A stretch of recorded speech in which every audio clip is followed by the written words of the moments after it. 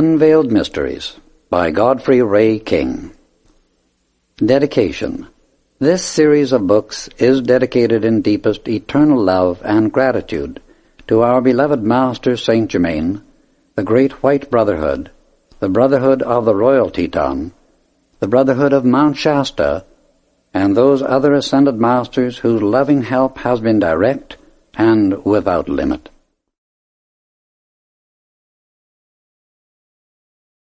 Editor's Note.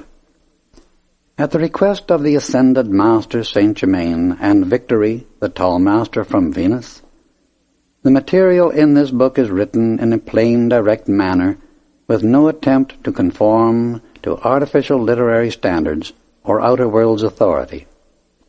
They said this series of books must go forth in a simple, modern style, which the layman can easily understand. Therefore, the inner light and feeling have been held as of the first importance in presenting this truth, and the words used to express that light and feeling are those which are most direct and of easiest comprehension for the reader. The ascended masters never use involved terminology, regardless of any human opinion. For the nearer one comes to eternal truth, the more direct and concise is the language in which it is clothed. In presenting this book to our readers, we have kept the light and feeling first, and the literary form entirely secondary. The material in the first two books is simply a record of the author's experiences in the order in which the events occurred, stated as clearly as possible and in words that convey to the reader the feeling of the experiences.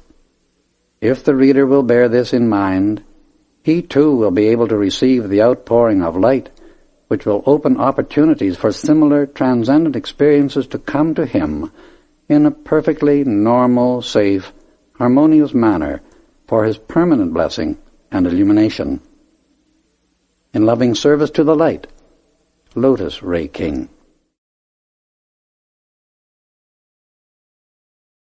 Tribute. The time has arrived when the great wisdom held and guarded for many centuries in the Far East is now to come forth in America at the command of those great ascended masters who direct, protect, and assist in expanding the light within mankind upon this earth. The great ascended Master Saint Germain, throughout this series of books, is one of those powerful cosmic beings from the great host of ascended masters who govern this planet. He is the same great masterful presence who worked at the court of France previous to and during the French Revolution, and whose advice, if it had been heeded, would have saved great suffering. He is indissolubly linked with America, past, present, and future. For a very important part of his work upon this earth is the purifying, protecting, and illumining of the people of America, that she may be the carrier of the cup of light to the nations of the earth in the golden age that is opening before us. America's very freedom in the beginning of her existence was due largely to his tireless efforts in protecting and encouraging those responsible for her inception.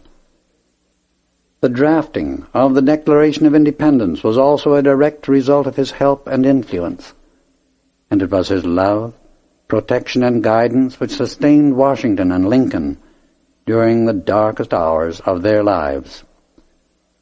This beloved brother of humanity, who works untiringly for its light and freedom, is even now, during the present hour in America, working in the world of governmental affairs and bringing about certain beneficial changes that will bless her, and through her, the world. Not for many years ahead will the people of America and the earth know how much of their good they owe to this great ascended Master, to whom it is impossible to do full justice, except in deepest love, obedience, and service to the ideal for which he stands and unceasingly labors. This intimate knowledge of his activities in our country makes possible a feeling of close contact and love for him that becomes a living, tangible force in the life of the reader. The radiation of this book is such as can only be given by an ascended master, who in this case is the great beloved bearer of the light, Saint Germain. Godfre, Ray King.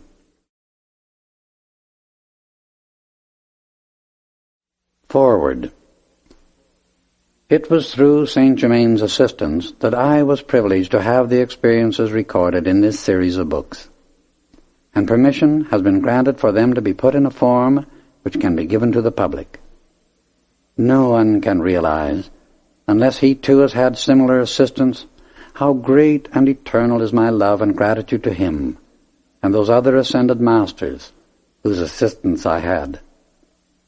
With the exception of Saint Germain, the real names of the ascended masters, exact locations, records, dates, and treasure herein described, are withheld intentionally, at his command, for reasons that are obvious, because only by the service of love and invitation from the ascended masters is the right earned to be with them in visible, tangible, living, breathing bodies. Any other way of approach is bound to meet with disappointment and failure, for the great presence and power which has guarded through the centuries guards them still. One's own inner purity, strength, and attainment are the only passports by which one enters into these activities and association with the ascended masters comes about. When an individual, by conscious self-correction of his weaknesses, reaches a certain point, nothing in the universe can keep him from them. In America, there is one of the most ancient foci of the Great White Brotherhood, one of the oldest retreats of the ascended masters, which has been working for man's freedom since his advent upon this planet. Some of the activities within this retreat are revealed to the reader that he may, if he be ready, make conscious contact through his own inner light with the greater light pouring out through this powerful center of God radiance, and thereby drink once again at the fountain of the ancient wisdom and carry the crystal cup of peace, love, and strength, and victory to his weary brothers. The purpose of putting this book into the hands of the public is to convey to the individual the encouragement and strength that will lift and sustain him through the transition period we are now in, and reveal something of the sane and sound foundation upon which the future of our country and the coming age is, this hour, being built. This book is written in the embrace of the majestic, towering presence of Mount Shasta, whose apex is robed forever in that pure, glistening white, the symbol of the light of eternity. Its pages are a record of the way by which I was brought in touch with the beloved Master, Saint Germain, and those other great ascended masters who labor ceaselessly to assist the humanity of this earth as it struggles on the path to peace, love, light, and everlasting perfection. I, whose experience it was, held steadfastly to a great, dominant desire from within, to see, to hear, and to know infallibly the truth of life. I was led step by step to realize and to accept the mighty God-presence within my own being, the light that lighteth every man that cometh into the world, the Christ. A way to make contact with the light, its all-knowing omnipresence, and unerring activity was revealed to me, and I give it to the reader in these pages. I can record only a part of the events that took place and the instruction I received. One by one, my great desires have been fulfilled, because those desires were constructive and unselfish. My quest for truth and happiness has been long and steady, but I have found both, and no human being can take them from me, because they are eternal and come from my own great God-self. In presenting this experience, it is with the deepest prayer that the reader may receive the light, be blessed and prospered on his way, as he walks the path of truth, in which alone can permanent happiness be found, There, and there only, will the seeker after light find eternal peace and activity in the service of love. In my present effort in sending these books forth into the world, can carry some of the love, light, and happiness I have received. To those of earth who also have been seeking the light, I shall have been amply rewarded. The great ascended Master Saint Germain has told us that the books of the Saint Germain series in the Ascended Master's Octave of Light are bound in covers of jewels. They contain the eternal law of life, and will remain the law for humanity and the earth for thousands of years to come. The Ascended Master Law of the I Am is the only way provided by life to raise the activity of human beings into the next octave of life beyond the human. It is the only way by which individuals can correct the mistakes of the past and go forward free from them in the future. It is the means the law of life provides which enables the individual to give a balance back to the universal for his misuse of life's energy, instead of making restitution individual to individual, which would become an endless chain of reactions. That provision for bringing balance everywhere is surely the greatest mercy of life to its creation. It is the grace Jesus taught, and by which he gained his ascension. All ascended masters, and there are thousands of them, have used exactly this same application to become the perfection and power of life which they are now.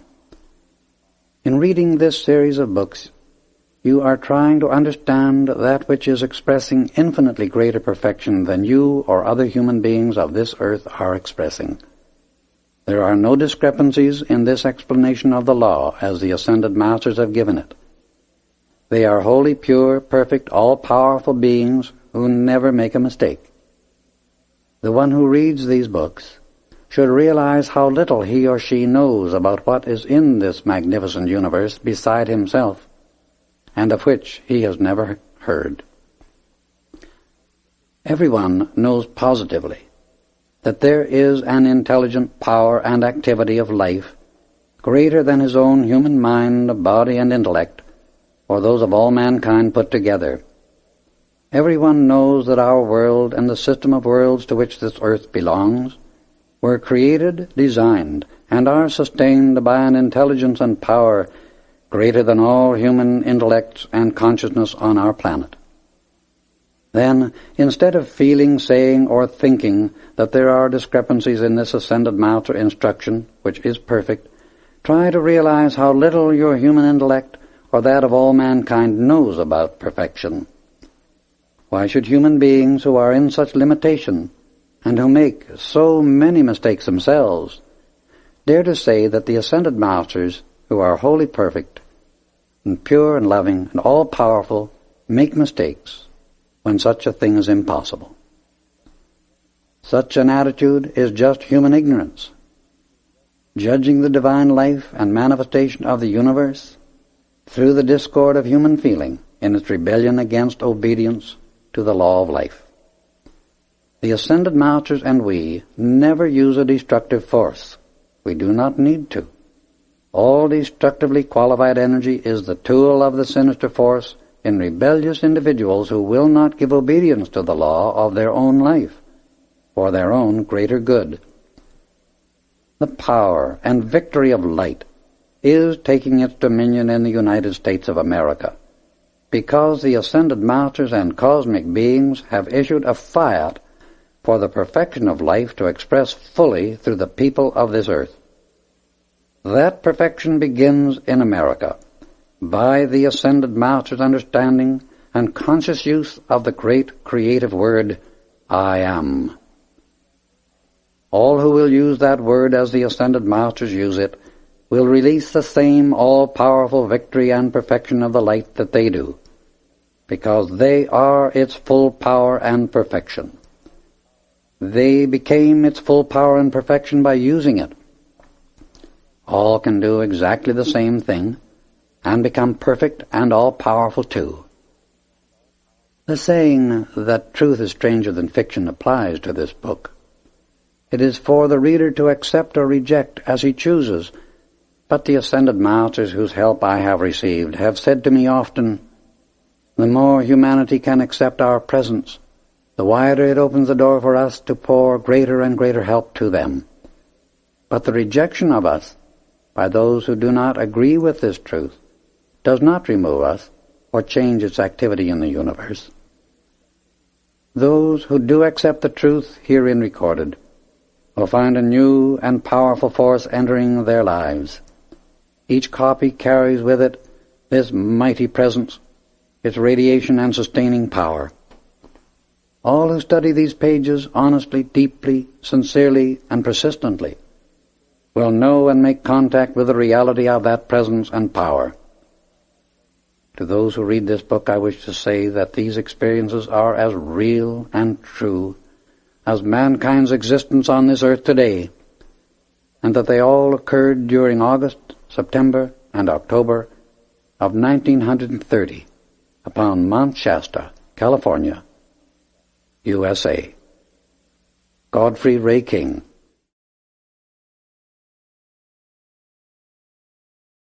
The Ascension by Shanera. I feel my God flame touch my brow, the breath of love eternal now. I raise my eyes and lo, I see my own great God-self over me. A dazzling cloud envelops all. I hear my own God-presence call. I feel a surge of love's great might. I enter deep its breath, its light. I see within this pulsing flame. I listen and hear my secret name. I feel the glow, the great flame breath. I am the victor over death. I stand forth free, ascended now. To my heart's light all things do bow. I am a being of cause alone, and that cause love, the sacred tone. I pour out life, I lift, I raise. My heart o'erflows and sings its praise. My power strengthens and inspires. My great light rays are God's own fires. I am a sun. My love, its light. All else grows dim, earth lost to sight. I know that I am God, the One, the Source, the great, great central Sun. Unveiled Mysteries. Chapter 1. Meeting the Master.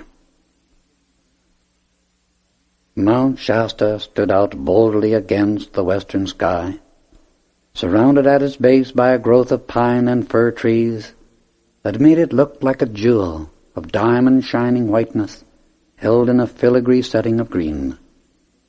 Its snow-covered peaks glistened and changed color from moment to moment as the shadows lengthened in the sun's descent toward the horizon. Rumor said there was a group of men, divine men in fact, called the Brotherhood of Mount Shasta, who formed a branch of the Great White Lodge, and that this focus from very ancient times had continued unbroken down to the present day. I had been sent on government business to a little town situated at the foot of the mountain, and while thus engaged occupied my leisure time trying to unravel this rumor concerning the Brotherhood. I knew through travels in the Far East that most rumors, myths, and legends have somewhere as their origin a deep underlying truth that usually remains unrecognized by all but those who are real students of life. I fell in love with Shasta, and each morning, almost involuntarily, saluted the spirit of the mountain and the members of the order. I sensed something very unusual about the entire locality, and in the light of the experiences that followed, I do not wonder that some of them cast their shadows before. Long hikes on the trail had become my habit whenever I wanted to think things out alone or make decisions of serious import. Here, on this great giant of nature, I found recreation, inspiration, and peace that soothed my soul and invigorated mind and body. I had planned such a hike for pleasure, as I thought, to spend some time deep in the heart of the mountain, when the following experience entered my life, to change it so completely that I could almost believe I were on another planet, but for my return to the usual routine in which I had been engaged for months. The morning in question, I started out at daybreak, deciding to follow where fancy led, and in a vague sort of way asked God to direct my path. By noon, I had climbed high up on the side of the mountain, where the view to the south was beautiful as a dream. As the day advanced, it grew very warm, and I stopped frequently to rest and to enjoy to the full the remarkable stretch of country around the McLeod River, valley, and town. It came time for lunch, and I sought a mountain spring for clear, cold water.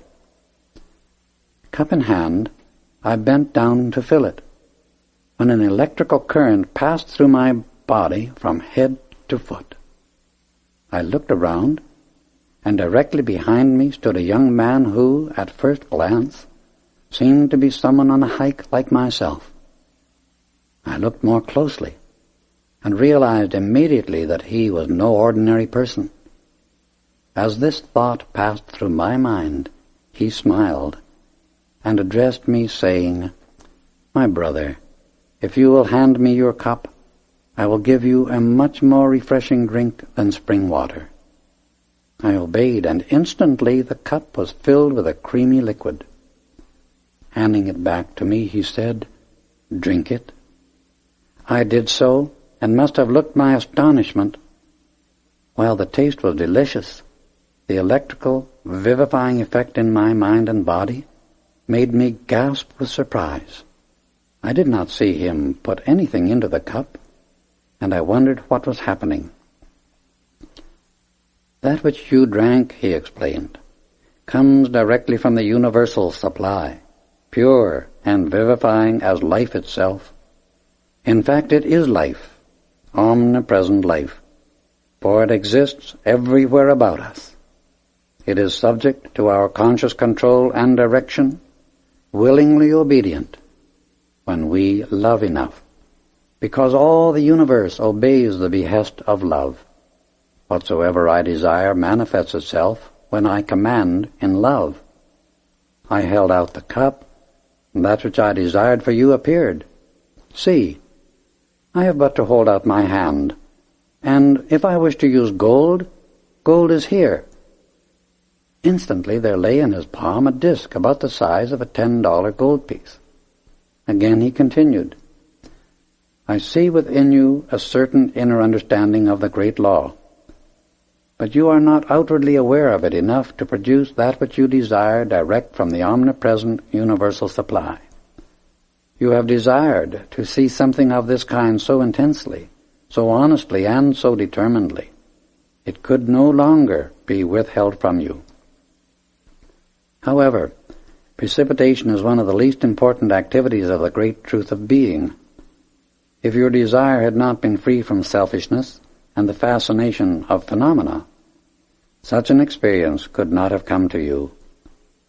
When leaving home this morning, you thought you were coming on a hike, that is, so far as the outer activity of your mind was concerned.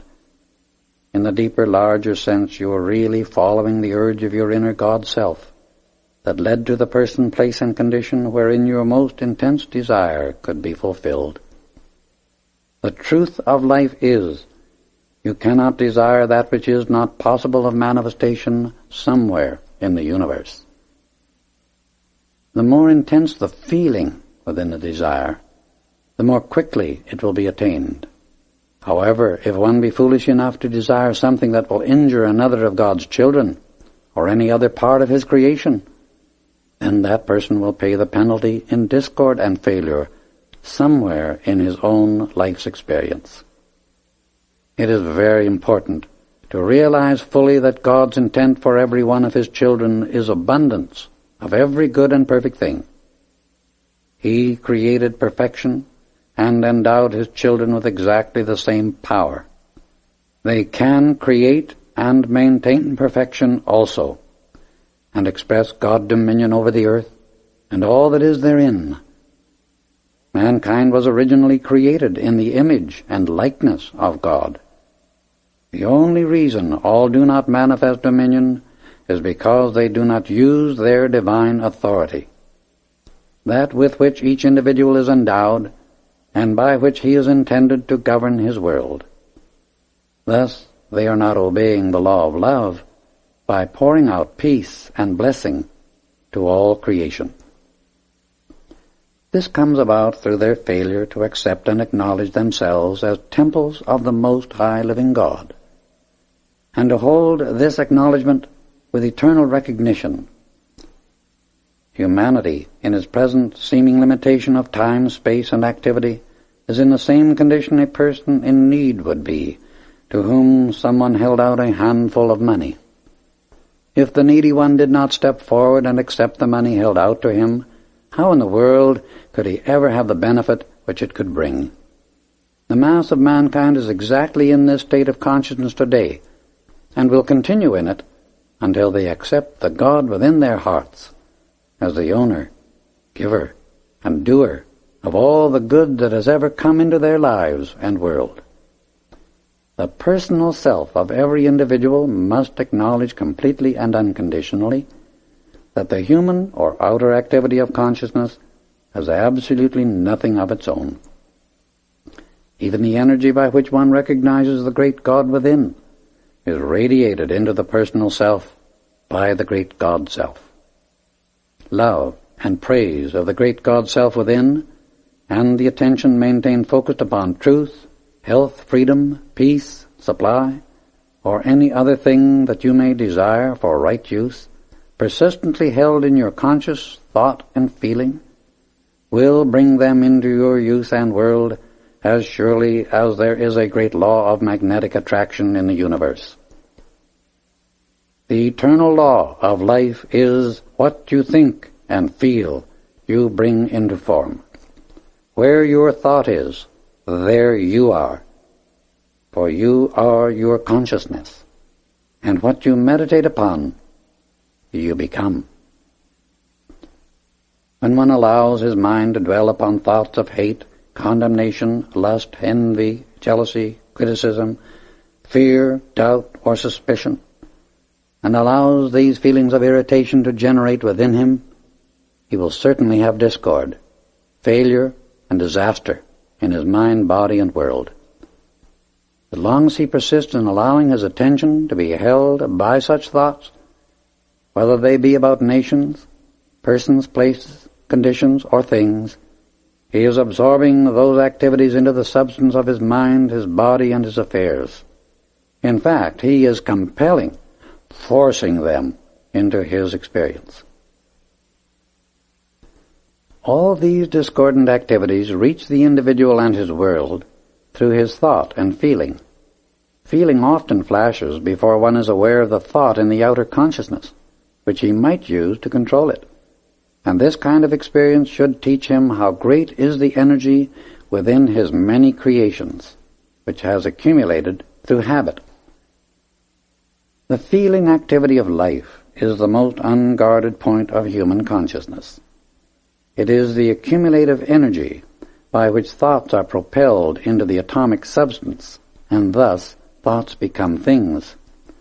I tell you, the need of guarding the feeling cannot be emphasized too strongly, for control of the emotions plays the most important part of anything in life, in maintaining balance in the mind, health in the body, success and accomplishment in the affairs and world of the personal self of every individual.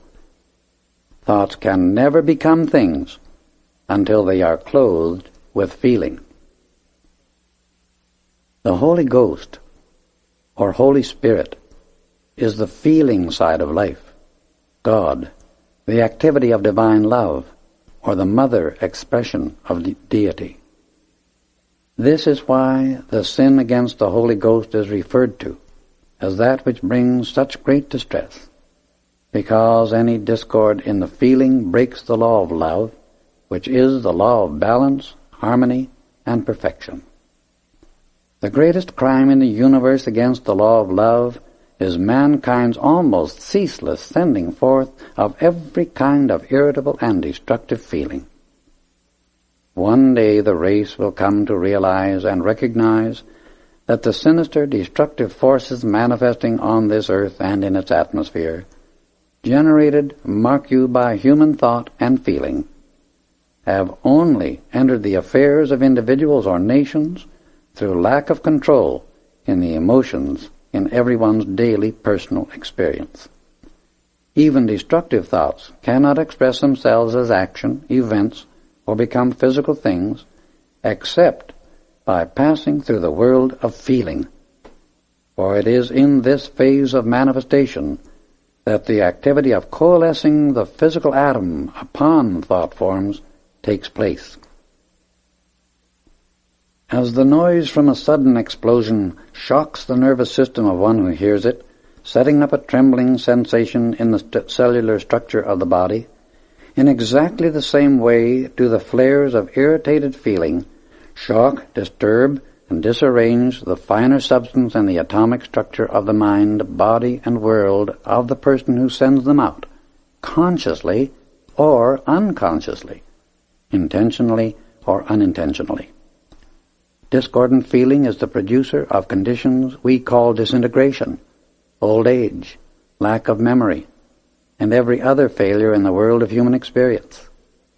The effect upon the body structure is the same as that produced upon a building if the mortar holding the bricks together were to receive repeated shocks, and each day those were to be increased. This continued shock would shake apart the particles composing the mortar, the building would collapse into a chaotic mass, and the form be no more. That is what mankind is constantly doing to the atomic structure of the human body. To give expression to the discordant thoughts and feelings in one's self is the course of least resistance and the habitual activity of the undeveloped, undisciplined, and willful individual who refuses to understand the law of his own being, and to bring the personal self, which is but his instrument of expression, into obedience to that law. He who cannot or will not control his thoughts and feelings is in a bad way, for every door of his consciousness is wide open to the disintegrating activities thrown off by the minds and emotions of other personalities. It takes neither strength, wisdom, nor training to give way to unkind destructive impulses, and the full-grown human beings who do this are but children in their development of self-control. It is a blight upon the life of mankind that so little control of the emotions is taught humanity from the cradle to the grave. Attention to this particular point is the greatest need in the Western world today. It is easy to give way to discordant thoughts, feelings, and activities, because the mass of mankind are submerged, as it were, by environment and association entirely created by themselves. The individual, through his control of the outer consciousness, must make the effort to rise out of this condition by his own free will, in order to transcend these limitations permanently. And no one can hope to rid his life and world of misery, discord, and destruction until he leashes his own thought and feeling. In this way, he refuses to let the life flowing through his mind and body become qualified by the discord resulting from every little disturbing occurrence in the world about him. At first, such discipline does require determined, continuous effort, for the thoughts and feelings of 95% of humanity run as uncontrolled and free as a little tramp dog. However, No matter how much effort it takes to bring these two activities under control, it is worth any amount of time, energy, and effort, and no real, permanent dominion of one's life and world can take place without it. It will be my pleasure and privilege to teach you the use of these higher laws. Their application and use will enable you to release true wisdom and bring about all perfection. The first step to the control of yourself is the stilling of all outer activity of both mind and body. 15 to 30 minutes at night before retiring and in the morning before beginning the day's work, using the following exercise, will do wonders for anyone who will make the necessary effort. For the second step, make certain of being undisturbed, and after becoming very still, picture and feel your body enveloped in a dazzling white light. The first 5 minutes while holding this picture, recognize and feel intensely the connection between the outer self and your great, mighty God within, focusing your attention upon the heart center and visualizing it as a golden sun. The next step is the acknowledgement. I now joyously accept the fullness of the mighty God presence, the pure Christ. Feel the great brilliancy of the light, and intensify it in every cell of your body for at least 10 minutes longer. Then close the meditation by the command, I am a child of the light. I love the light. I serve the light. I live in the light. I am protected, illumined, supplied, sustained by the light. And I bless the light. Remember always, one becomes that upon which he meditates. And since all things have come forth from the light, light is the supreme perfection and control of all things.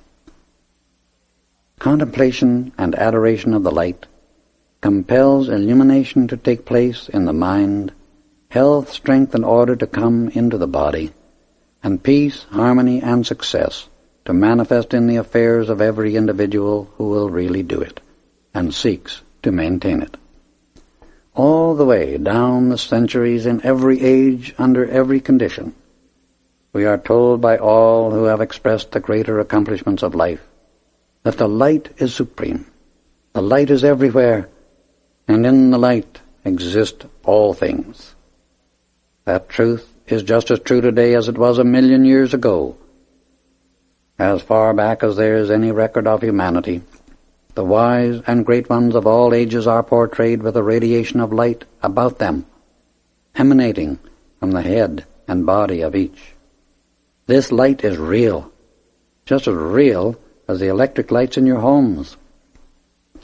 The day is not far distant when machines will be constructed to reveal the emanations of light about every individual to the physical sight of anyone who cares to observe it.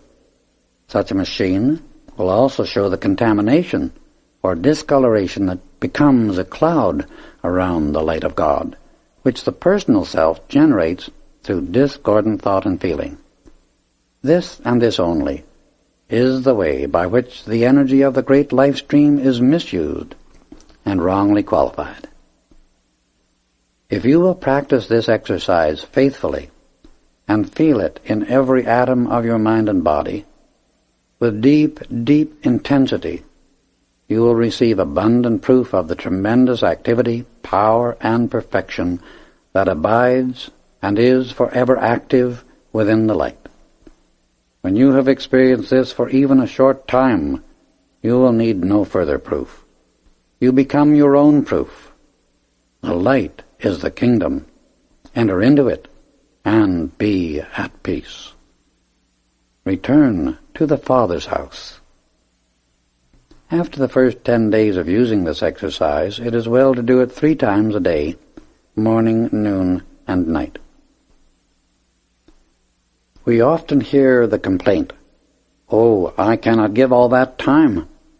To any who are of that opinion, I wish to say simply this: the time the average person spends in criticizing, condemning, and blaming people, conditions, and things for not being something other than they are, if occupied with this recognition and use of the light, will make heaven manifest on earth for the individual who dares to try, and has determination enough to maintain it. Nothing is impossible. The light never fails. The light is God's way of creating and maintaining order, peace, and perfection throughout His creation. Every human being on this earth can have all the time he wants in which to do this, when his desire to do it is intense enough. The intensity in the desire itself will reorder the world of people, conditions, and things so as to provide that time if he earnestly wished to use it for his upward climb. No person in the world is an exception to that law, for the intense desire to do anything constructive, when it becomes intense enough, is the God power that releases the energy necessary to create and express the thing desired.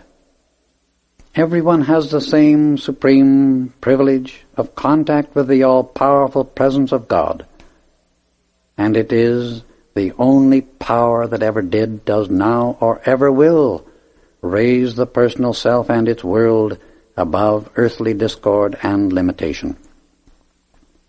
My beloved son, try this with great determination, and know God in you is your certain victory. As his discourse ended, I began to realize that he must be one of the ascended masters, for he had not only given me proof of his dominion over the elements by precipitation, but had instructed and explained as he did it.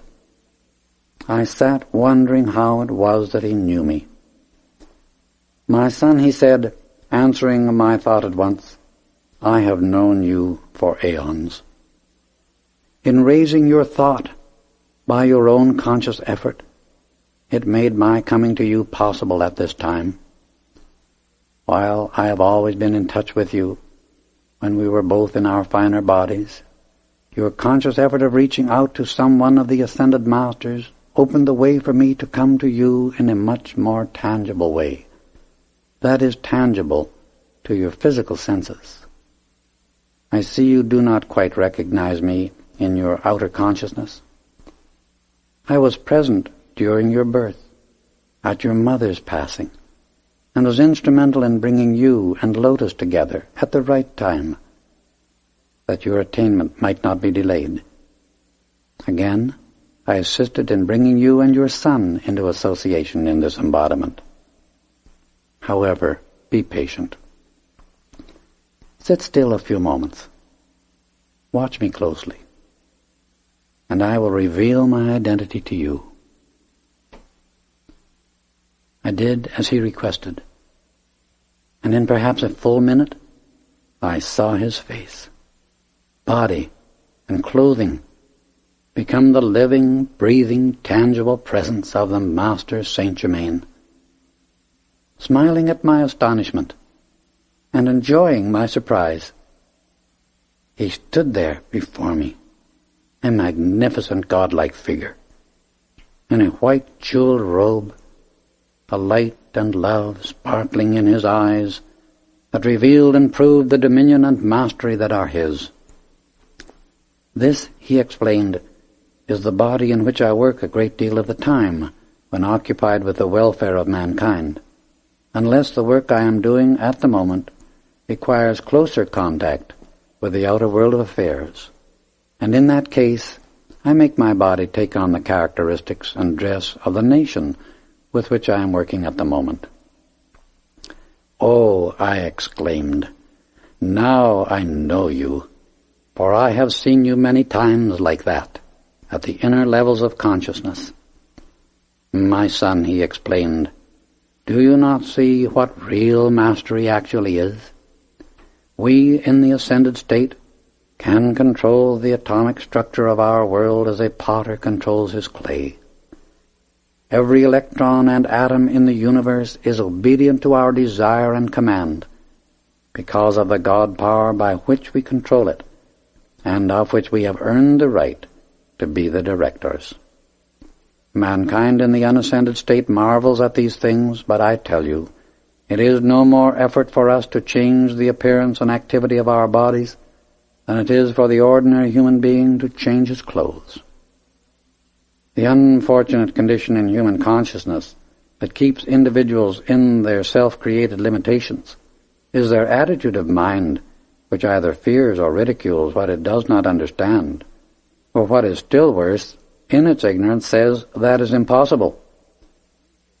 A thing may not be probable under certain human conditions, but the God Self, which is the great light, can change all human conditions, so nothing is impossible.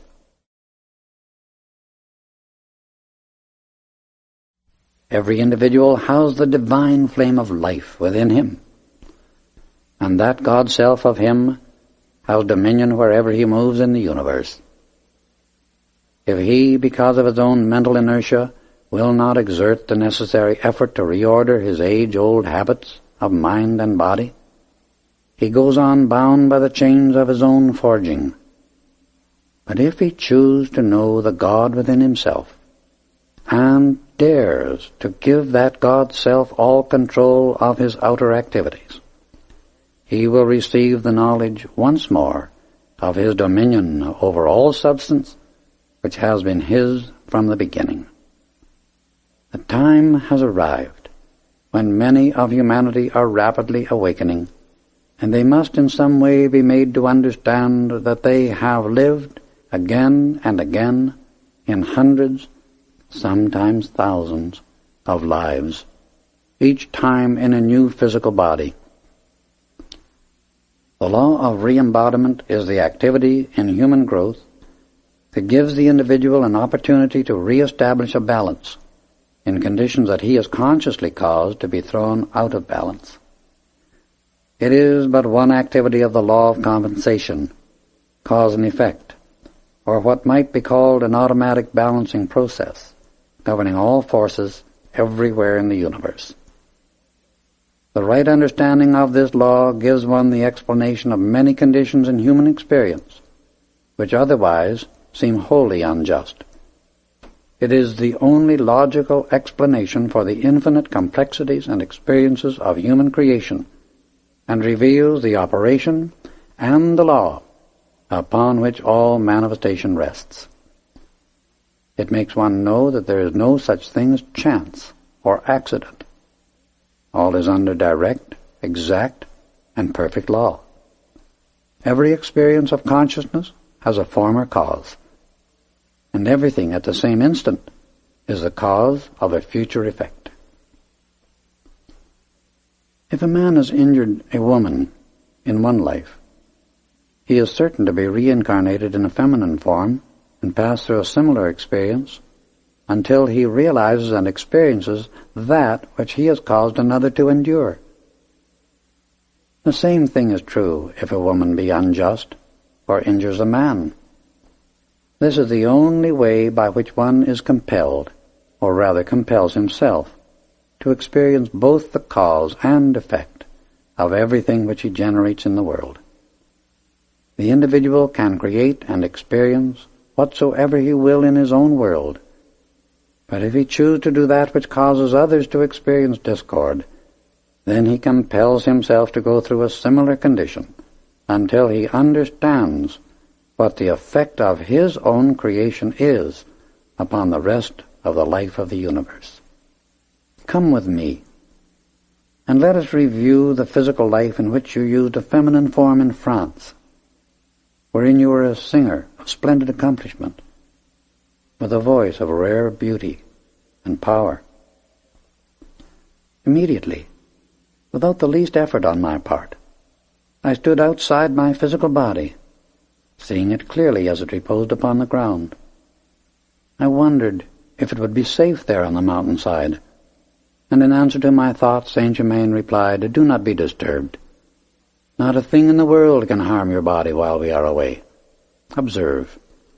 Instantly I saw it surrounded by a white flame, forming a circle about 50 feet in diameter. Placed his right arm around me, and I saw we were rising rapidly from the ground, but I soon became adjusted to his vibratory action. There was no definite feeling of motion through space, but presently we looked down upon a village in the south of France. And he continued, "Here you were born as an only child, the daughter of a beautiful woman, whose life was an example of idealism far in advance of the majority in that period. Your father was a devoted husband and companion, highly cultured, and inspired by the early Christian spirit. The atmospheric ether of every environment records all that has ever transpired in that locality. I will revivify these etheric records, and you shall see living pictures giving every detail of your life. You sang at the church of this village, and studied with a teacher who persuaded your parents to let her give you training. You made rapid progress, and then received still greater advantages when they moved to Paris. After a year of intensive study, an opportunity came to sing before the Queen of France, and through her patronage you had appearances at many of her salons. This assured you a successful musical career. France and success lavished their gifts upon you for the next 5 years, and you accumulated much wealth. Suddenly, both parents passed through the change called death, and the shock to you was very great, followed by many weeks of serious illness. When you recovered and returned again to concert work, a new sympathetic quality had come into your voice through the recent experience of grief. A man who had guided much of your musical study became director of your public work, and you came to depend upon him as one who seemed worthy of trust. Then followed 14 years of brilliant success, at the end of which you became suddenly ill and passed on within a week. Your jewels and wealth were left in care of the director, to be used to help others, and to fulfill certain plans for which you had worked all your life. The last rites were no sooner over than a complete change took place within him. Greed took possession entirely. Now I shall show you that man whom you met some years ago here in America in your present life. The incident in business, I am quite sure you will remember clearly. Here he showed me a business association in which I had tried to help several people while in the West some 10 years previously, in connection with a representative from the Belgian government.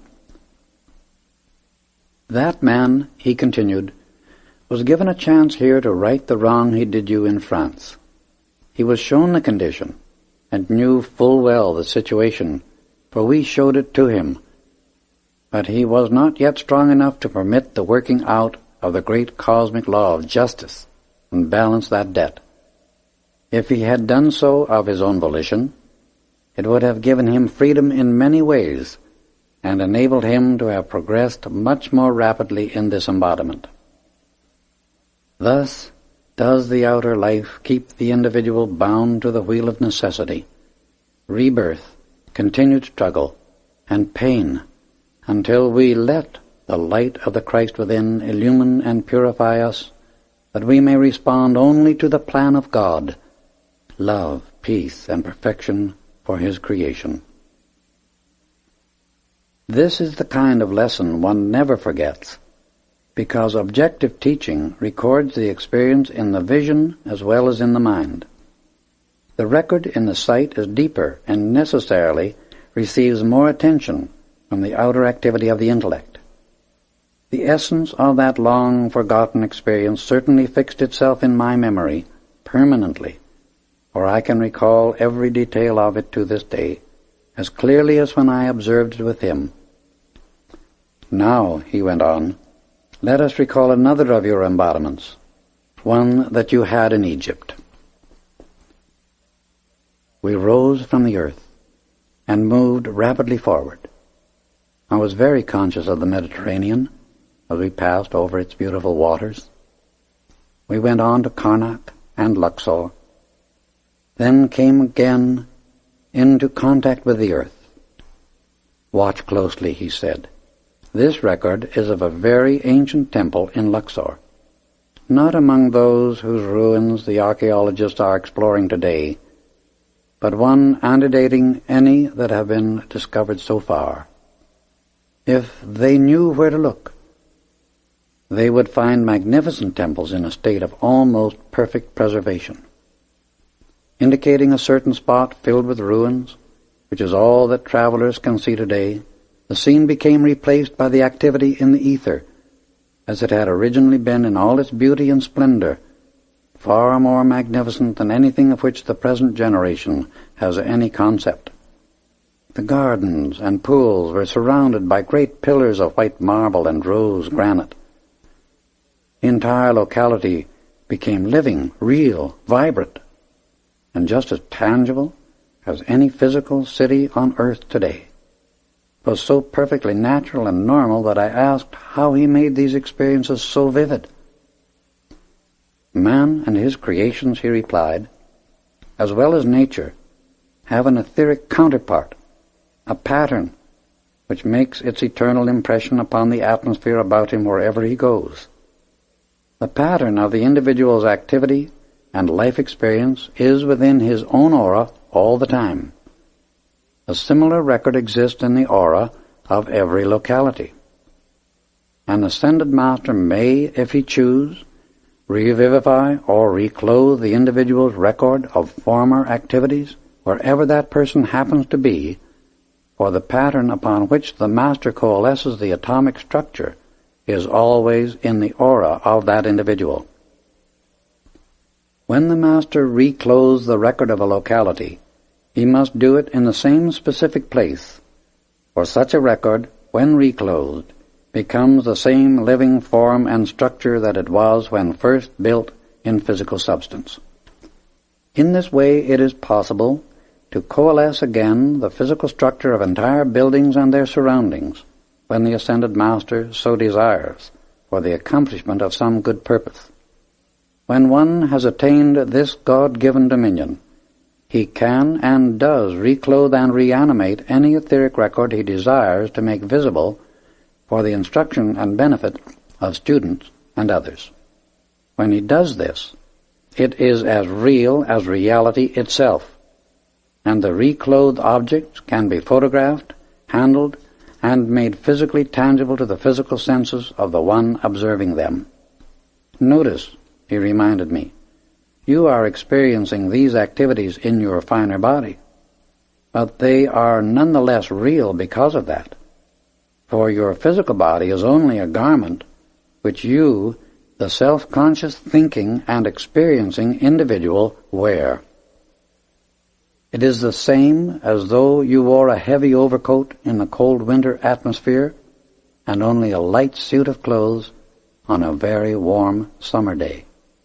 Experiences in your light suit of clothes would surely be no less real than those you lived through in your heavy overcoat.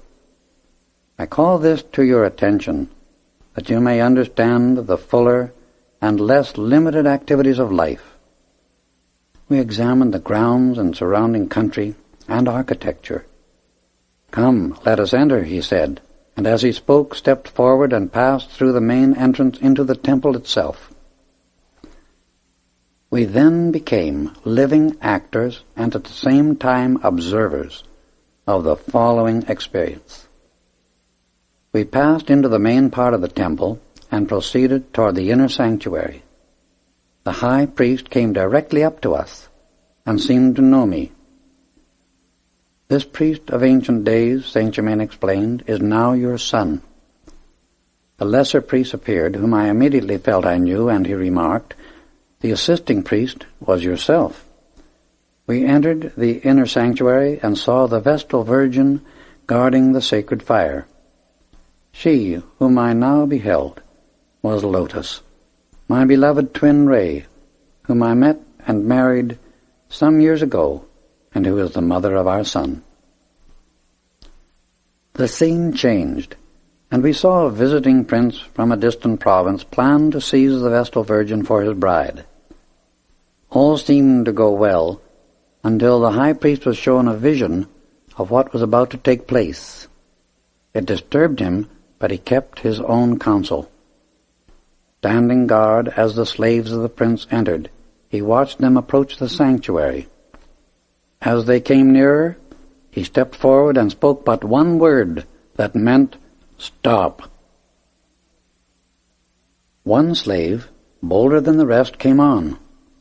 The higher priest warned him back, but still he came nearer. When he reached a certain sacred circle of force which emanated from the altar, the priest no longer hesitated. He stepped to the outer edge of that protecting radiance, raised his right hand, and pointed directly at the slave. A flash of flame shot forth like lightning, and the slave fell lifeless to the floor. The prince, who was watching, came forward in an insane rage. "Stop," commanded the priest again in a voice like a clap of thunder. The prince hesitated for a moment, stunned by the very power of the word, and the priest continued, "Listen to me. You shall not desecrate the highest of God's gifts to the temple of life. Begone, before you follow the example of your too brazen and misdirected slave." The high priest was fully conscious of the power he could wield as he stood watching the prince. He was the very embodiment of self-control, of illimitable force, consciously held in obedience to his will. He was majesty, crowned with eternal power. The will of the prince was powerful also, but he had no control over himself, and as another wave of blind rage swept over him, when he found himself again opposed, and giving full vent to lust, he rushed forward. The priest, quick as a flash, raised his hand. The flame flashed out a second time, and the prince followed the fate of his former slave. Saint Germain turned to me and explained the experience still further. "You see," he began, "this is the way the quality within every force reacts upon the one who sends it out. The prince and his slave came with the qualities of hate, selfishness, and depravity within their feelings, and when the priest directed the force of which he was the master toward them, it took on their qualities the moment it touched their auras. He merely turned their own feelings and selfishness back upon themselves. The priest, in his unselfish effort to protect another, was himself also protected." That incident closed. The scene of splendor vanished, and again we stood amidst the temple ruins. Saint Germain revealed still more to me, which may not be recorded here. There is only one way, he went on, to avoid the cosmic wheel of cause and effect, the necessity for re-embodiment, and that is through the conscious effort to comprehend the law of life. One must earnestly seek the God within, make permanent conscious contact with that inner self, and hold firmly to it in the face of every condition in the outer life. It will be my pleasure and privilege to show you more, but only for the instruction it will bring to yourself and others. Come, we must now return. As we came near my body, he instructed again. Watch the circle of white flame disappear. I looked. It vanished. A moment later I was back in my body. The sun was sinking, and I knew it would be nearly midnight by the time we arrived home. Place your arm about my shoulder, said Saint Germain, and close your eyes. I felt my body lifted from the ground, but I was not particularly conscious of moving forward. Presently, my feet touched the floor, and opening my eyes, I stood in the lodge. Saint Germain was greatly amused when I asked how it was that we could come back in this manner without attracting the attention of the people about us, and he answered, We many times draw about our bodies the cloak of invisibility when moving among those in physical form, and the next second he was gone. I had heard of the great ascended masters who could take their bodies with them wherever they go, and manifest or bring into visibility anything they desire to use direct from the universal. However, to experience actual contact with one of them was a very different thing, and I tried to realize in full the marvel of the experience. To Saint Germain it was evidently a most ordinary occurrence. I sat in quiet contemplation for a long time, in deep, deep gratitude, trying to comprehend and to fully realize his explanation of the law concerning desire. He emphasized its importance and activity as a motive power in the universe, to propel forward new ideas, compelling an expansion of consciousness to take place within the life of every individual. He had explained it by saying, "Constructive desire is the expanding activity within life. For it is only in this way that greater and greater ideas, activity, and accomplishment are pushed through into expression in the outer world of substance and form. Within every right desire is the power of its fulfillment. Man is the Son of God. He is commanded by the Father to choose how he shall direct the life energy, and what quality he wishes his fulfilled desire to express. This he must do, for free will is his birthright. It is the function of the outer activity of the intellect to guide all expansion into constructive channels. This is the purpose and duty of the outer self, to allow the great life or God energy to be used only for the gratification of sense desires, the habit of the mass of mankind, is its destructive use, and is always, without any exception, followed by inharmony, weakness, failure, and destruction. The constructive use of desire is the conscious direction of this limitless God energy by wisdom.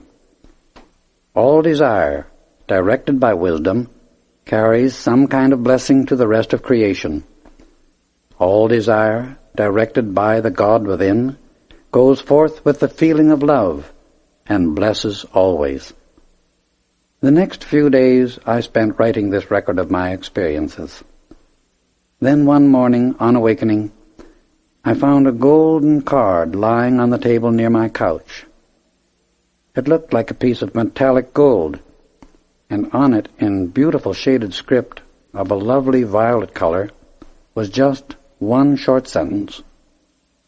"Be at our trysting place on the mountain at 7 in the morning. Signed, Saint Germain." I put this card away carefully, and could scarcely wait the intervening time, so great was my expectancy.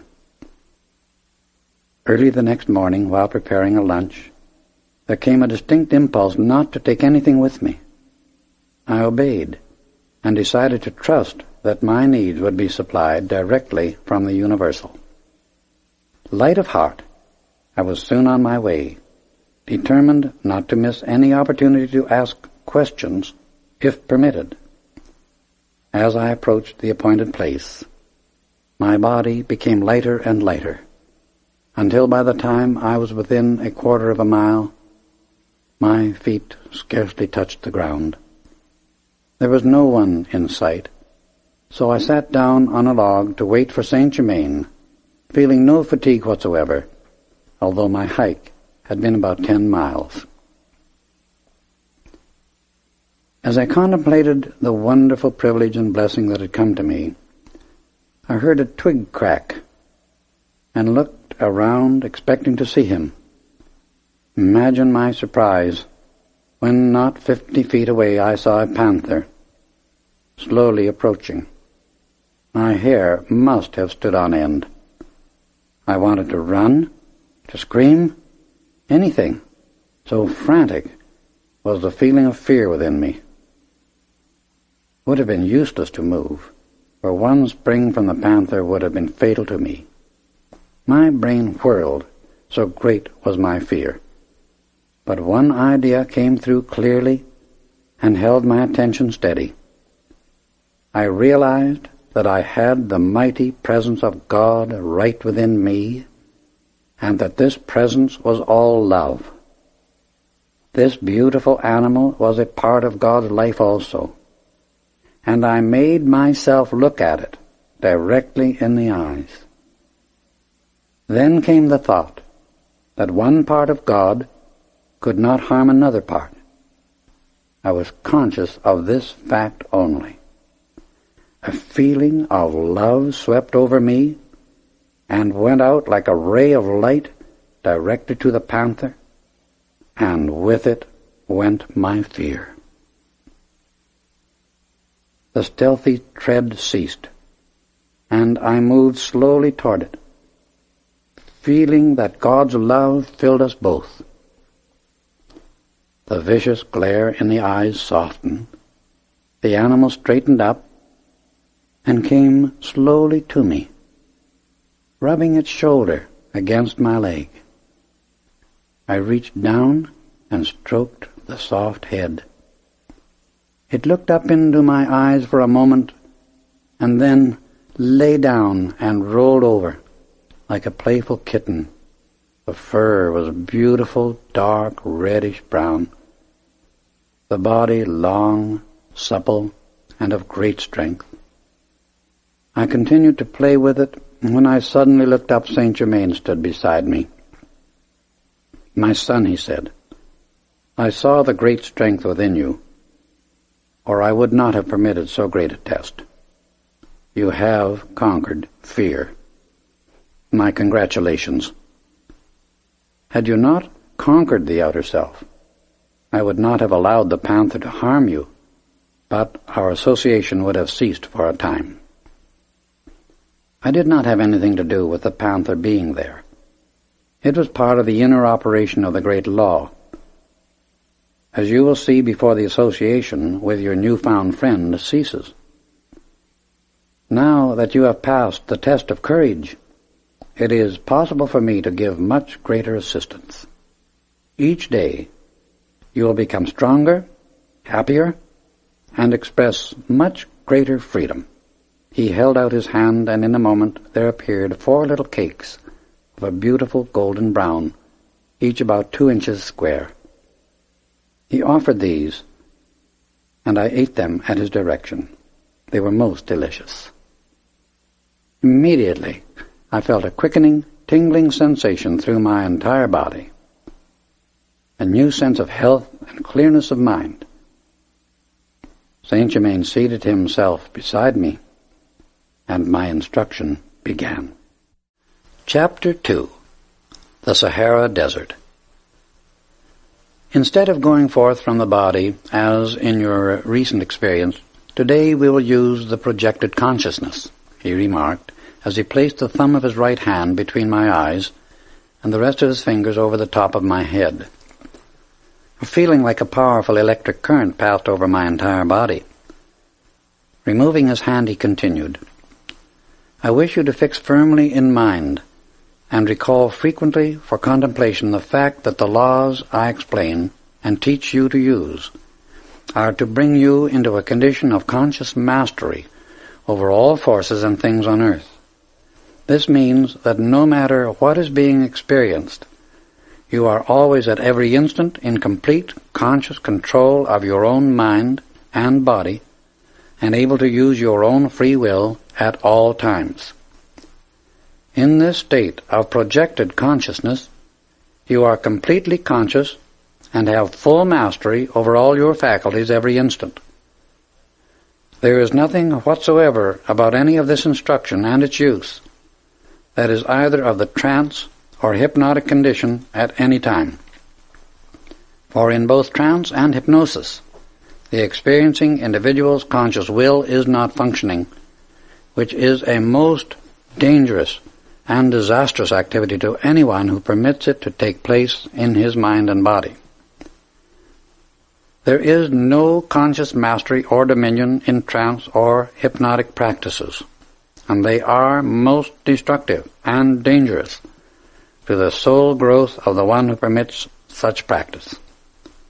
Please understand thoroughly that the conscious control, mastery, and use of the forces and things on this earth should at all times be under the direction of your inner or God self, through the perfect cooperation and obedience of all outer faculties in both mind and body to that inner guidance. There is no such thing as mastery without this, and those known as the Ascended Masters never intrude any activity upon the God-given prerogative of the individual's free will. A student may be given the experience of projection if an Ascended Master choose to expand his consciousness temporarily so that he experiences things happening in two or more places at the same time. In such a condition, the student's faculties are completely under the control and direction of his own free will at every moment. He is fully conscious and active where his body may be, and also at the place to which the Ascended Master chooses to direct his attention for the instruction. The reason an Ascended Master temporarily raises the consciousness of the student is to show him how he may do this same thing for himself by his own effort consciously and at will. Projected consciousness is but increasing the rate of vibration of the atomic structure in both the mind and body of the student. This is done by the radiation from an Ascended Master, and is an activity of the light which increases the vibratory rate up to the keynote he sets for the experience. In the higher rate, one uses his faculties of sight and hearing exactly as he does in daily life, except that they are expanded into the next octave or zone above the human. Such use of our senses is the same as we experience every moment of the waking state, because we can become aware of that which is near and that which is distant at exactly the same instant. The expansion or contraction of our consciousness is dependent entirely upon what the individual desires. This is always subject to the free will and conscious direction of the student. One can, of his own choice, be conscious of a certain tree in his garden or of the entire garden. He uses the same faculty of sight to observe both, and uses it in exactly the same way. When he wants to see all of the garden, he makes his sight enlarge its activity until it takes in all he desires. The larger expansion still includes the smaller. So you see, you must be conscious of the full control of all your faculties in both places at the same time. The activity that takes place is really an enlargement of the force field in which the sight acts. The use of your faculty of sight in this projection or expansion of consciousness is accomplished by the raising of the vibratory rate in the optic nerve. The whole process corresponds to the thing that takes place when one uses a field or marine glass. In ordinary experience, human consciousness has been accustomed to use its faculties only within certain zones or force fields. And the proof of this is that one can listen to the sound of a person's voice who is physically present in the room speaking to him, and one can also hear the bell of a telephone ring somewhere else in the house at identically the same instant. All the faculties of the outer activity are elastic. They may be used as either a microscope or a telescope, depending entirely upon the desire and will of the individual. If one can be conscious of sound in the room in which his physical body stands, and also be aware of sound 2 or 3 rooms distant by exactly the same process, in a still farther expansion of this faculty, he can hear at a more distant place. To do this, one must increase the vibratory rate until it reaches into the more distant zone. when you contemplate this great inner God activity? Do you not see how perfectly and readily the outer senses merge into the inner? And what has been two becomes one. This activity of consciousness can be applied to all the other senses, as well as those of sight and hearing. Such a raising process is natural, normal, and harmonious, as simple as the tuning of your radios to any desired wavelength. Radio wavelengths and those of sight and hearing are part of the same activity. Sound contains color, color contains sound. In ordinary daily experience, human beings can hear color and see sound whenever they become still enough. Within certain octaves or zones, vibration registers upon the nerves of the eyes, and the result is what we call sight. Others register upon the nerves of the ears, and the result is what we call hearing. The average person's eyes see only objects whose vibratory rate comes within these certain octaves, for they do not see below the infrared or above the ultraviolet ray or zone. Through the radiation of an ascended master, the atomic structure of the brain and eye vibrates fast enough to expand into the next octave above the human. This same activity can be expanded several octaves further, either by the master's radiation or at the command of the inner or God self of the individual. Many persons do have such experiences involuntarily, but rarely understand what they mean or how they come about. In cases where individuals have had moments of transcendent consciousness or being highly inspired, this is what has occurred, although they seldom recognize the assistance they have been given. Projected consciousness or vision has nothing whatsoever to do with mental pictures produced by suggestions that exist only in the minds of other human beings. Such thoughts and pictures are but flashed directly into the mind of another person by the one sending the suggestion. It is the same activity that takes place when one reflects the image of the sun into a mirror and then deflects it upon the wall. Suggestion is as different from projected consciousness as thinking about a place is different from being physically present. Projection is vivid, living, real, as when your physical body is going through an experience. For it is the action of your inner God self, with whom the Ascended Master is one, the Supreme. Saint Germain and I then became observers and actors in a scene of long ago. Again I was outwardly conscious of going through experiences shown me in thought, feeling, and action. The entire operation was as natural and normal as breathing, and the only unusual sensation about it was the feeling of greater freedom and a sense of dominion.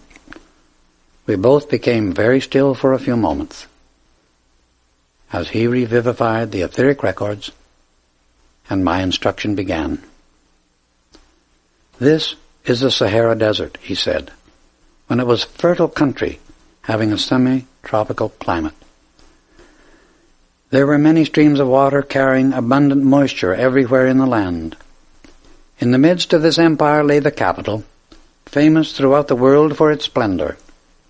The executive buildings were placed in the center upon a slight elevation, and from these the city itself extended equally in every direction. This civilization, he went on, rose to its apex 70,000 years ago.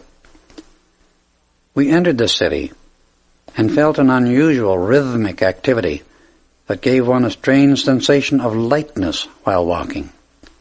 The people all moved about with great ease and grace. I asked Saint Germain the reason for this, and he replied, "These people remembered their source and knew themselves as sons of God, hence were the possessors and operators of power and wisdom that to you may seem miraculous and superhuman. Truthfully speaking, there are no such things as miracles, for all is according to law, and that which seems miraculous to the present concept of humanity is but the result of application of laws to which mankind's present consciousness is unaccustomed, and so seems strange and unusual. When the reality of life is correctly understood, all manifestation that seems miraculous to your present consciousness is found to be just as natural and normal an experience as the forming of words are to one who has learned the use of the alphabet. It is all the action of an ever-expanding, ever-progressing manifestation of life in form, and this comes about at all times through an orderly process of law, in love and peace. No matter how strange, unusual, and impossible an experience seems to humanity's present mental state, it is no proof that there is not a greater law and a wiser intelligence acting to produce greater wonders of creation surrounding us all the time. The knowledge of the greatest minds of humanity in the outer world today is to this great inner wisdom and power as the understanding of a small child is to the study of calculus. In one building of the Central Group, we found the attendants attired in the most gorgeous fabrics of soft, radiant colors that harmonized with the interior decoration. One of these acted as guide, taking us to the central building, and there he presented us to the king of this great people. The king proved to be Saint Germain.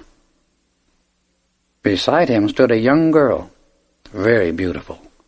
She had hair like spun gold that hung almost to the floor, and eyes of a piercing violet blue. Her entire bearing was one of loving command. I looked inquiringly at Saint Germain, wondering who she could be, and he answered, "Lotus." Beside her stood a young man about 20 years of age, and a lad perhaps 14. The young man was he whom we had seen as the high priest in the temple of Luxor, and the lad was the lesser priest. These were the children of the king. Again, we four were working together. With this glimpse of former lives, he said, let us enter into the activity of that blessed people. I say blessed advisedly, and you will soon see why. The majority of them still retained the full conscious use of all their wisdom and power as sons of God, and this they wielded almost without limit, knowing full well from whence they sprang, and to what they were heirs. The outer was but the instrument of the divine self, as it should be, and was only permitted to do that for which it was created. Naturally, the great inner self could act unfettered, and, of course, the perfection and activity of that period was one of magnificent accomplishment.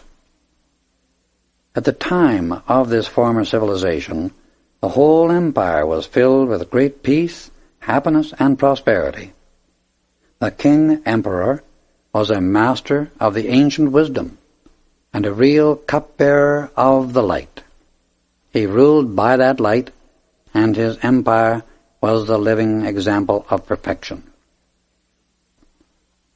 For hundreds of years, Saint Germain continued, this perfection was maintained without army or navy of any kind.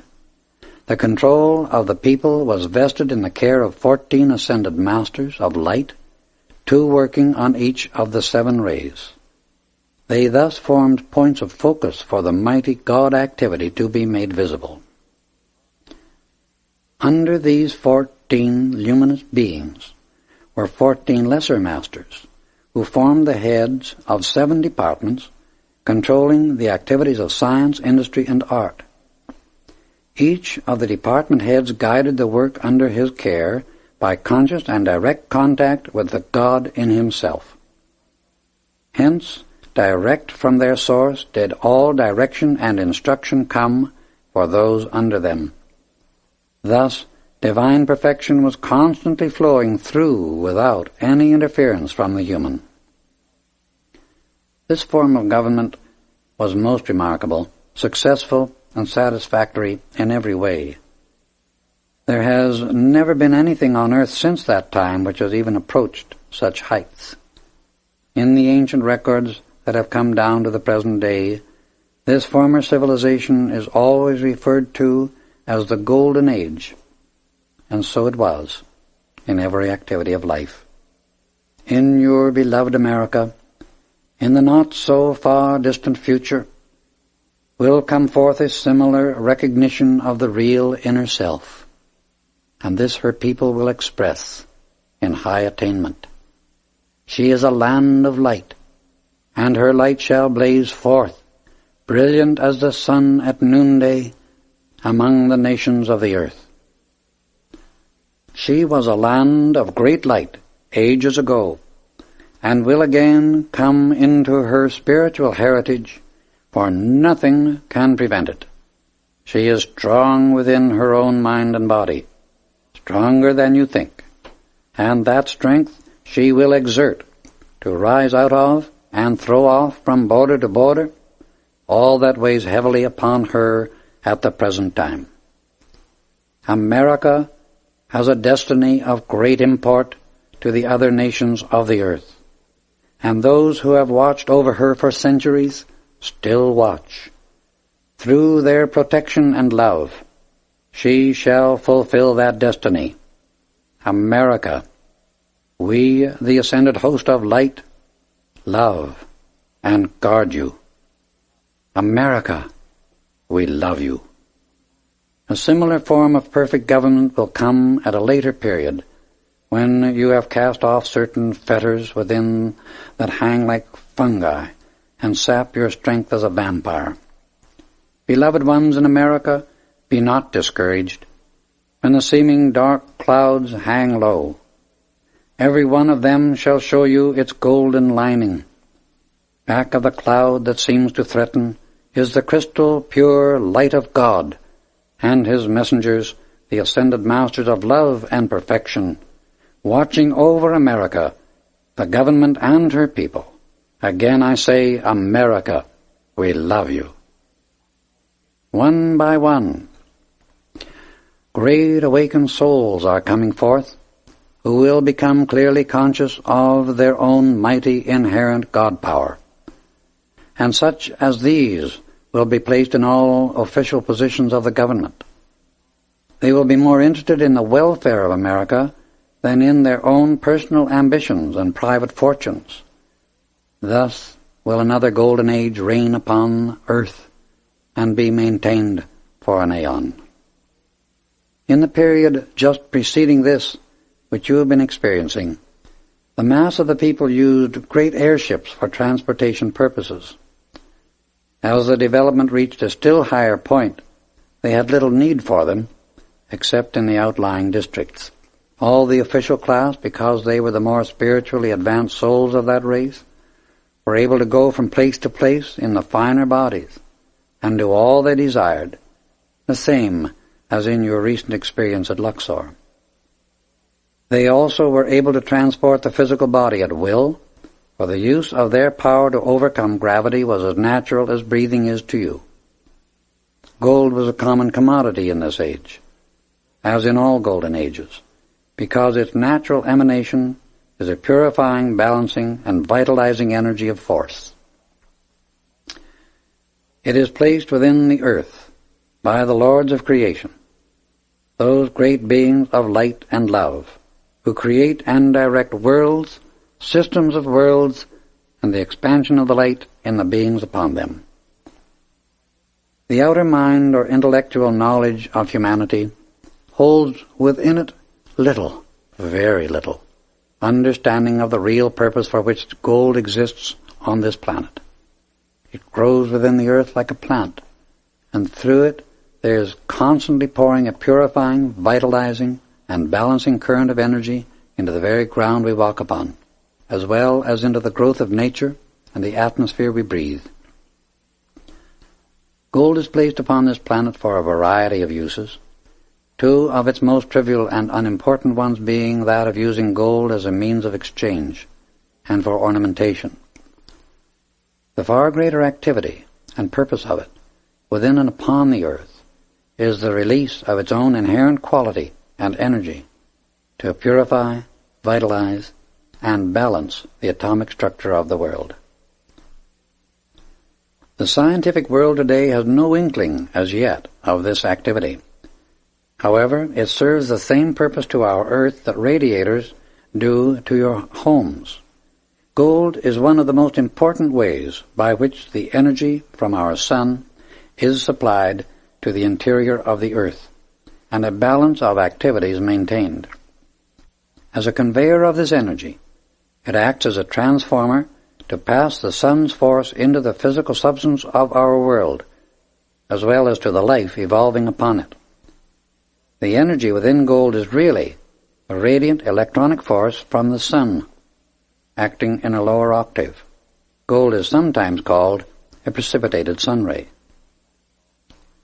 As the energy within gold is of an extremely high vibratory rate, it can only act upon the finer and more subtle expressions of life through absorption.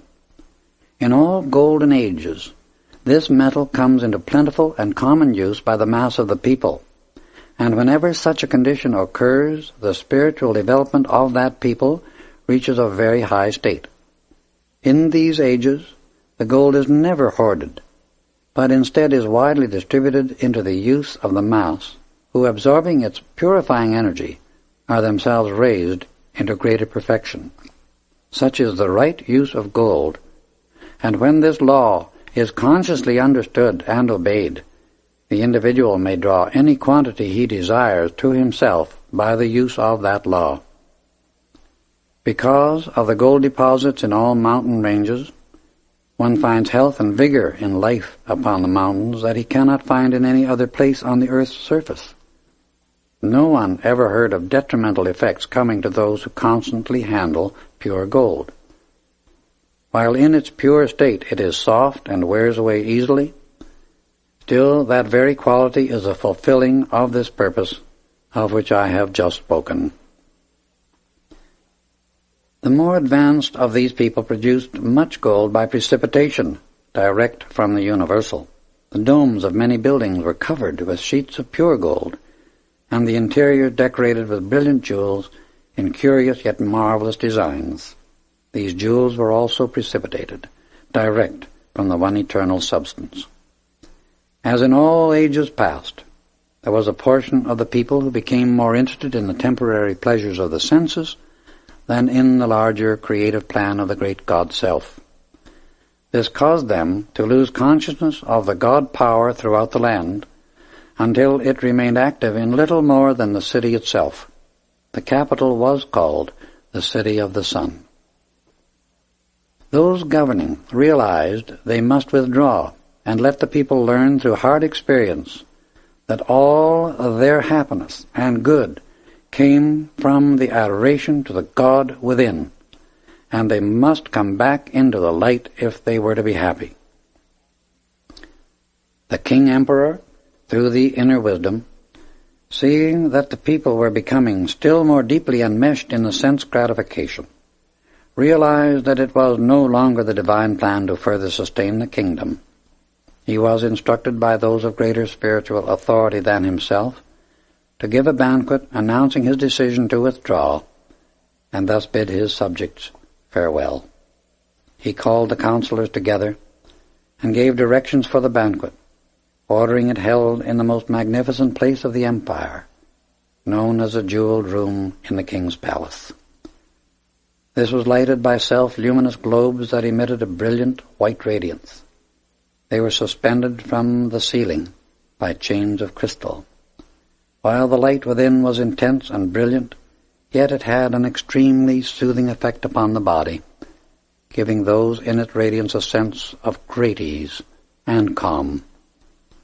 The light from the central globe set the jewels ablaze in the sunburst design that formed the great medallion in the middle of the ceiling. The large banquet hall was elaborately decorated and set with 24 white onyx tables, each seating 24 guests. This was the first occasion upon which all the king's counselors and their staffs were to be his guests at the same time. The announcement of the banquet caused much comment among the people, who discussed it thoroughly, each with his neighbor, but to all it was a mystery, for none was able to discern its purpose. The evening of the event came at last. No one suspected the sorrow within the heart of the noble ruler, nor did they dream of the change so soon to come upon them. The hour arrived, the guests assembled, and everyone breathed mystery. The great bronze doors to the banquet hall swung majestically open, and a burst of transcendent music, as if played by a gigantic symphony in the invisible, came forth, surprising even those who knew the tremendous power of their adored monarch. He was looked upon almost like a god by the people, so great was their love and admiration for the wisdom and help he constantly poured out to them. As the triumphal music ceased, the king entered, accompanied by his children. The girl was a vision of loveliness. She wore a gown of soft golden fabric, unlike any material of our modern world. The overdrape appeared as if covered with diamonds, for with every movement of her body points of light flashed forth. The golden hair, falling over her shoulders, was caught with 2 emerald clasps. On her forehead was a single band of white metal set with diamonds. In the center was what appeared to be a large diamond, but was really a powerful condensation of light, focused and maintained there by her father. The king was the only one in the whole empire who was entrusted with the use of such transcendent power. The royal family had never used these jewels of light in their contact with the outer world until that night. Such use of this power was only permitted in their private worship of the great God Self, of whose supreme presence they were keenly and constantly aware. The ruler and his 2 sons wore form-fitting garments of the same soft golden fabric as the daughter. These were as pliable as leather, but made of metallic gold with breastplates like a great sun of jewels. They wore sandals of the same material, also set with precious stones, and the wonderful jewel of light rested upon the forehead of each. The king gave a signal, and the assembled guests were seated. In a voice majestic and powerful, he poured out an invocation from the depths of his heart to that infinite, supreme one. O thou mighty, omnipresent source, thou who dost govern the universe, the flame in each human heart, we give love, praise, and gratitude unto thee for thine own life, light, and love in all things. We adore thee, and look only unto thee, the presence in all things, visible and invisible, evolved and unevolved, thou ceaselessly flowing stream of life, who doth forever pour thyself into all creation, the one self in all.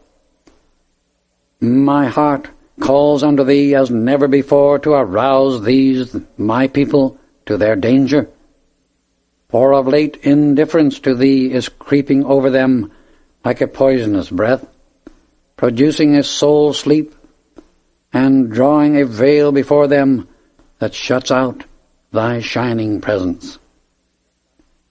If they must have the experience that consumes and burns away the dross and clouds of the outer self, then do thou sustain, and at last bring them forth in thy eternal perfection. I call unto thee, thou creator of the universe, thou supreme, omnipotent God. The king took his seat, and all waited in silent expectation. In a few moments, the service for each individual appeared before him. Course after course was served as if by unseen hands, the food coming in marvelous crystal and jeweled containers, then disappearing as soon as the course was finished, followed immediately by the succeeding one. Finally, the most elaborate banquet the empire had ever known came to an end. All was silence again, as if in breathless expectancy, anticipating some most unusual occurrence. The king arose and stood a few moments calmly waiting. Soon a crystal goblet appeared at the right hand of each guest. These were filled with a condensation of pure electronic essence, and for all who drank it, no matter how far down the ages his life stream extended, or how varied his experiences, he never could completely forget the God Self within.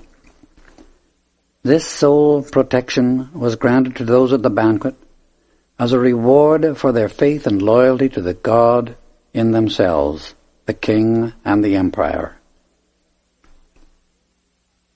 The counselors and those present had served sincerely and continuously for the good of the empire, and for that service soul protection through the centuries was given to them.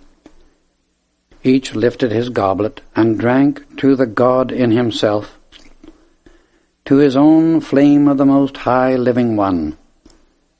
The proceedings of the banquet were broadcast to everyone in the empire through a radio similar to that which we use today. It was no larger than a dinner plate, yet powerful enough to receive what was happening at any point on the earth's surface.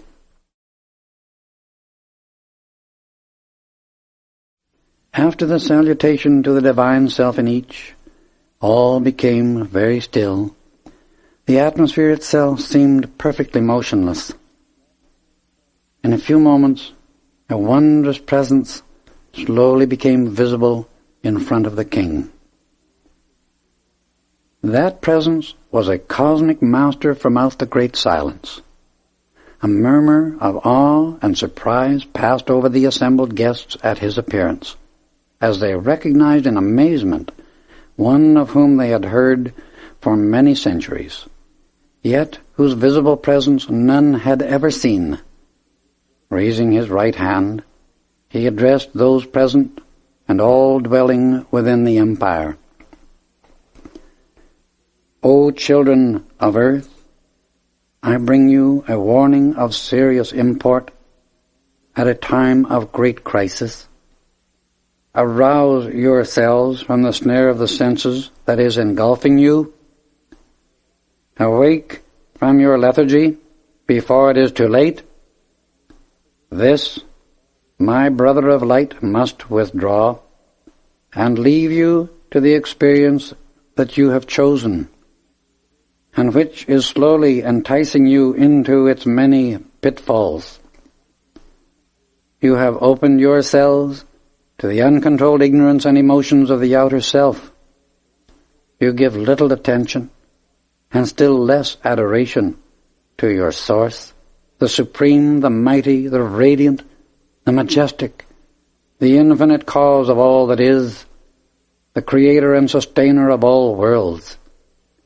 You give no gratitude to the great glorious presence, the Lord of love, for the very life by which you exist. Oh, why are you not even grateful for the blessings nature pours out so lavishly, for the abundance that comes to you through this fair land, and from your own wise and unselfish ruler? You thank each others for favors, the things of the senses and form that are so ephemeral, that pass from one to another and then are no more. But why, oh why, do you forget the source of all life, all love, all intelligence, all power? People, oh people, where is your gratitude to life, for love, for the magnificence of experience that you enjoy every moment, every hour, every day, year after year? All this you call your own, but it has always belonged, does now, and always will belong to the one great source of life, light, love, and all good, God, the Supreme, the Adorable, the all-pervading One. When by your own misuse of the energy of life, which this all-pervading One showers upon you constantly, pure, perfect, and uncontaminated, you have created conditions so destructive and painful that they can no longer be endured. You turn in either desperation, agony, or rebellion, and call upon God for relief from your misery. This is your offering to the Giver of all good, in return for that ceaseless perfection which He continually bestows in supreme love. The only condition upon which the one great Self gives all is its right use, that it may bless the rest of creation with infinite joy, harmonious activity, and perfection. When, in the depths of misery, you turn again to your source for relief from your misdeeds, you either cry in the agony of despair, or, if rebellious, blame life and the source of all good for allowing what you call injustice and wrong conditions to exist in you and your world. It is you, the little personal self, who are unjust to life. You who are unfair. You who create the misery of earth. For only humanity, because it has free will to create as it chooses, each individual through his own thought and feeling dares to bring into existence the discord, misery, and deformity that express upon earth. This is a blight upon creation, and the perfection that forever swings in the great cosmic melody of eternal song. Only mankind is guilty of making a discord in the music of the spheres, where all else lives and acts in accordance with the law of love, of life, of harmony, and of light. All else blends into the harmonious whole, the body of the infinite all-loving One. All other realms of life and light move and create according to the fundamental principle upon which all perfection rests. That principle is love. If it were not for the great selfless ones like your ruler, the great host of ascended masters, whose very keynote of existence is love, humanity would long ago have destroyed itself and the very planet upon which it exists. The transcendent and magnificent activities of love and light are the natural conditions in which God created and expected His human children to manifest, obeying His command to love. There is no such thing as a supernatural condition anywhere in the universe. All that is transcendent, beautiful, and perfect is natural, and according to the law of love. Anything other than that is subnatural. The daily experience of the host of ascended masters is the perfection God's children were meant to live in always. Earth's children did express this perfection once in a former cycle, which was one golden age. That former civilization, that ancient perfection, is older than you dream, older than you believe the planet to be. All mankind at that period lived in a similar transcendent state as the ascended masters. The condition of misery that has followed since that time down through the ages came about because mankind chose to look away from its source, love, as the plan by which to live life.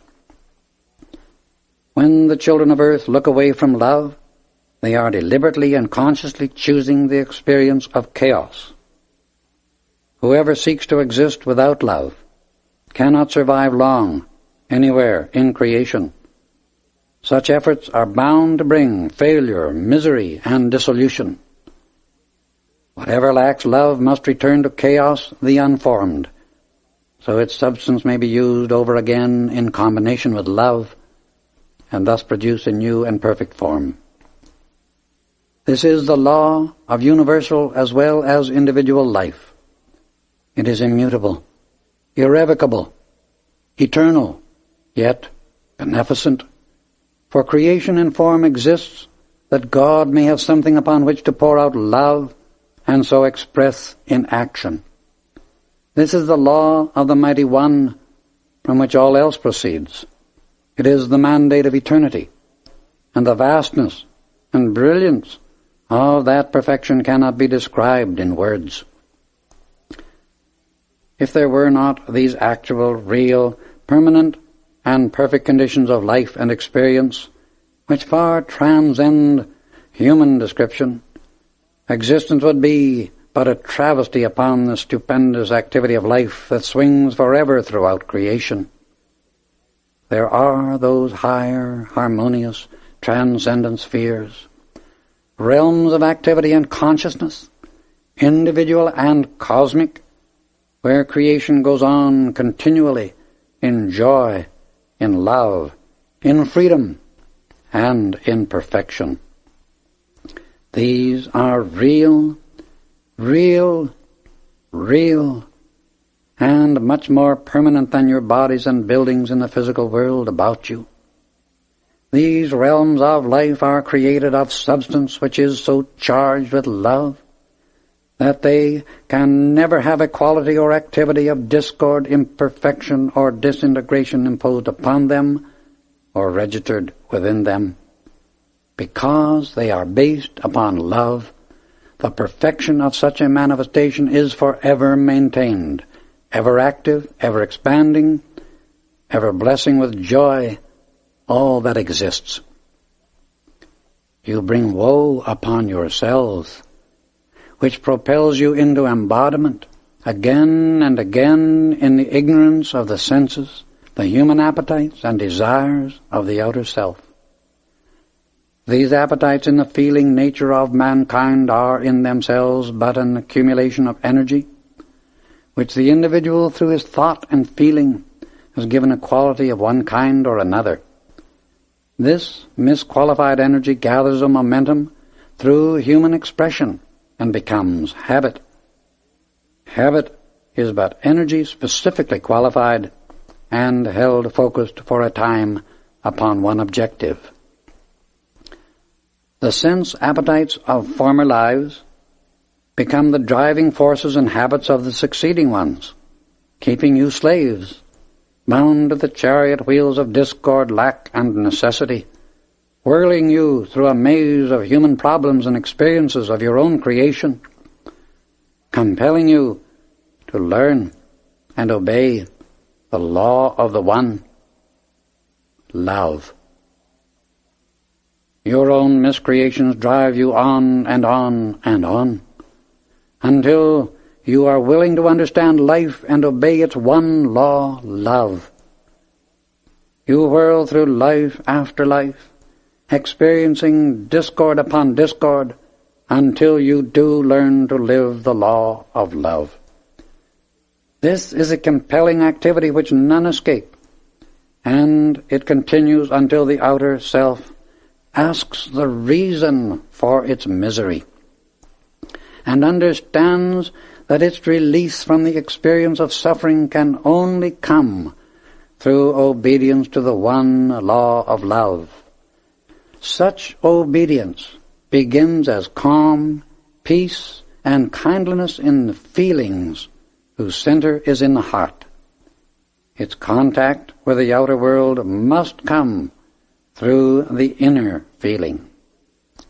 Love is not an activity of the mind, but is the pure and luminous essence which creates mind.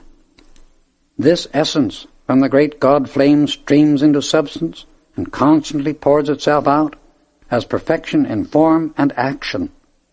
Love is perfection manifest. It can only express peace, joy, and an outpouring of those feelings to all creation, unconditionally. It asks nothing for itself, because it is eternally self-creating, being the heartbeat of the Supreme. Love owns all, and is only concerned with setting the plan of perfection into action in all. Thus, it is a constant pouring out of itself. It takes no cognizance of what has been given in the past, but receives its joy and maintains its balance by the continual outstreaming of itself. Because this perfection is within love, forever flowing forth, it is incapable of recording anything but itself. Love alone is the basis of harmony and the right use of all life. In human experience, this grows into a desire to give and give and give of all the individual's peace and harmony under the rest of creation. People, oh people, forever throughout the ages, only enough love can bring you back to the heaven you once knew and abided in.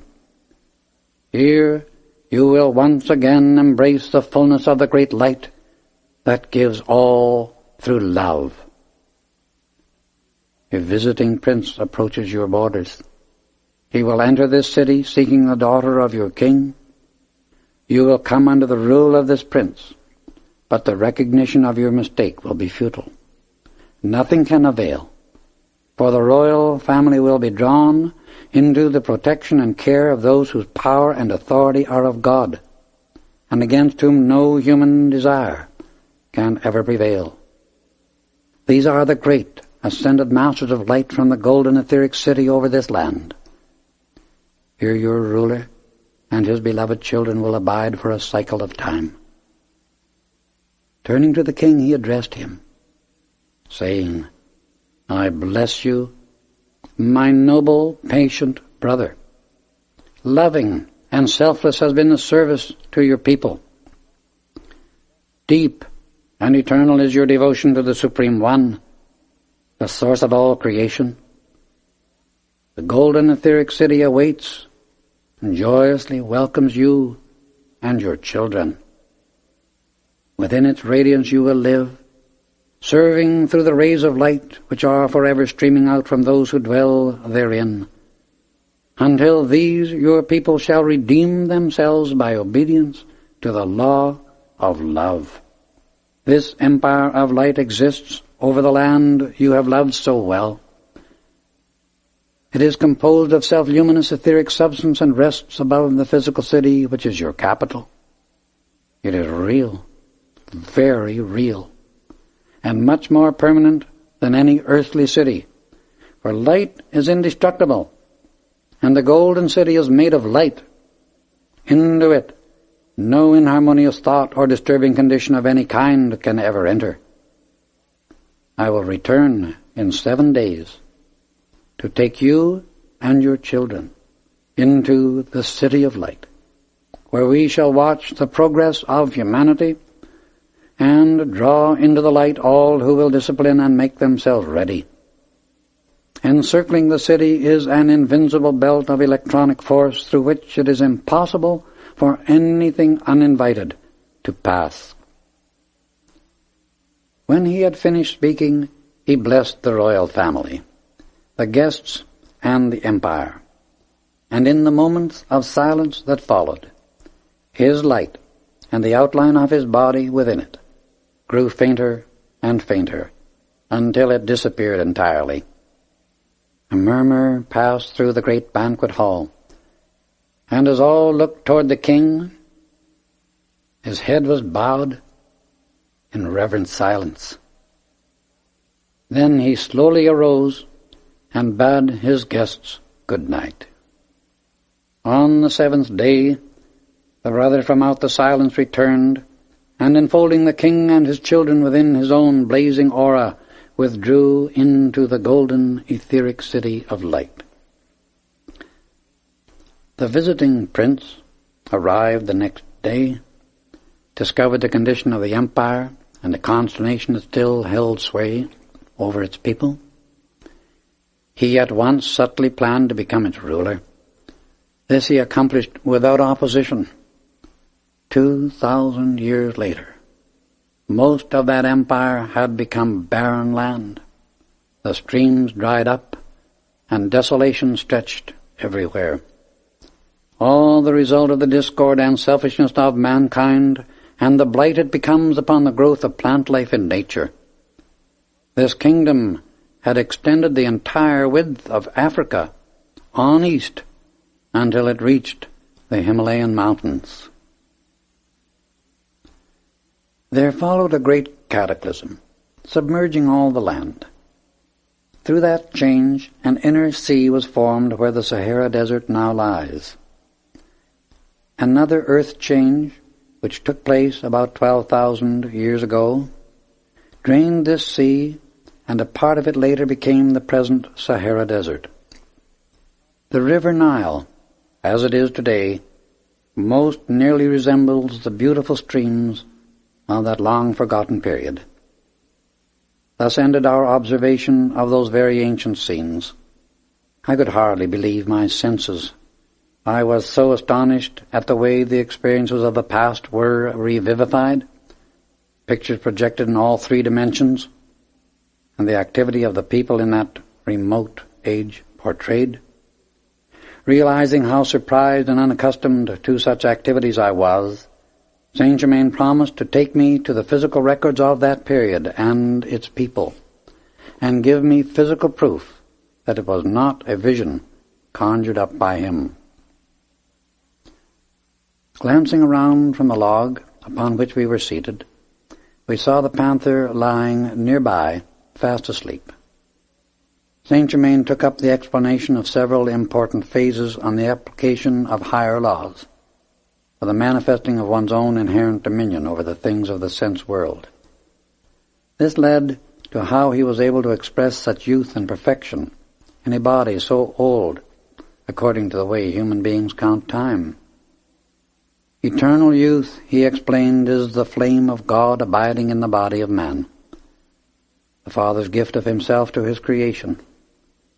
Youth and beauty of both mind and body can only be kept permanently by those individuals who are strong enough to shut out discord, and whosoever does that can and will express perfection and maintain it. Where peace, love, and light do not abide within the thoughts and feelings of a human being, no amount of physical effort can possibly keep the outer self expressing youth and beauty. These exist eternally within the God flame, which is the divine self of every individual.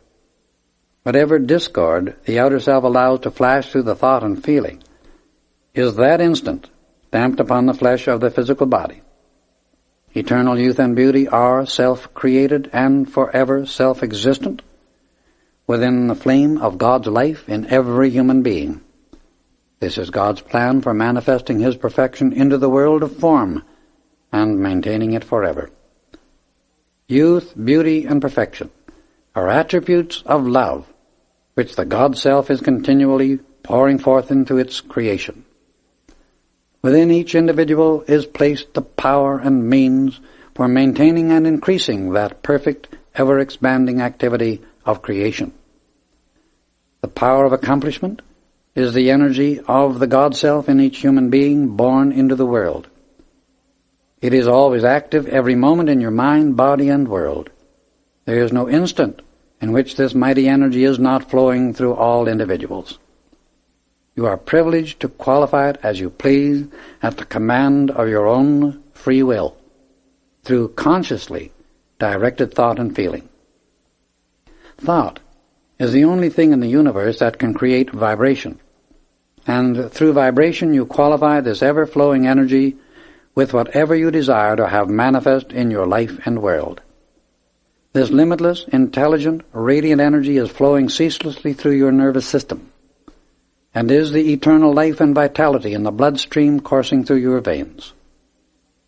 It is an all-powerful, omnipresent, intelligent activity given you by the Father, the God principle of life, to be consciously directed according to your free will. Real intelligence, which uses everything constructively, comes only from within the God principle, the flame of life, and is not merely the activity of the intellect. Real intelligence is wisdom, or God knowledge, and this does not and cannot think wrong thoughts. Wrong thoughts come only from impressions made upon the intellect by the world outside of the individual. If individuals would discriminate between their own thoughts that is, thoughts from within the God flame, and the suggestions thrown off by other people's intellects, and the evidence of the senses, which consider appearances only, they would be able to avoid all discordant activities and conditions in the world of experience. The light from within one's own God flame is the criterion, the standard of perfection, by which all thoughts and feelings that reach us through the five senses should be tested. No one can keep his thoughts and feelings qualified with perfection unless he goes to the source of perfection, for that quality and activity only abide within the God flame. This is the individual's need for meditation upon and communion with the light of God within himself. Pure life essence will not only give and sustain eternal youth and beauty in the body, but will enable you to maintain perfect balance between your God self and the outer or personal self. In fact, this pure life energy is the power which the outer self uses to hold its connection with its divine source, the God self. In reality, these two are one, except when the intellect, or outer activity of the mind, the sense consciousness, accepts imperfection, inharmony, incompleteness, or thinks itself a creation apart from the all-pervading one presence of life. If the sense consciousness thinks itself something separate from God, perfection, then that condition is established unto it. For what the sense consciousness thinks into its world, the world returns to it. When one lets an idea of imperfection or separation from God occupy his attention, and therefore his mind, a condition corresponding to that begins to express itself in his body and world. This causes the person to feel himself an entity apart from his source. The moment he thinks himself separated from God, he thinks his life, intelligence, and power has beginning and end. Life always has been, is now, and always will be. No one can really destroy life.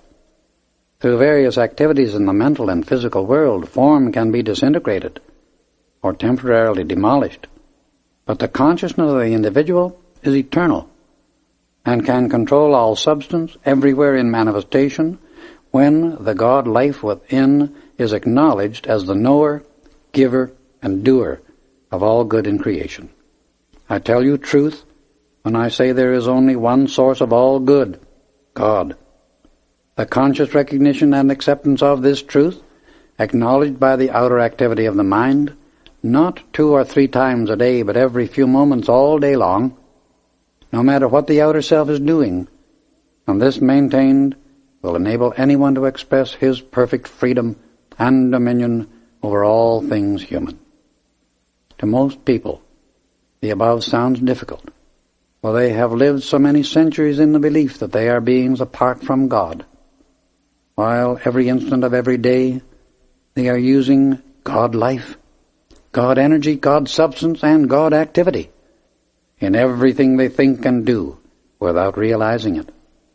However, it requires the conscious admitting of this fact in the outer activity of the mind and constructive direction to release its full power to the personal self.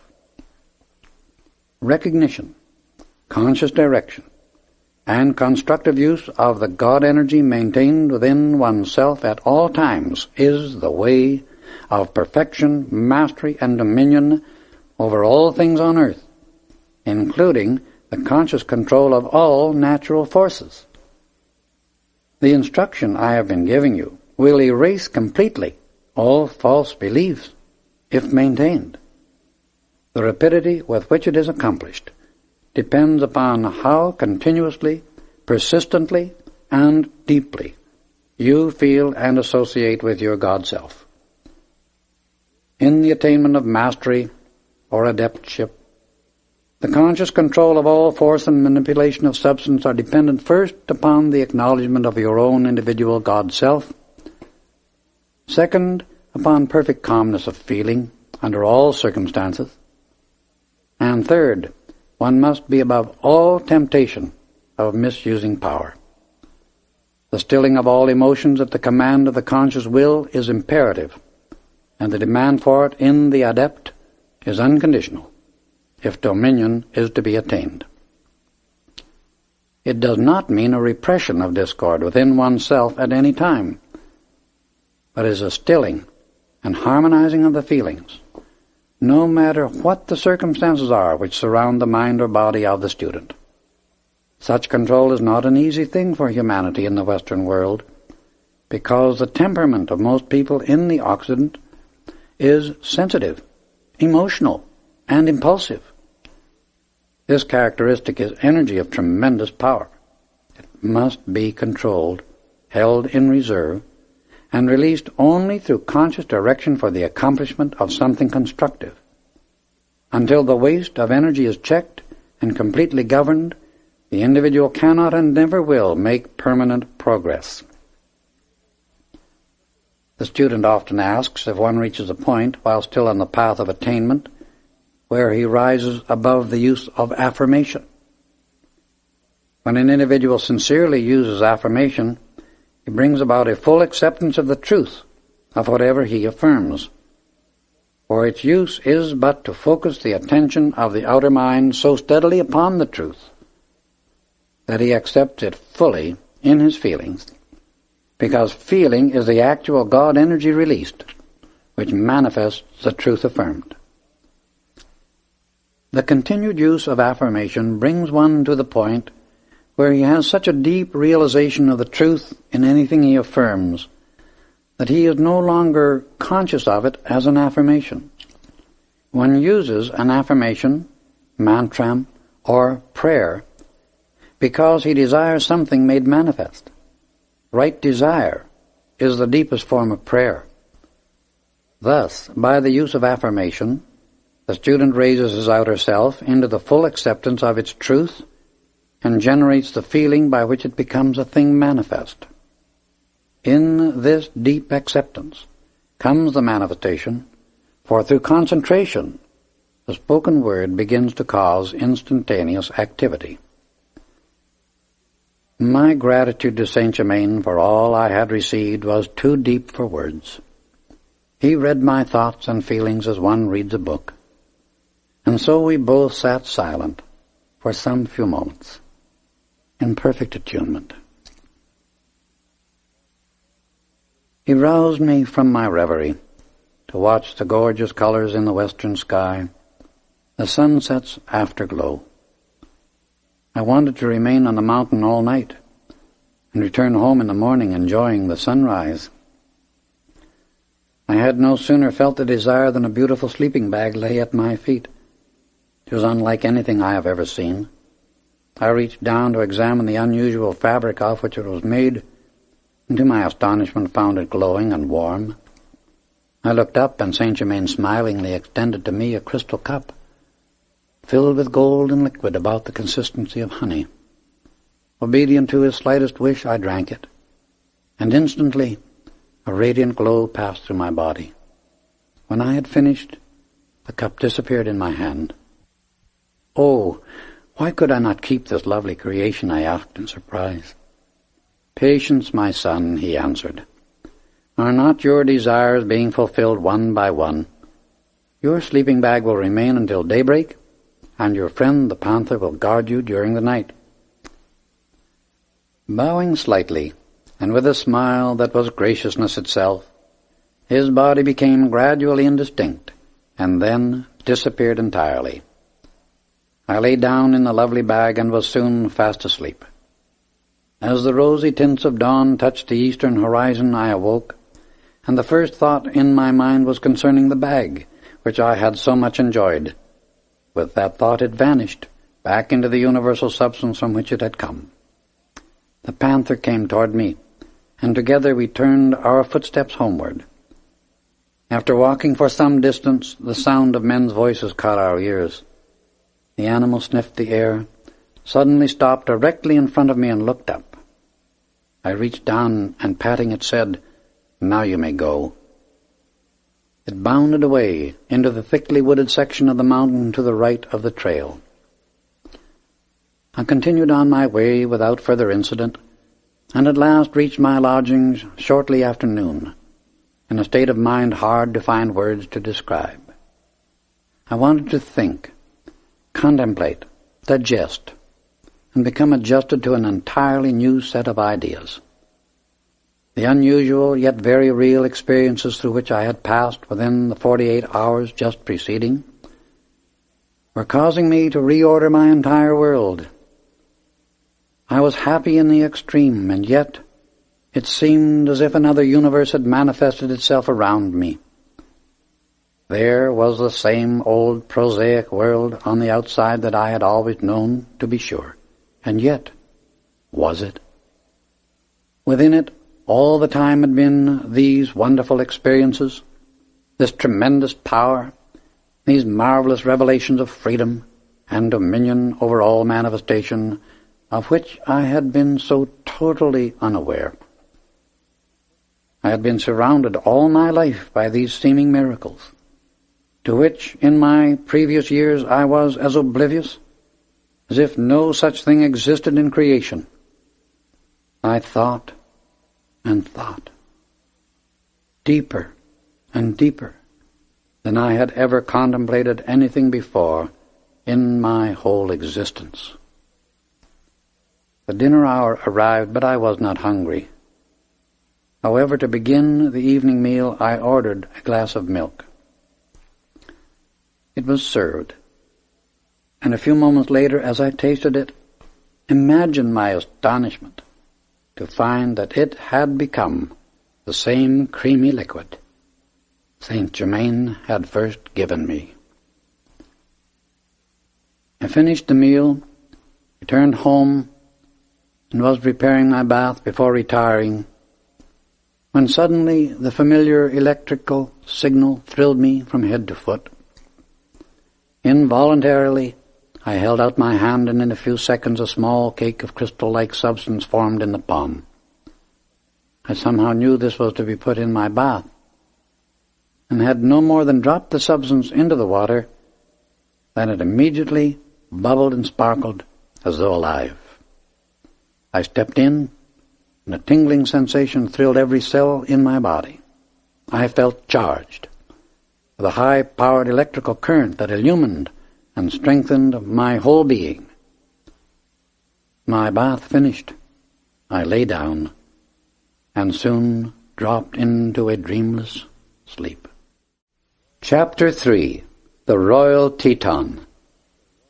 4 days passed without any unusual occurrence, and I tried to realize fully the deeper significance of my recent experiences. It was just growing dark on the evening of the 5th day when there was a sound of tapping on the window of my room. I looked out, and on the windowsill stood a snow-white dove with a tiny card in its mouth. I stepped to the window and opened it. The dove walked in and stood calmly waiting. I took the card and read the message, which was written in the same beautiful script as the previous one, but this time in gold ink on a white card. On it were the words, "Be at our meeting place at 7 in the morning. Signed, Saint Germain."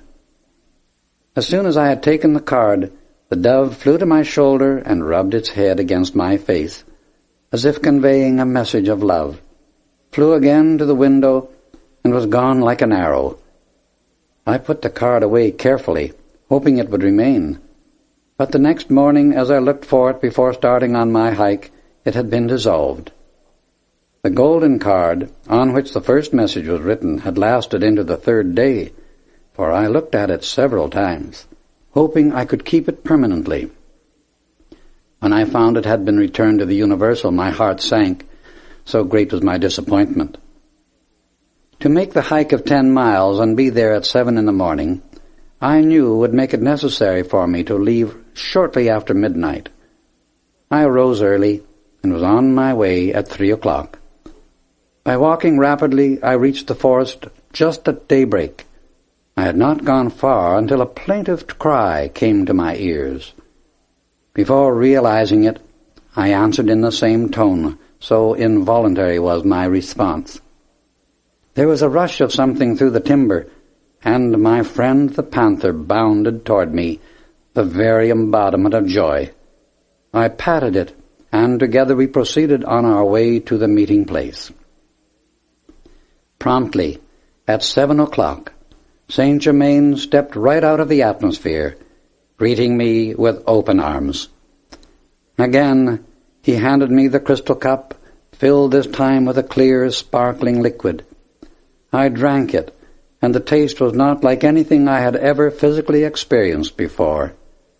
It was almost like the juice of grapefruit, iced, but sparkling and effervescing. The moment I drank it, a sensation like lightning went through my body, carrying the feeling of its sparkling activity into every vein. Saint Germain then gave the panther a little brown cake which it quickly devoured. In a moment its hair stood straight up, and he remarked, "Your friend will never again kill deer." For the coming experience and instruction, it will be necessary to leave your body here on the mountainside, because you have not yet called forth the inner power enough to enable you to take it where we are going today. The panther will be the guard for you, and as an extra precaution, I will place the cloak of invisibility around both. We will go to the Royal Teton. Come. Instantly, I stood out in my finer body, clothed in a rich garment of self-luminous golden fabric. Observe carefully the material in which you are clothed, he continued. The substance composing the garment you wear has certain extraordinary qualities and powers of its own, one of which is to enable its wearer to lift and transport physical objects. The garment itself possesses pure electronic energy and can be used to move objects, the same as the force one uses through his physical body. This is a phenomenal activity that the great masters of light have given permission to be used for the first time on this planet. For the benefit of my readers, I want to state clearly and unmistakably that while I was clothed in a body which did function in 4 dimensions during these experiences, yet it gave me the ability to feel and handle solid objects in the physical world, the same as everyone can do in his own physical body. The body I used this time was not that which is sometimes called the astral body. We soon reached the top of a majestic mountain that stands sentinel over one of the most beautiful scenic belts in the United States. Vast forests lay beneath us, and great ranges of mountains with their treasures of mineral wealth still untouched, stretched as far as the eye could see. Going to a point where huge masses of stone lay in confusion as if giants had hurled them in a war upon each other, Saint Germain touched a great boulder. Instantly the enormous mass tipped out perhaps 4 feet away from its original position. He motioned me to follow. We entered, and to my astonishment, stood before a large bronze door. This has been here since before the sinking of Atlantis, more than 12,000 years ago, he explained. He stepped forward and pressed certain points on the door. The great mass of bronze, weighing many tons, swung slowly open and admitted us into a spacious chamber from which a stairway cut in the solid rock led downward. We descended some 200 feet and entered another space, circular in shape. Saint Germain stepped across the room to a door opposite the stairs and placed his right hand against it. As it opened, we stood before the entrance of a tube elevator. The interior looked like frosted silver, and in answer to my thought he said, "Yes, but harder and stronger than steel and indestructible." A flat disc of the same metal, fitting the tube quite closely, rose within it to the level of the floor. The platform was controlled and operated entirely by the master. He stepped upon it, and I followed. The door closed, and we began to descend. It was a long way down, although we did not move rapidly. The platform came to a stop at another bronze door of entirely different design. "We have descended 2,000 feet into the very heart of the mountain," he commented, as we stepped out of the tube. The space in which we stood was of peculiar design and arrangement. It formed an oblong from east to west, whose northeast and northwest corners had been cut on an angle. This formed an outer court, or reception room. The heavy bronze door from the tube elevator opened into the court on the northeast wall. In the north side were two other large bronze doors exactly like, entering into a great audience hall. On the northwest wall was still another, a fourth door, like the one through which we had come. Opposite, on the long, unbroken stretch of the south wall, hung an immense tapestry. It was made of most unusual material, and while the weave was coarse, yet the thread or fiber was as soft as camel's hair. The background was of a delicate cream color, and against this were two life-size figures representing God beings of great majesty and power. The one on the right was masculine, the other feminine.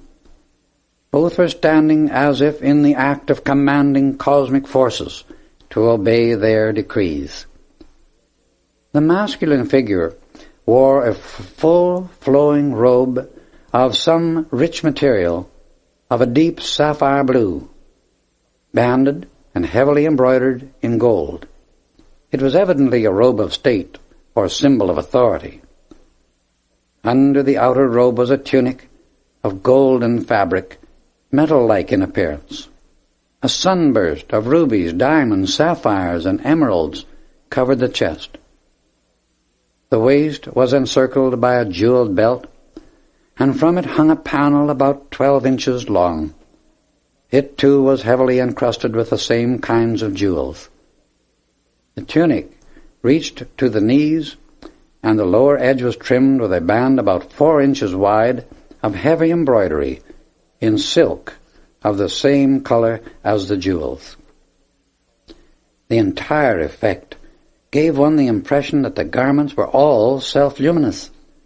The feet were clad in sandal-like boots of golden leather, reaching almost to the knees, very ornate and laced with sapphire blue cords. A band of gold about 1.5 inches wide rested halfway down upon the forehead, binding the figure's wavy golden hair, which hung to about 6 inches below the shoulders. The complexion was very fair, with a soft pink tint, and the eyes were a deep violet blue. The fingers of the left hand rested lightly over the heart, and the upraised right hand held a blazing crystal rod of power and authority.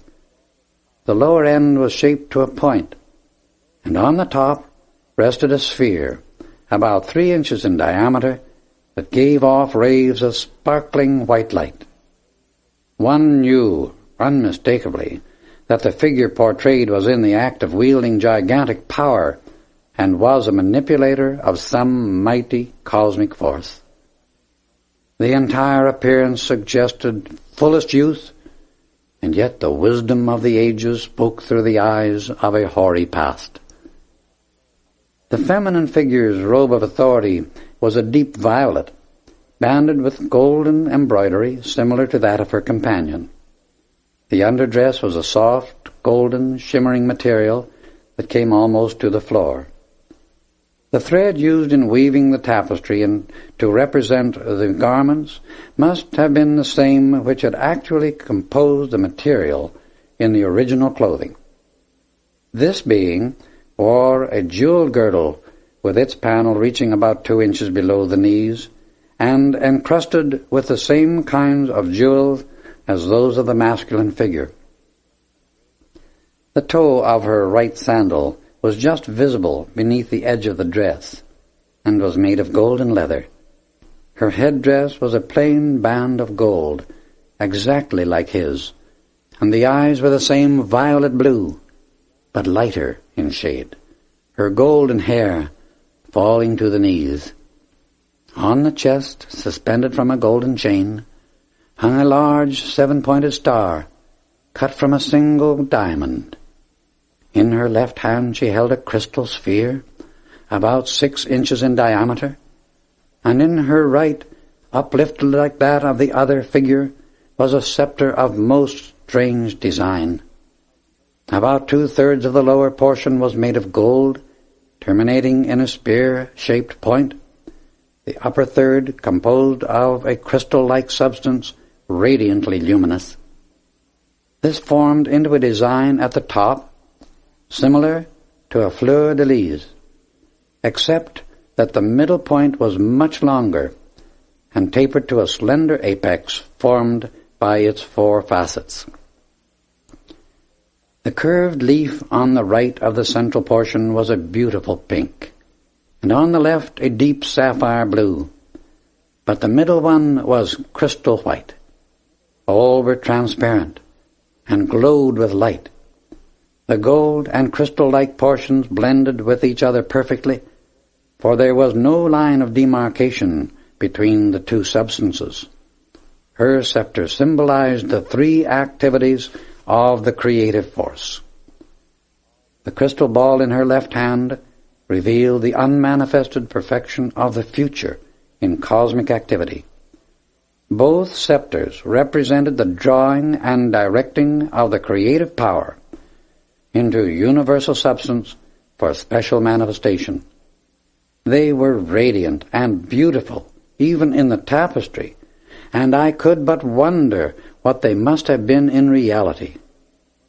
Saint Germain stood patiently waiting while I studied the whole concept. So fascinated was I by the magnificence of the entire work.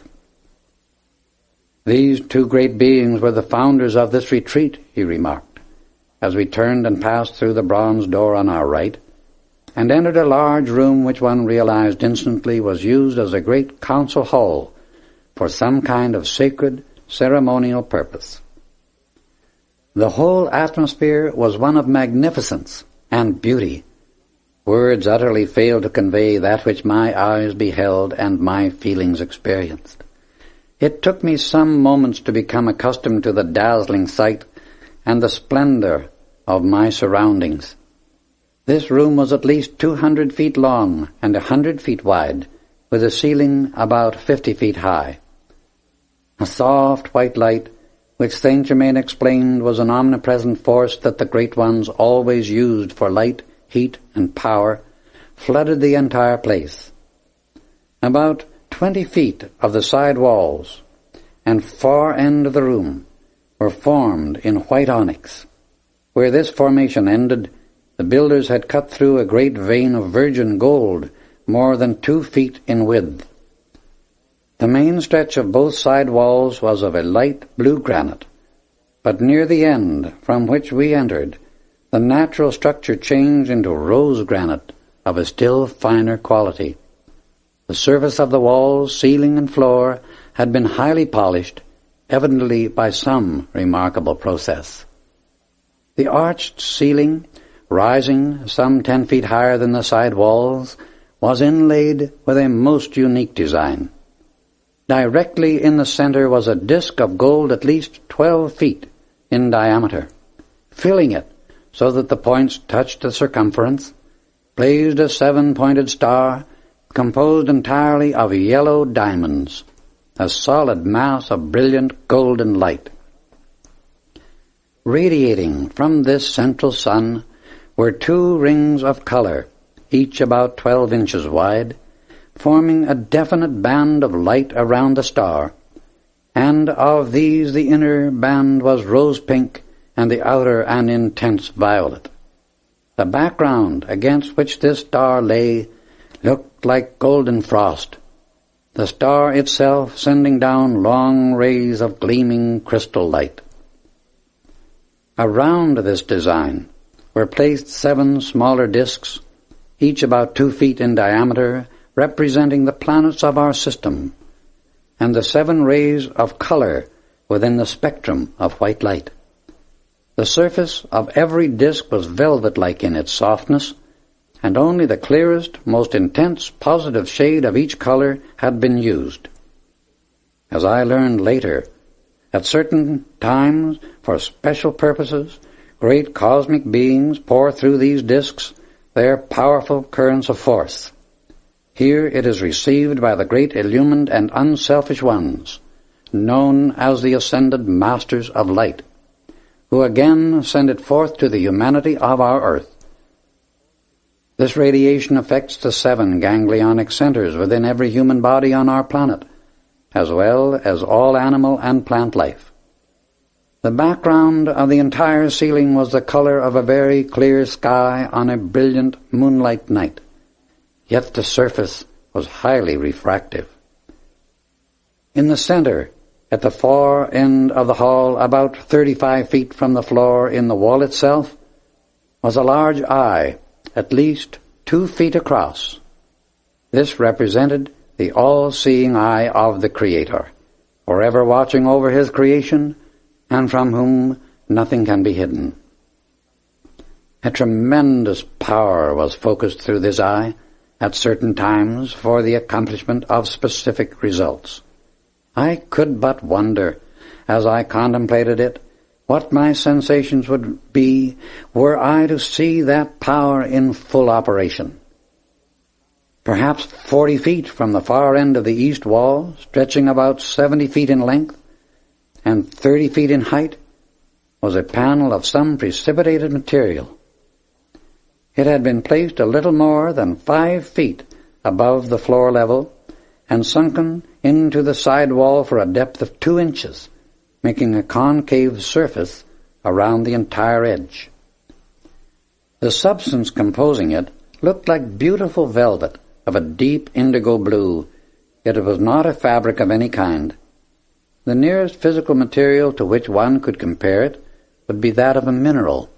This substance is not in use in the outer world of mankind anywhere, but it can be, and is, sometimes precipitated by the great ascended masters of light for a special purpose.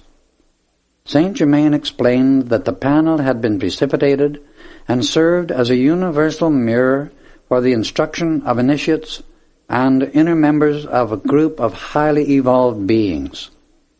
These great ones work ceaselessly helping the humanity of our earth to become perfected men and women, and enable them to manifest in their outer lives the same great perfection and dominion as did Jesus Christ. There is no outer organization of these perfected beings. Only by living and expressing this perfection through self-correction of human weaknesses and full adoration to the divine being within, can an individual draw himself into association with those working at this high level of attainment. Upon this panel, said Saint Germain, are projected scenes of earth, pictures in the ethers, the Akashic records and activities taking place on Venus or at any other point, which those instructing wish to make visible to the students. Such scenes are not only pictures of the past and present, but can portray activities into the far future. These you shall see later.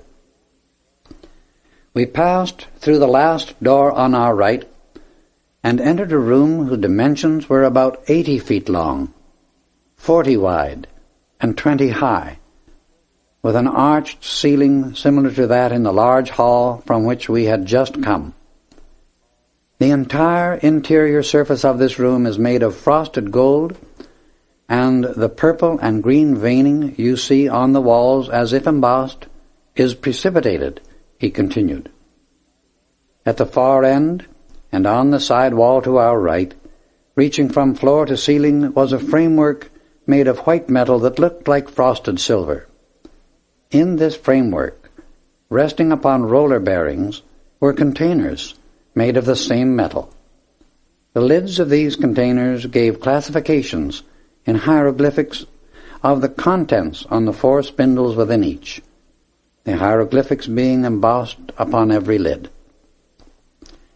The spindles were at least 10 inches long, and around every one had been wound a ribbon, about 8 inches wide, made of pressed gold, alloyed with some material that made it tough and pliable, yet no thicker than a piece of ordinary writing paper.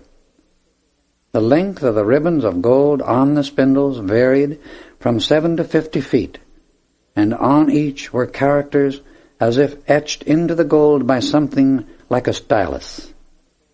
These characters had been so perfectly done as to make the whole appear like script. "These records are the fulfilling of my promise to you," said Saint Germain, as he indicated a particular section at the far end of the side wall.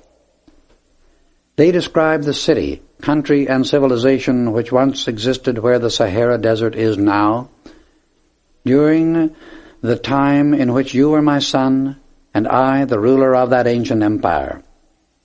This room contains records of many countries, and the rise and fall of many civilizations. Handing me one of the spindles, he released the fastening, and I found, to my astonishment, that I could read its contents. "I am enabling you to do this," he continued, "by temporarily raising your consciousness and calling forth the hidden memory, the former record of these experiences which you once lived through.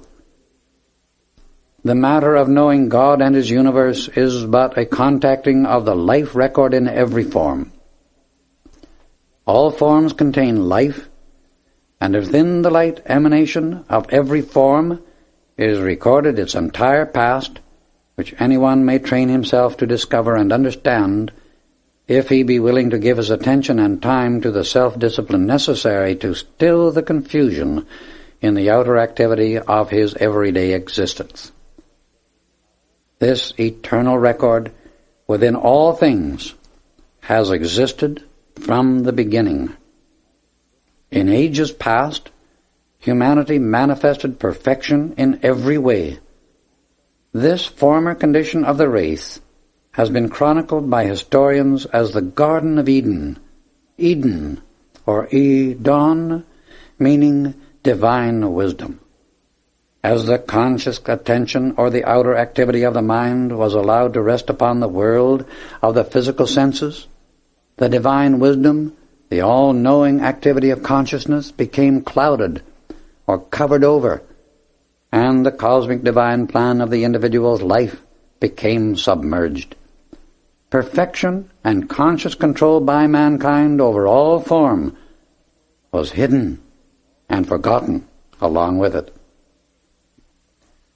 Man became sense-conscious instead of God-conscious, and so manifested that to which his attention was directed, and which he thought most upon. He deliberately and consciously turned his back upon the perfection and dominion with which the Father endowed him in the beginning. He created his own experiences of lack, limitation, and discord of every kind. He identified himself with the part instead of the whole, and, of course, imperfection was the result. All mankind's limitation is the result of the individual's own misuse of the God attribute of free will. He compels himself to live within his own creations until, by the direct volition of the outer activity of his mind, he again consciously looks back to his royal beginning, God, the great source of all. When this occurs, man will begin to remember that which he once was, and may become again, whensoever he chooses to look once more at the great cosmic blueprint of himself. The record you have been enabled to read described the life and the people as we saw it taking place 70,000 years ago. You had much to do with the work of making these records in several lives, which have not yet been revealed. We crossed the council hall, entering the opposite door, and found a room similar in size to the one we had just left, with two smaller rooms adjoining on the north wall. In the larger room, covering almost the entire wall surface, was more metal framework filled with containers quite like those in the other room. These rooms, he continued, contain only gold and jewels that are to be used for a special purpose, which will bless the entire world when mankind has transcended its unbridled selfishness. Here he drew forth a container filled with gold coin, and went on explaining, "This is Spanish gold, lost at sea, and we, seeing it would not be recovered by other means, brought it here through the activity of certain forces which we govern. Later, in a time that is rapidly approaching, it will again be sent forth for use in the outer world. In these containers," indicating another section, "gold is stored from the lost continents of Mu and Atlantis, the ancient civilizations of the Gobi and the Sahara deserts, Egypt, Chaldea, Babylonia, Greece, Rome, and others. If all this gold were to be released into the outer activity of the world, it would compel sudden readjustment in every phase of human experience. At present, it would not be the part of wisdom. The infinite wisdom and power of these great cosmic masters, who have been the guardians of the race since its first appearance upon earth, is almost beyond the comprehension of the human mind. No one in this world ever accumulated a great amount of wealth without the assistance and radiation of some ascended master. There are occasions in which individuals can be used as a focus of great wealth for a specific purpose, and at such times greatly added power is radiated to them, for through it they can receive personal assistance. Such an experience is a test and opportunity to expand their light. All unusual accomplishment that takes place in human activity, no matter what the particular channel may be, is always attained through the assistance of superhuman love, wisdom, and power from an ascended master, because he has transcended all limitations of the physical world, and for this reason, more than ordinary success is due to his greater power through radiation. In 1887, the ascended host of masters established a school on the inner planes for the specific purpose of instructing those who have misused wealth and revealing fully the results of their mistakes. Such as these are taken and told the truth concerning the universal law governing all wealth, and the results that come from influencing others to perpetuate their wrong ideas and mistakes. They are given complete freedom to accept or reject the proof offered. They always accept and abide by the instructions given. We next entered the two smaller rooms, which were also equipped with the same kind of containers, only not as large. These were filled with jewels of all kinds, diamonds, rubies, pearls, emeralds, and sapphires, classified as to variety and quantity. Smilingly he turned to me and said, "Now you know and understand that the great God-self is the only real owner and controller of all wealth. That presence appoints keepers of his treasures on every plane of life, whether it be light, wisdom, substance, or physical riches. You are calm and poised, I see, while we are observing this phase of our activity, and that is well.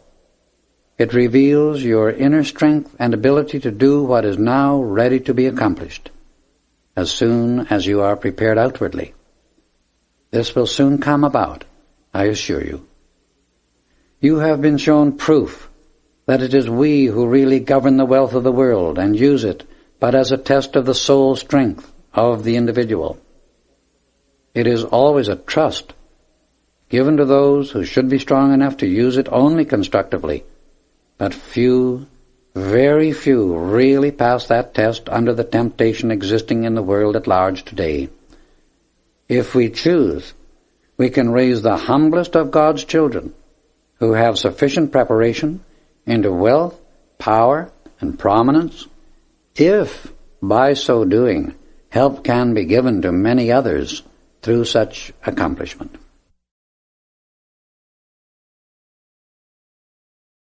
After examining other containers filled with more jewels, we turned and re-entered the council hall. Looking toward the entrance through which we had first come, I saw my loved ones, Lotus and our son, in charge of one of the ascended masters whom Saint Germain said was known as Amen Bey. After greetings had been exchanged, we were conducted to seats before the panel on the east wall. In groups of from 3 to 12 came the blessed ones of the ascended host, until 70 of them were seated.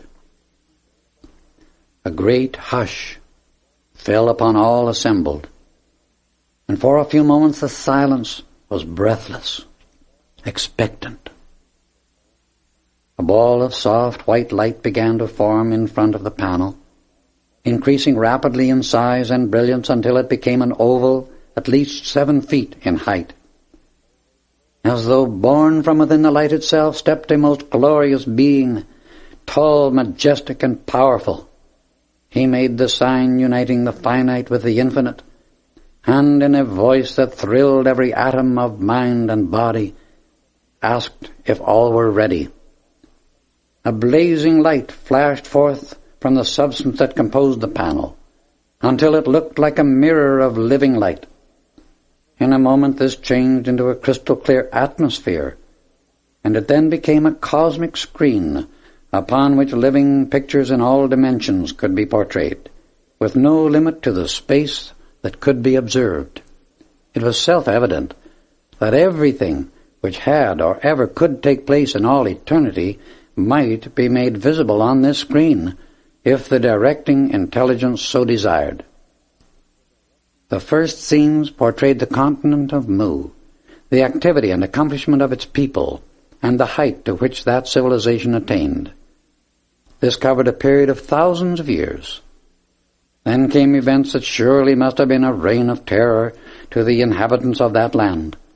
A cataclysm occurred which tore the surface of the earth until all collapsed within itself. The ancient land of Mu sank beneath the waves of what is now the Pacific Ocean, where it still rests, wrapped in its mantle of water.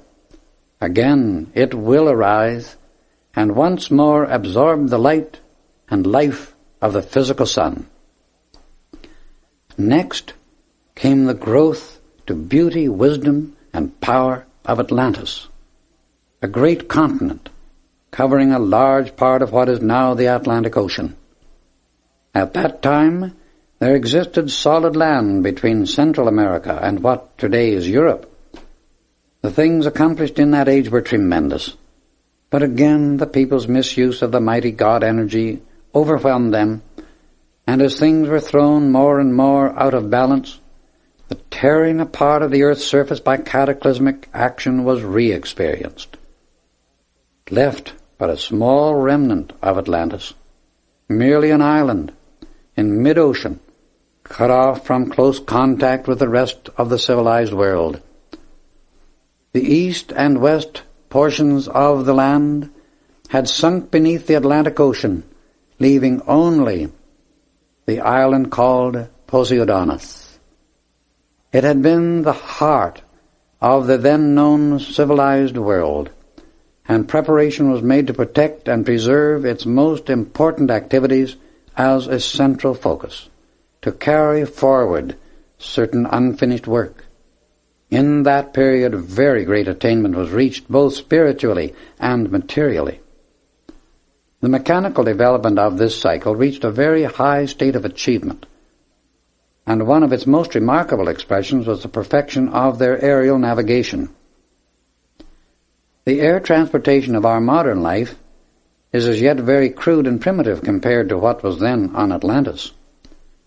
The great masters of light and wisdom made this possible for the people of Poseidonis because they inspired, instructed, protected, and revealed knowledge of great advancement in every phase of human activity. A large portion of these people became aware of the great inner God power within the individual. But as before, the human side of their nature or outer activities again usurped the great energy. Selfishness and misuse of this transcendent wisdom and power gained the ascendancy to even greater height than before. The masters of the ancient wisdom saw the people were building another destructive momentum and that a third cataclysm was threatening.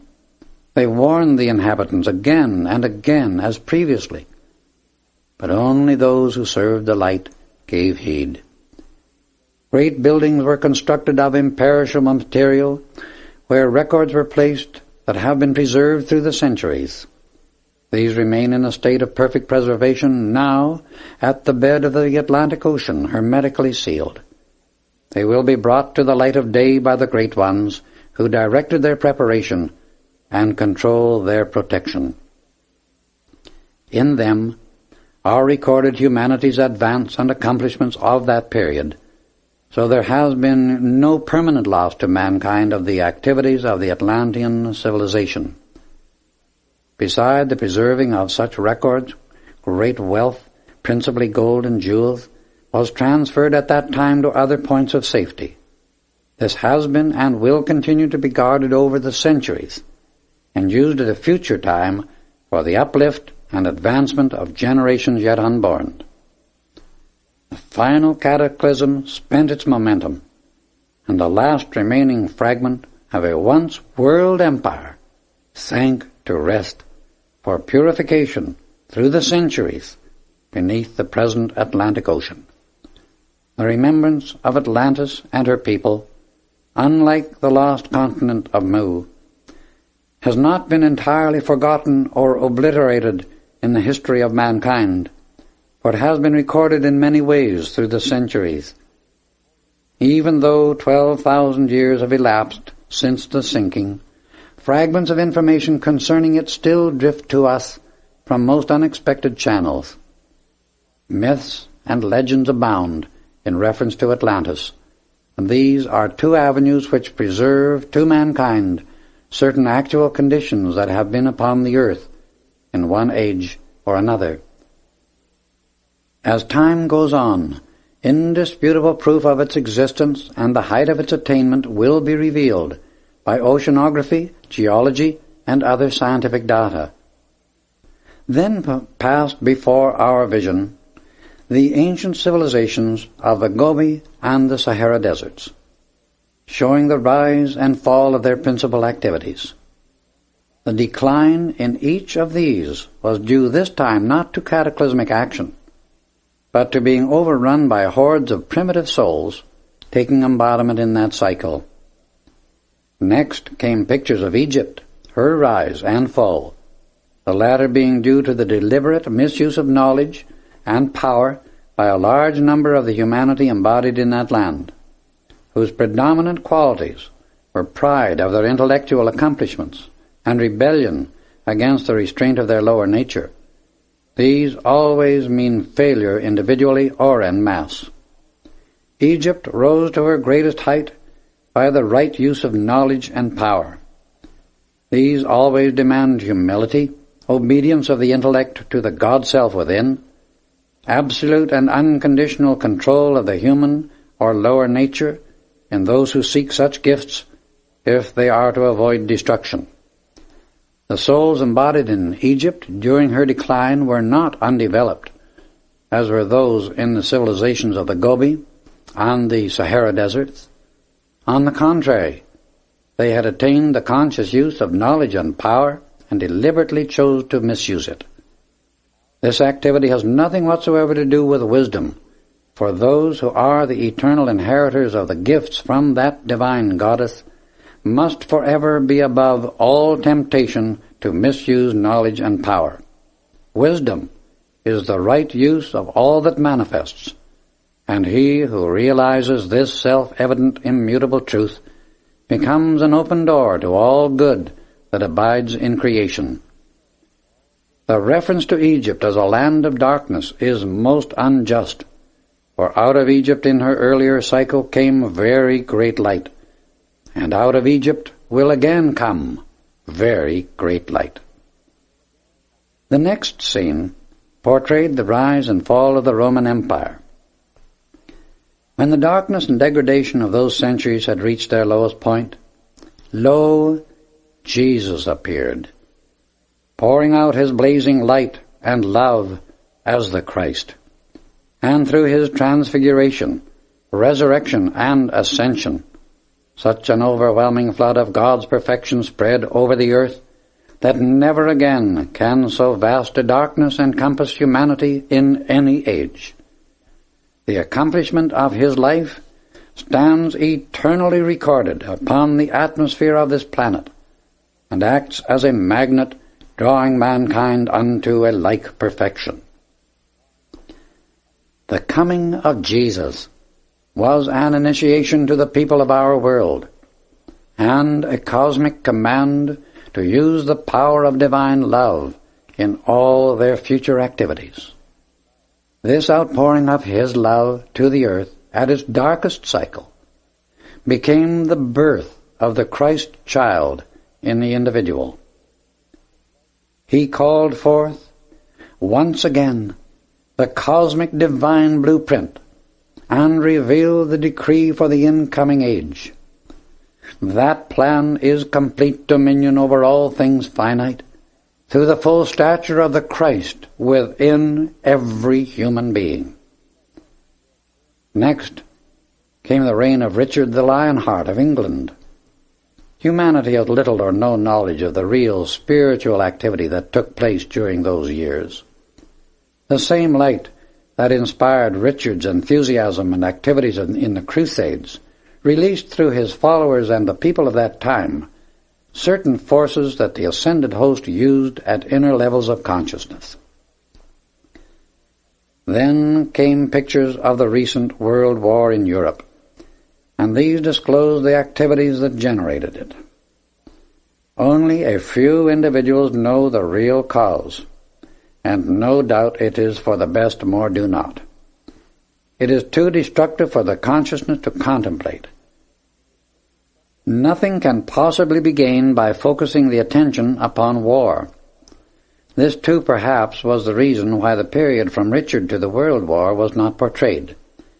Here the activities of the ascended host were revealed, and we saw them dissolve the cause and greater part of the accumulated momentum of the world's recent conflict.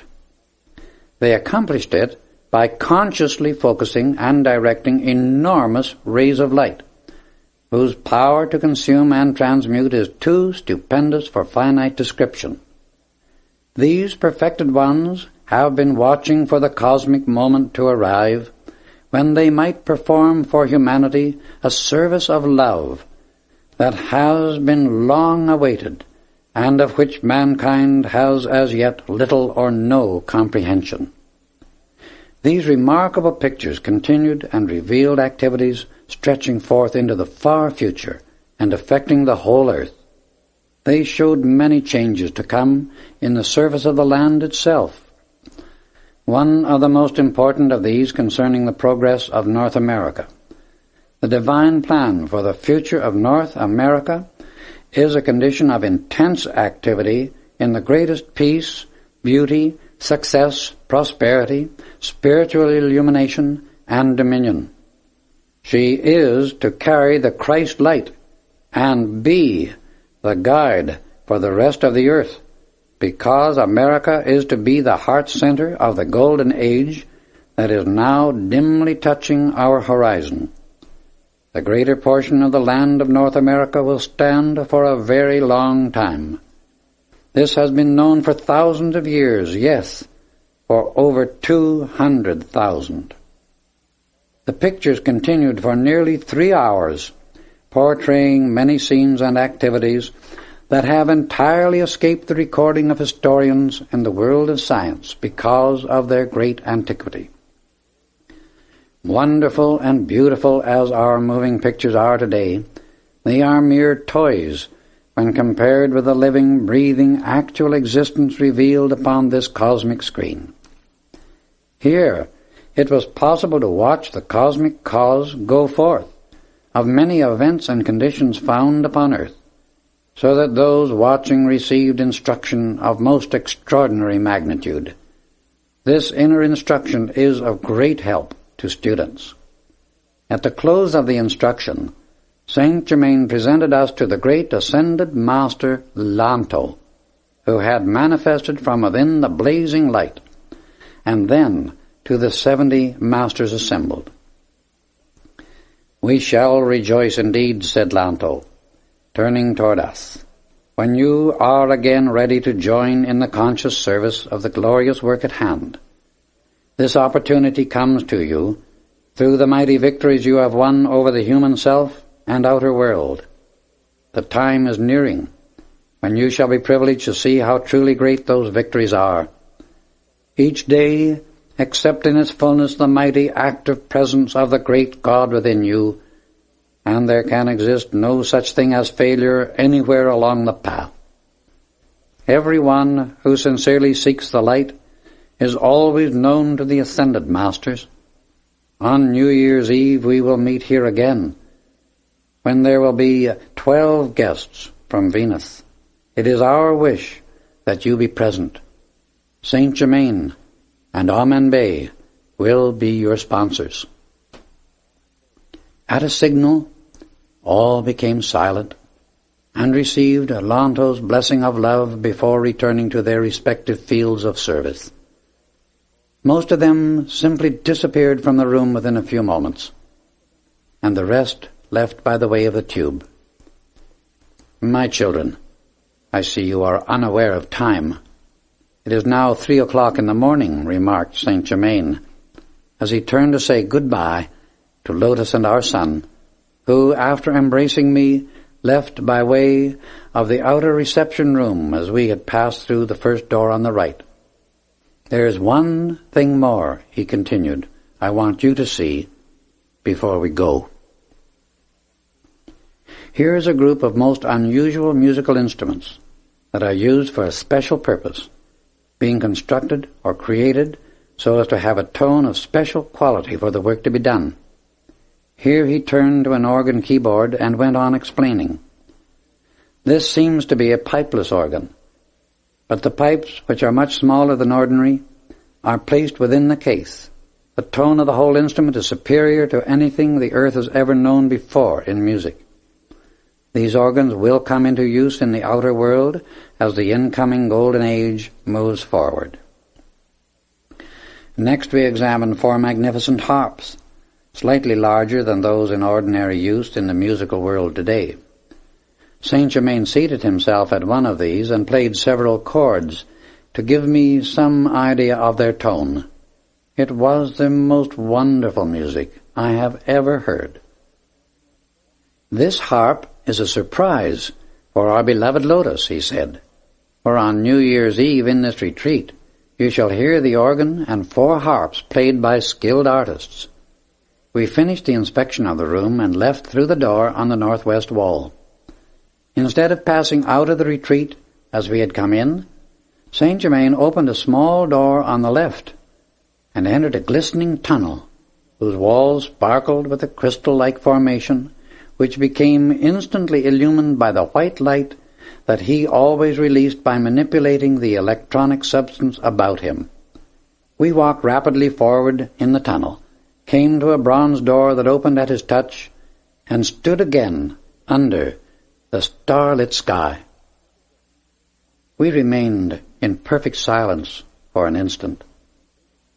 Then, rising to some 500 feet above the ground level, passed swiftly through the air, and a few moments later stood beside my physical body on the southern slope of Mount Shasta, where the panther still guarded. I had been away 22 hours, and as I looked up, dawn was just creeping over the eastern horizon. "Here is your breakfast," announced Saint Germain, as he handed me the crystal cup containing a clear, white, sparkling liquid. "This is both strengthening and refreshing, so you will enjoy hiking home, because your body needs the exertion and activity. I sense something in your mind which is not at ease, or at least is not clear to your consciousness." "Yes," I replied. "I have a question that has been holding my attention for some time, and it is concerning visualization. What is true visualization, and what happens when one does visualize?" "True visualization," he answered, "is God's attribute and power of sight acting in the mind of man. When one consciously pictures in his mind a desire he wishes fulfilled, he is using one of the most powerful means of bringing it into his visible, tangible experience. There is much confusion and uncertainty in the minds of many concerning what actually happens when one visualizes or makes a mental picture of something he desires. No form ever came into existence anywhere in the universe unless someone had consciously held a picture of that form in his thought. For every thought contains a picture of the idea within it. Even an abstract thought has a picture of some kind, or at least a picture that is one's mental concept of it. I will give you an exercise by which one may develop, consciously control, and direct his visualizing activities for definite accomplishment. There are several steps to the process, which every student can use at any and all times. The practice does bring visible, tangible results when really applied. The first step is to determine upon a definite plan or desire to be fulfilled. In this, see that it is constructive, honorable, and worthy of your time and effort. Be sure to examine your motive for bringing such a creation into expression. It must be honest, both toward yourself and the rest of the world, not merely to follow a whim or gratify appetites of the physical senses. Remember, there is a vast difference between use, desire, and appetite. Use is the fulfilling of the great universal law of service. Desire is the expanding activity of God through which manifestation is constantly sustained and is perfection enlarging itself.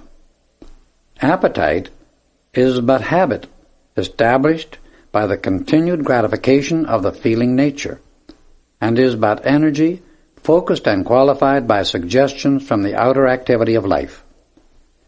Be very sure that there is no lurking feeling within that you would be glad to benefit at the expense of another. A real student, and only such a one will get the benefit out of this kind of training, takes the reins into his own hands and determines to discipline and consciously control the human self.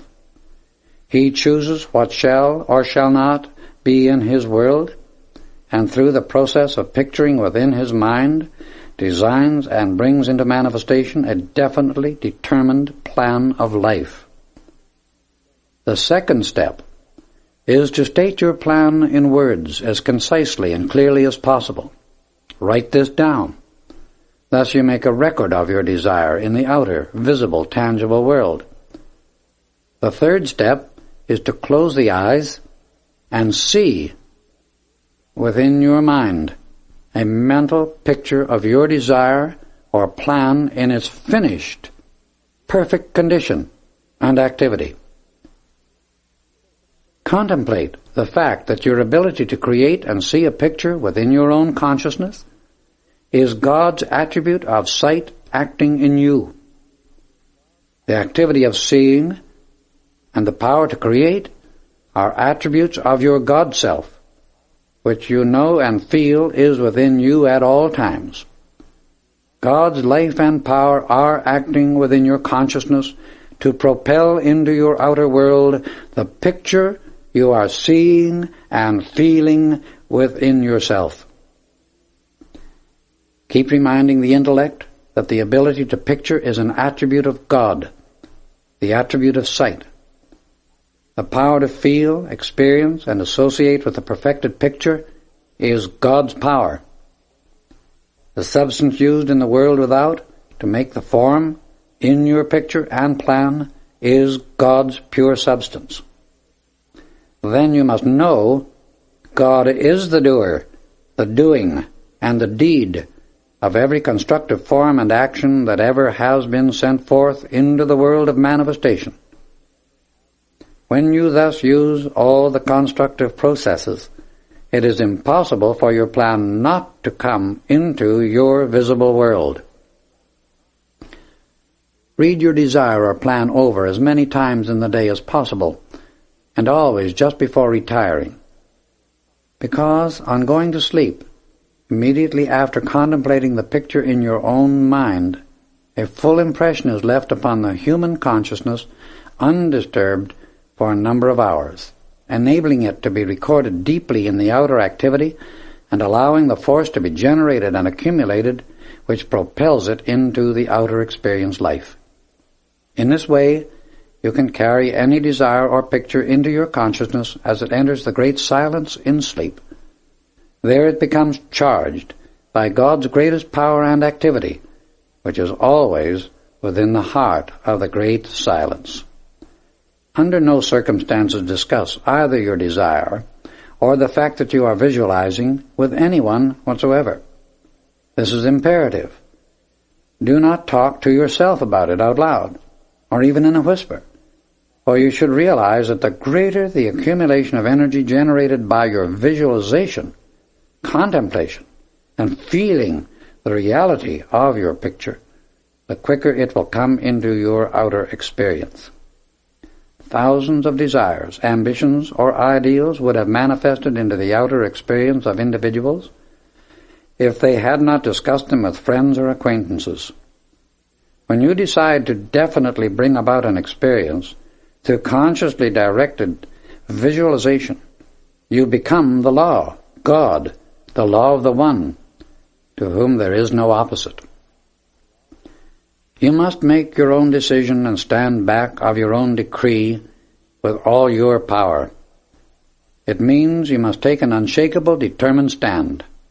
To do so, know and feel that it is God desiring, God feeling, God knowing, God manifesting, and God controlling everything concerning it.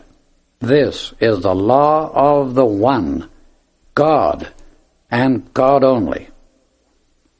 Until this is fully understood, you cannot and never will get your manifestation. For the moment a human element enters, you are taking it out of God's hands, and of course it cannot express because you are neutralizing it by the human qualities of time, space, place, and 1,001 other imaginary conditions, which God does not recognize. No one can ever know God as long as he considers a force opposed to God.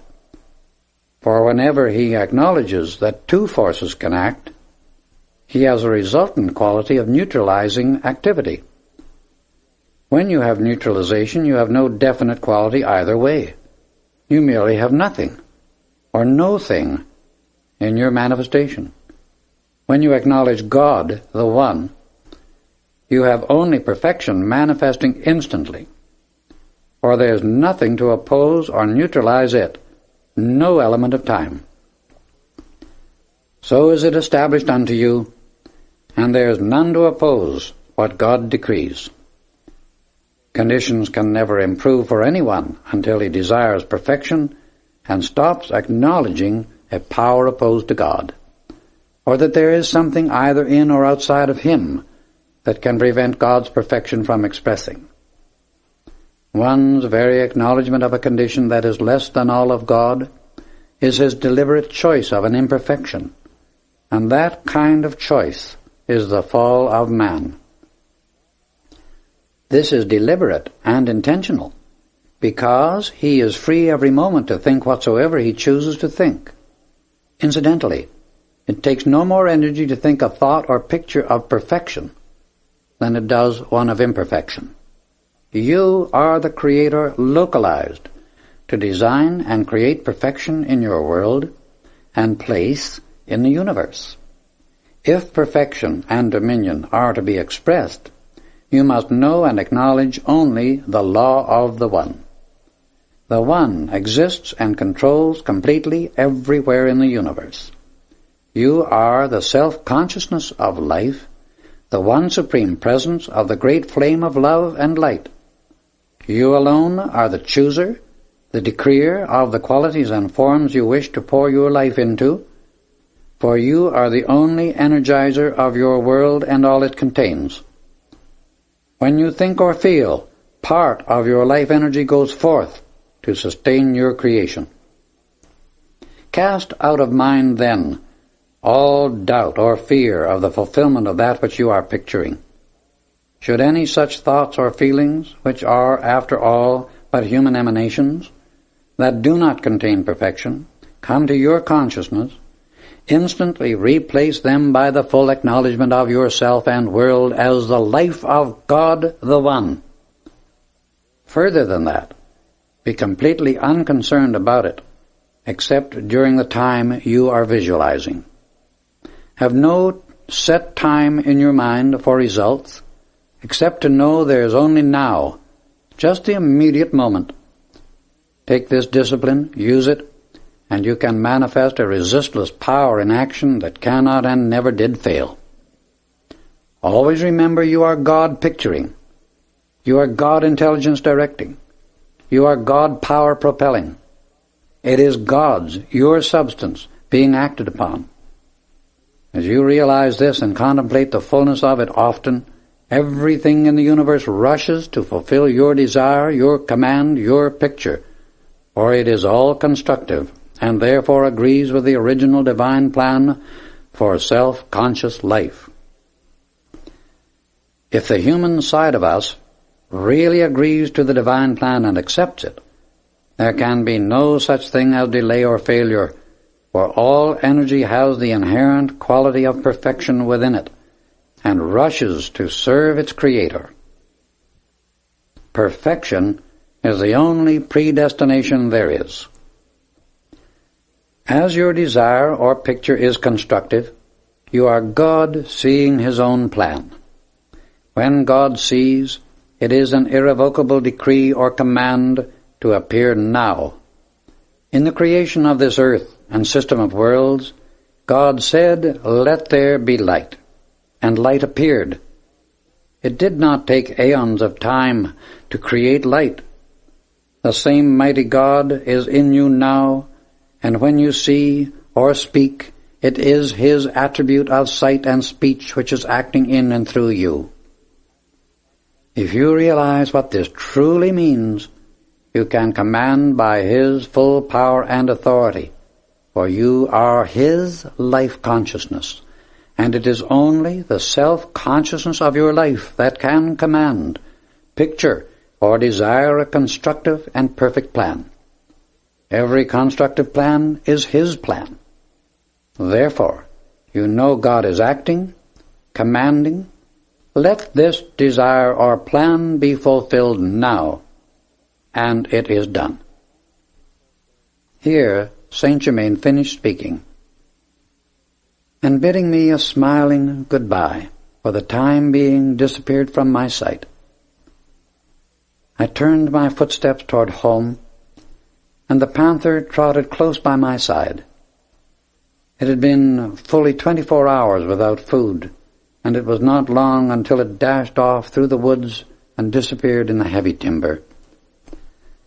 I continued on my way and arrived home at 11 o'clock, spending the rest of the day trying to realize the full import of what I had been privileged to experience, and how the entire concept of my world had changed so unexpectedly. Chapter 4. Mysteries of the Yellowstone. 7 days passed. It was then the first week in September. On the evening of the 8th day I sat contemplating life and its infinite expressions, when my thought turned naturally to Saint Germain. Immediately an overwhelming love went out to him in deep gratitude for all I had been privileged to experience through his assistance and light. Feeling as if a presence in the room began to come over me like a breath, and looking up suddenly, there he stood, smiling and radiant, the very presence of divinity. "My son," he said, "am I so unexpected a visitor that I surprise you?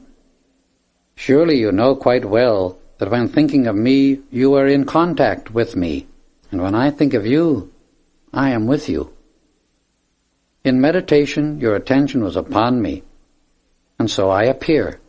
Is that not according to the law? Then why not accept it as natural? What one thinks upon, he draws unto himself. Allow me to suggest that you train yourself never to be surprised, disappointed, or your feelings hurt under any circumstances. For perfect self-control of all the forces within you at all times is dominion, and that is the reward for those who tread the pathway of light, for only by correction of the human self can mastery be attained. Remember always that the right to command, which is dominion, is only permanently retained by those who have first learned to obey, because he who has learned obedience to the law of the One becomes a being of cause only, and that cause love. Thus, he in reality becomes the law of the One, through the quality of similarity. Watch so nothing goes out from you except that which is harmonious, and do not allow a destructive word to pass your lips, even in jest. Remember, you deal with a force of some kind every instant of eternity, and you are its qualifier at all times. I have come to take you on an important journey. We will be gone 36 hours. Draw the curtains to your room, lock the doors, and leave your body in bed. It will be guarded until our return. You have made certain inner advancement, and a very interesting, delightful experience and journey are ahead of you. I prepared my body for bed, and soon became very still. A moment later I stood upon the floor outside of my body, clothed in the same golden garment I had worn on my visit to the Royal Teton. The sense of density one has about the walls was gone, and as I passed through them the feeling was that which one experiences when walking through a heavy fog, the wall itself losing its sense of density. This time I was clearly conscious of passing through space.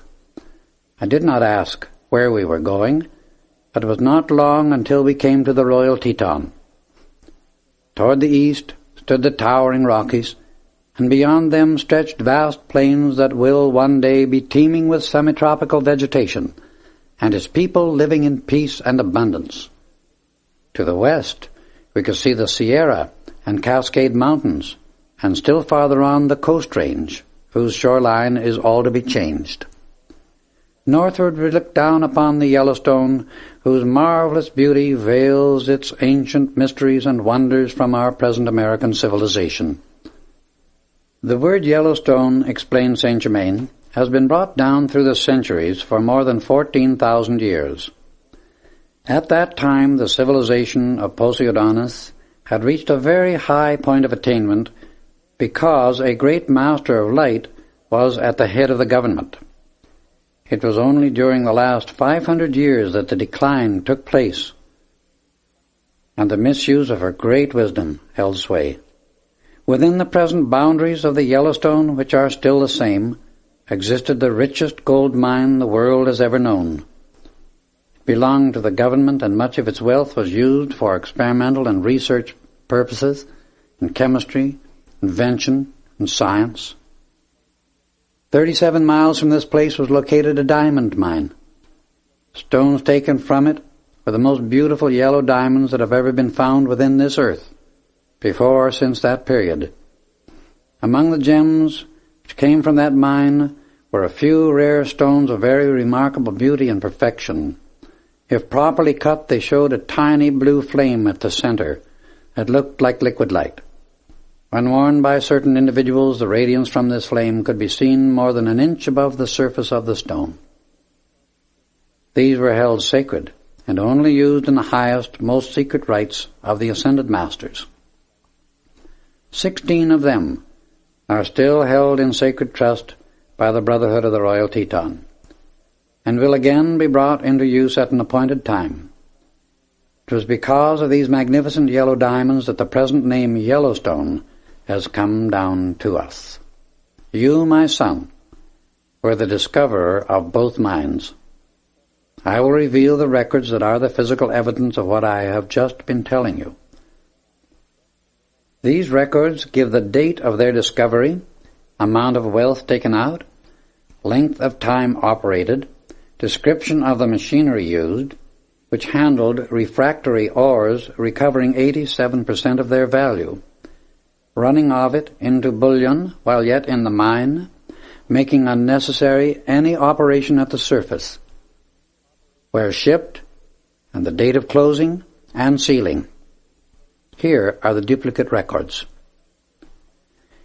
In the life on Poseidonis, you lived in a beautiful home with a sister who is now Lotus. Both attained and maintained close contact with the inner God Self, so God was truly in action at all times. You were an official in the Bureau of Mines, and through that connection, invented and built a wonderful airship.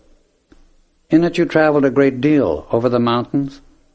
One day, while in deep meditation, you were shown the location of these mines, which you later discovered, opened up, and turned over to the government.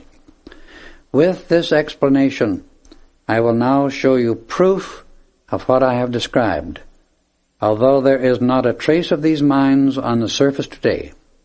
Come, we will enter the mine itself. Leaving the Royal Teton, I was perfectly conscious of passing through space and moving rapidly until we reached a certain spot in Yellowstone Park. Here we descended and stood before a wall of solid rock. "Do you see any way to enter?" asked Saint Germain, turning to me. "No, but I feel the opening is here," I answered, as I pointed to a certain spot on the granite wall. He smiled, and going up to the place indicated, laid his hand upon it, and in a moment we stood before a metal door, unsealed. "You see," he explained, "we have our own methods of sealing any entrance we choose for protection, and it is impossible for it ever to be found or entered unless we so desire. The substance with which we hermetically seal places and things is drawn from the universal. It is harder than the rock itself, though in appearance exactly like it. In this way we are able to protect entrances to retreats, buildings, buried cities, mines, and secret chambers of the great ascended Brotherhood of Light, many of which have been held in a state of perfect preservation for over 70,000 years. When we no longer have use for such places or things, we return them back to the universal. So you see, all power becomes the willing servitor of one who has conquered himself. All forces of the universe are awaiting our command whenever it is the part of wisdom and love to use them." On the door we faced was a replica of a man's right hand, embossed in the middle itself, at about the level of my shoulder. It looked strikingly like my present physical hand. "Place your hand over this metal one," said Saint Germain, "and press hard." I obeyed. It fitted over the other perfectly. I pressed with all my strength. Slowly the great door opened, and he continued, "You have retained that form and size of hand for several embodiments. It was placed on the door by the government as an honor, because you were the discoverer of the mine. That hand is a model of your hand 14,000 years ago." We entered through this door and passed into a long, round tunnel, finally emerging into a great cavity. There, to my utter amazement, I found tools and machinery of various kinds, made of an imperishable white metal, in as perfect a state of preservation as if constructed but yesterday. In the center of the cavity was a shaft. Our present mining engineers would be amazed at the simplicity and perfection of the mining activities of that former age. The same method will again be brought forth into use here in America within the next century. Saint Germain stepped to the shaft and pulled a lever. Soon a cage of peculiar design came to the top. We stepped inside, and he touched a smaller lever within it. As we began moving downward toward the 200-foot level, we came to a station. Continuing on down to the 700-foot level, we stopped. This was the central station, and from it led 5 tunnels like the spokes of a wheel. These were all perfectly round and lined with the same white metal of which the machinery was constructed. It was so thick and strong that only the collapse of the mountain itself could crush it. 2 of the 5 tunnels were driven into the mountain for more than 2,000 feet. In the central station was one engine that handled all the cars. The white metal you see, explained Saint Germain, is a most remarkable discovery, for it is light in weight, tougher than anything known, untarnishable, and imperishable. You may only give a fragmentary description of these marvels that are actual physical proof of the great height of this ancient civilization. Such wonders have existed and are now in your midst, undreamed of until this revelation shall go forth. As we came to the end of the tunnel, he showed me the drills that had been used in that distant day. These drills, he continued, sent forth a tube of blue-white flame about an inch in diameter. They operated at amazing speed, consuming the rock as they passed through. We returned to the station and entered a triangular-shaped room between 2 tunnels. At the far end were containers made of the same white metal. They were about 12 inches square and 3 feet in length. Saint Germain opened one and showed me the wonderful uncut yellow diamonds. I was speechless. They were so beautiful. I think I hear my readers say, "Do you mean to tell me that these were physical?" To that perfectly natural question, I wish to answer, yes, just as physical as the diamonds you wear on your fingers today. Other containers were filled with cut stones of fabulous value. We then returned to the entrance of the mine. Saint Germain closed the door and sealed it as before. No one, not an ascended master, could have distinguished it from the surrounding rock. Rising from the ground, we quickly covered the 37 miles to the gold mine. This time we stood on the very top of the mountain, near a cone-shaped rock that looked perfectly solid. It was about 15 feet in diameter at the base, and perhaps 10 feet in height. "Watch closely," he said as he laid his hand upon it. Slowly, a triangular-shaped section moved out, disclosing a flight of steps leading downward. We descended these steps for some distance and soon came to a cavity at the top of a shaft similar to the one in the diamond mine. "You will notice the absence of crushers," he continued. "Everything is done within the mine itself. Not a thing is handled at the surface." We stopped at the 400-foot level, where there was another immense cavity. Here complete equipment for treating the ore was located. He explained the extreme simplicity of the process used, which seemed incredible. It was so simple.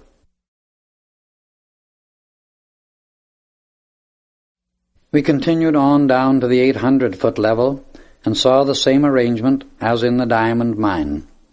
Here again were tunnels going out from a central point, like the spokes of a wheel.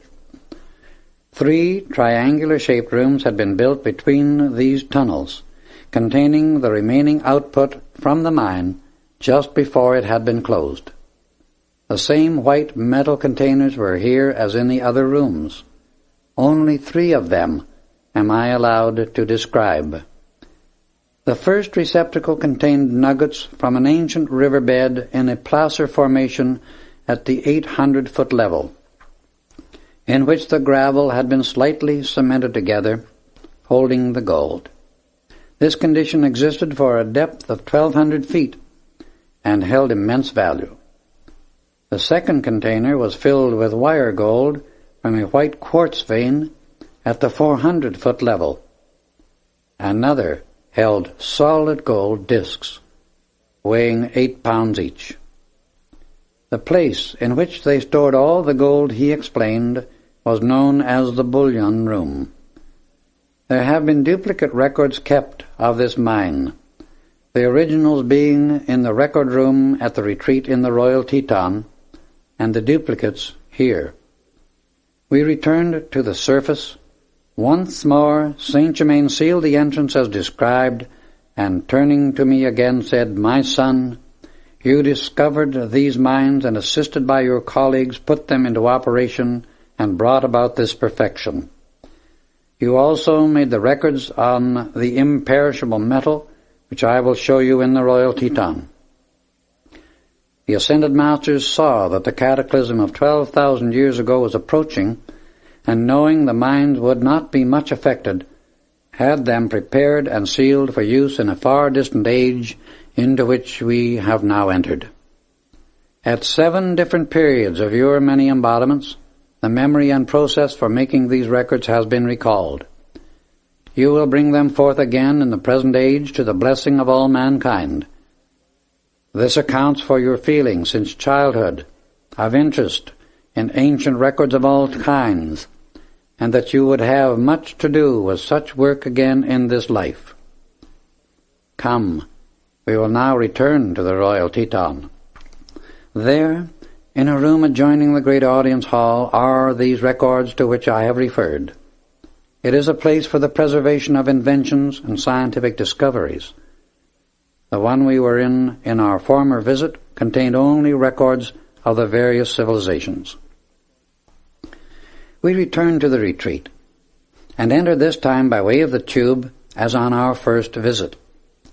Stepping out, we passed through the second door to the right of the entrance. It opened directly into the scientific record room, a space about 70 by 40 by 15 feet. The entire walls, ceiling, and floor were lined with the same imperishable white metal of which the shelving and containers were constructed. Saint Germain drew out one of the latter and handed me the record I had made of the diamond mine. Again, I was able to read it, but this time he told me to call upon the God Self within, and thus let it reveal the complete former knowledge which I had at that time. The record gave a clear but condensed history of the discovery and operation. He handed me another spindle, and on it was the complete history of the gold mine. "Now that you have seen the physical proof of what I have explained," he said, "I want you to know that I will never tell you anything that I cannot prove." Here he turned toward me with a piercing look in his eyes that passed clear through my mind and body. "My son," he continued, "you have done well, and are calm and poised under these recent experiences. Much depends upon your next step. Focus your entire attention upon the all-controlling God Self within you, and do not forget to hold it there." In the light of what occurred later, it was well he had fortified me with that admonition. With that warning he led the way across the large audience hall to the great bronze door on the west wall. Placing his hand against it, the panel slowly moved upward until we had entered, and then closed after us. I stopped, immovable with amazement. For I looked upon that which human eyes are rarely, if ever, permitted to behold, and the scene held me motionless. So great was the fascination of its beauty and wonder. About 12 feet in front of me stood a block of snow-white onyx, 3 feet high and 16 inches square. On this rested a crystal sphere filled with a ceaselessly moving, colorless light in which were points of radiance darting to and fro. The sphere continually sent forth rays of prismatic colors to a distance of about 6 inches. It seemed made of living substance, so constantly did it scintillate. Out of the top of the crystal ball poured forth 3 plumes of flame, one molten gold, one rose pink, and the other electric blue, extending at least 3 feet in height. Near the top, each section bent over like an ostrich plume, graceful, beautiful, and in perpetual motion. The radiance from this gorgeous sphere filled the entire chamber, producing a sensation of electronic energy no words can convey. The light, life, and beauty of that scene simply overwhelm human powers of description. We stepped toward the far end of the room, and there, side by side, stood 3 crystal caskets, each containing a human body. As I came nearer, my heart almost stopped beating, for within were the forms Lotus, our son, and I had used in an ancient embodiment. I recognized them readily, for Lotus still retains some resemblance to that body, but the bodies of our son and myself had features of greater regularity and perfect physiques. All showed the full perfection of a type almost like that of the ancient Greek. They looked as lifelike as though only sleeping. Each had wavy golden hair and was clothed in garments of similar golden fabric to that in the robes worn by the figures in the tapestry. An ascended master had but to look upon these bodies to see registered every vital action experienced in any physical embodiment since that time. Thus they acted as mirrors to record passing activities which, however, left their original perfection unchanged. Each casket stood upon a large base made of the same kind of white onyx as that on which the sphere was placed. These were covered by lids of crystal, fitted very tightly in a groove around the edge, but were not sealed. On the cover of all 3, just over the center of the chest, was a 7-pointed star. Below it were 4 hieroglyphics. At the end, and placed so it would be just over the top of the head, was a 6-pointed star. On the side, just beneath the shoulders, were 2 clasped hands, and farther down, nearer the feet, was a lighted torch, placed so the flame touched the lid of the casket. This flame remained golden, no matter what other colors of light played through the room. At the opposite end was a 5-pointed star under the feet. All the emblems were raised, as if embossed upon the crystal. These bodies, explained Saint Germain, belonged to you 3 in one particular life when you left the Golden City to do a special work. Your experiences were so terrific, and yet so much good was accomplished in that life, that a great cosmic being appeared and gave the command to preserve them until such time as you could raise your bodies and return to the Golden City. He gave full direction for their preservation, which was faithfully carried out, as you see. Now, you can all realize how important and necessary it is to keep keenly aware of and deeply centered upon the Master Christ Self within, that only God's love, wisdom, and perfection may act through your minds and bodies at all times. At that moment a dazzling light and tremendous power surged through me, and my God Self spoke. Great Master of light, parent, brother, and friend, Almighty Son of God, thou hast indeed an everlasting love, and through it thou hast attained thy well-deserved eternal peace and mastery over the 5 lower kingdoms. The great God-self in these children thou lovest so well shall soon come forth in full conscious dominion, to give every assistance thou hast so long desired. for each of God's children has a service to perform which none but he may give. I call forth the great light from the very heart of God to bless you forever." As these words were spoken, a great shaft of light blazed forth, filling the chamber with points of brilliant prismatic colors. They darted everywhere in the room, and all became a blaze of rainbow light, pulsing with life. "See, my son," said Saint Germain, "how perfectly you can let the great God's self express. You shall soon be able to do this consciously and at will, whenever you desire.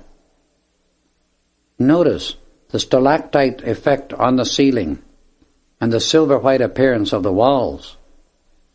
They are all made of precipitated substance, and the room is maintained at the same comfortable temperature at all times." We crossed to the far end of the chamber and stood before a polished archway in the wall. Saint Germain placed his hand upon it, and a door opened, disclosing the wonderful white metal equipment for making the records. "In the age we are now entering," he continued, "much equipment will be brought into humanity's use that has been preserved, and so will not have to come through either the avenue of invention or discovery." "How is it," I asked, "that everything in this retreat and the mines is kept so free from dust and the ventilation is so good?" "That," he explained, "is very simple. The ascended masters use the same force to cleanse and ventilate by which they produce heat, light, and power. The emanation from any one of them, as they pass through the mines or chambers, instantly consumes all unnecessary substance. It is nearing the second morning since leaving your body, and we must now return." We passed through the audience chamber, out of the door at the left of the tube, and stood once more under the light of the stars. We came back to my room quickly, and a moment later I was again in my body. Saint Germain stood beside me, holding out the familiar crystal cup, filled this time with an amber-colored liquid. I drank it and felt the vivifying effects pass through every cell of my body. "Now, sleep as long as you can," he said, and disappeared from sight. I must have slept soundly, for I awakened many hours later completely refreshed, my body renewed in strength and power. Chapter 5. Inca Memories.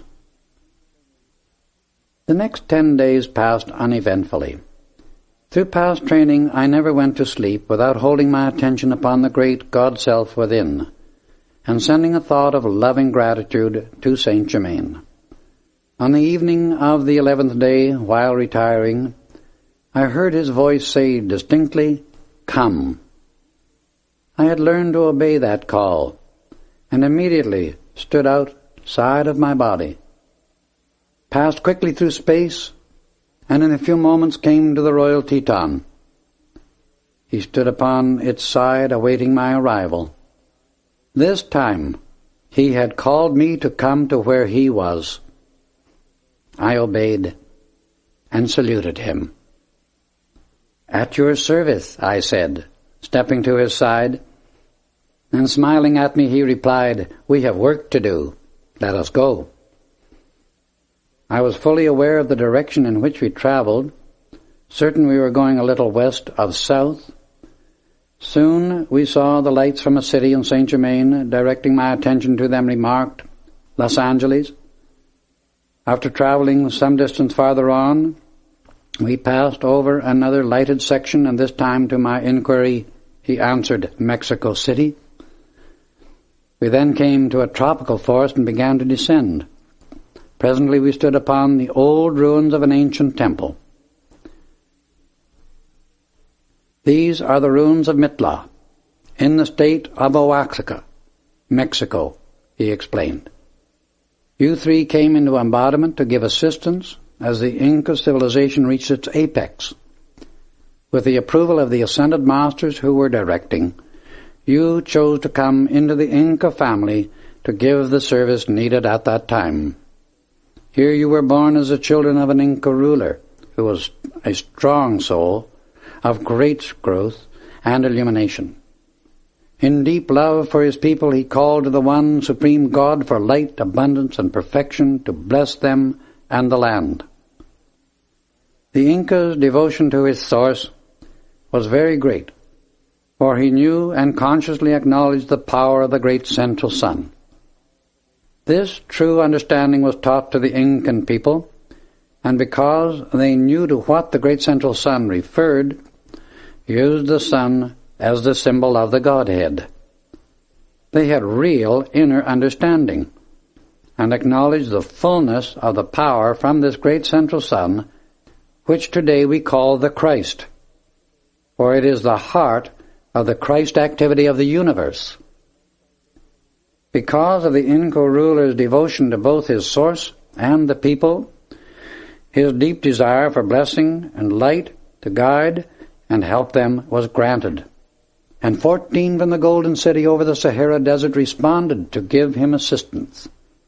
You, Lotus, and your son were 3 of that 14. When you were 10, Lotus 12, and your son 14, all were placed under my care and direction to be prepared and trained for the work you did later. At that time I resided in the Golden City, but after the preliminary attunement had taken place, I came to the palace daily and gave the necessary radiation and instruction. This continued for 4 years before it was revealed to your father. The Inca ruler was amazed at the wisdom of his children, and constantly poured out his praise and gratitude to God for thus blessing him. When you were 14, the same great cosmic master who had taken us all to the Golden City at the end of the embodiment in the Sahara civilization appeared to the Inca and told him his petition had been granted in a very real manner. It was from this time on, for over 70 years, that the Incan civilization came to its greatest height. I came daily from the time you were 14, instructed and attuned the Inca ruler as well as you 3. You were referred to as the Inca children from the sun. His gratitude, love, and cooperation were wonderful indeed, and he was taught to understand and use the great cosmic law. Your childhood and youth were wonderful, for no cloud came to mar the beauty of that training. Your son was taught the laws of government and the divine duties of a ruler, Lotus, the inner work, and given the full law and consecration of priestess in the temple of the sun. You were taught the cosmic laws of the priesthood, also secretly the generalship of armies. After 10 years of special training in Peru, all 3 of you were sent north to one of the new colonies of the Incan Empire for the purpose of helping the people to expand their activities and stimulate their progress. You went forth with all the love, honor, and blessing the Inca ruler knew how to give, and established the capital of the colony at what is now Mitla, in the state of Oaxaca, Mexico, whose glory has come down through the centuries. Here you built a great temple under the direction of those in the Golden City, by whom you had been instructed and helped. Lotus was called Mitla in that life, and it was in honor of her that the city was named. Here she served as priestess for more than 40 years. It was one of the most magnificent temples of that period, and no expense was spared, for the secret part of it built below the surface of the earth was to remain, and to bear witness to that splendid civilization centuries later.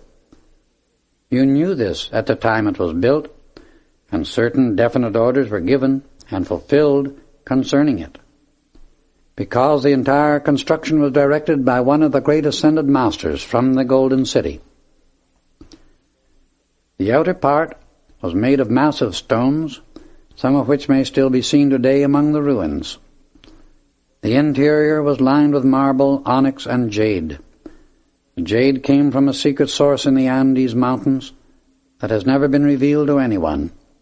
The coloring of the interior decorative work was most artistic and beautiful, the main color scheme being gold, purple, rose, and shell pink.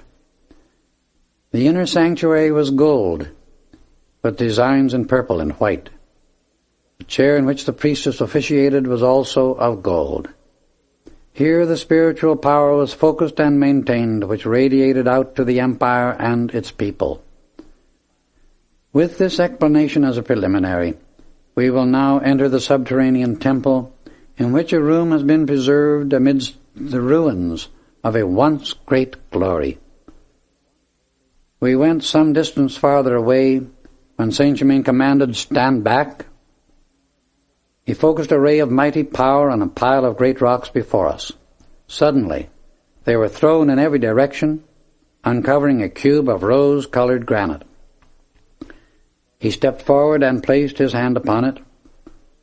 Slowly it turned as if on a pivot, revealing an opening about 3 feet wide with well-defined steps leading downward. We descended 21 steps to a door that seemed to be made of copper. But Saint Germain said it was a combination of metals alloyed so as to make it imperishable. Pressing on a cube of rock to the right of the entrance, the door swung slowly open and admitted us into a small room. At the farther side was a great archway, closed by another massive door.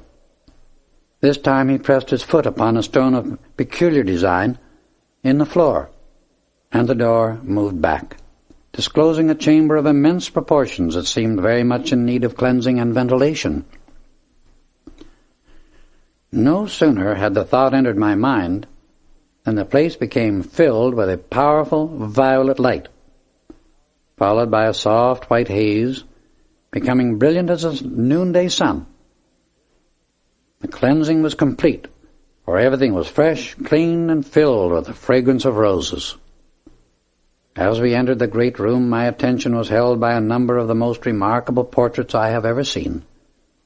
They were etched on solid gold, in colors true to life. These, Saint Germain explained, are also indestructible. 5 of them are of the Inca ruler, Lotus, your son, you, and myself, all in the likeness of the bodies we used at that time. It was only during the Incan period that this particular kind of art has ever been expressed. Through the devotion of Lotus to her own God-flame at that time, she attracted a great master from Venus who taught her. That kind of art was different from anything known on earth in any age. The master from Venus only allowed a certain number to be made, because this particular type of art was centuries ahead of its time, and therefore was not permitted to be used at that period of the world's development. However, it will come forth in the present golden age into which we have now entered. My son, oh, that the people of America could only understand what tremendous possibilities stand before them. Waiting for them to turn away from creeds, cults, dogmas, isms, and all else that binds and limits, by keeping their attention from the great God present within their own hearts. Oh, that they might realize what freedom, power, and light await their service, dependent only on their recognition and use of the great loving presence within, breathing through them each moment. Know and feel the almighty control it has over all manifestation. Oh, could they only realize that their bodies are the temples of the Most High, a living God, who is ruler of heaven and earth, that they might know what it means to love that mighty self, talk to it, acknowledge it in all things, and feel the reality of that presence with at least as great a certainty as they do other persons and things.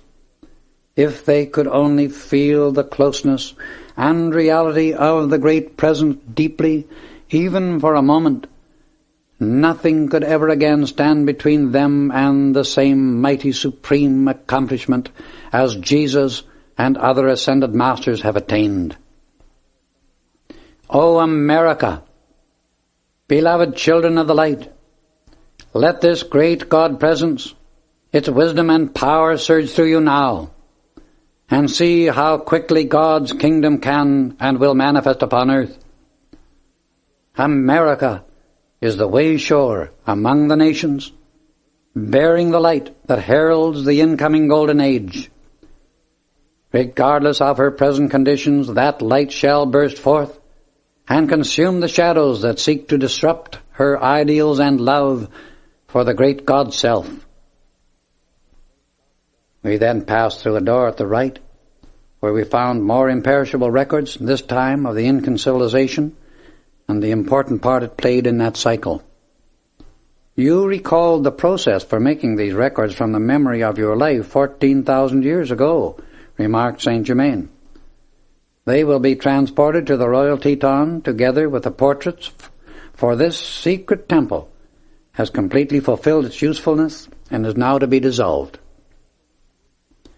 Soon, beautiful, glistening beings appeared and removed the portraits and records. When they had finished, he returned to the entrance. We walked to some distance away. Saint Germain focused his attention for a few moments upon the position of the secret temple and stood very silent. I felt a sudden stillness grip and hold me motionless. There was a great rumbling like an earthquake. In a moment all was over, and the secret temple, which had been the most magnificent creation of its day, collapsed into ruins. I could but gasp at Saint Germain's stupendous power. Truly the great ascended masters are gods. It is no wonder in the mythology of the ancients that their activities have been brought down to us in the guise of myth and fable. They wield tremendous God power at all times, because they hold with unwavering determination to the great God presence, and hence all power is given unto them, for they are all perfection. When Jesus said, Verily, verily, I say unto you, the works that I do shall ye do also, and greater works than these shall ye do, he knew whereof he spoke, continued Saint Germain. He came forth to reveal the conscious dominion and mastery that it is possible for every human being to attain and express while still here on earth. He showed the dominion of the ascended Master and proved to mankind that it is possible for everyone to so call forth his God Self that he can consciously control all things human. The great ascended Masters of love, light, and perfection, who have guided the expansion of the light in humanity on this planet from the beginning, are no figment of anyone's imagination. They are real, visible, tangible, glorious, living, breathing beings, all such love, wisdom, and power that the human mind gasps at the immensity of it. They work everywhere in the universe with complete freedom and limitless power to do naturally all that the average individual considers supernatural. They are wielders of such power and manipulators of such force as to stagger the imagination of the person in the outer world.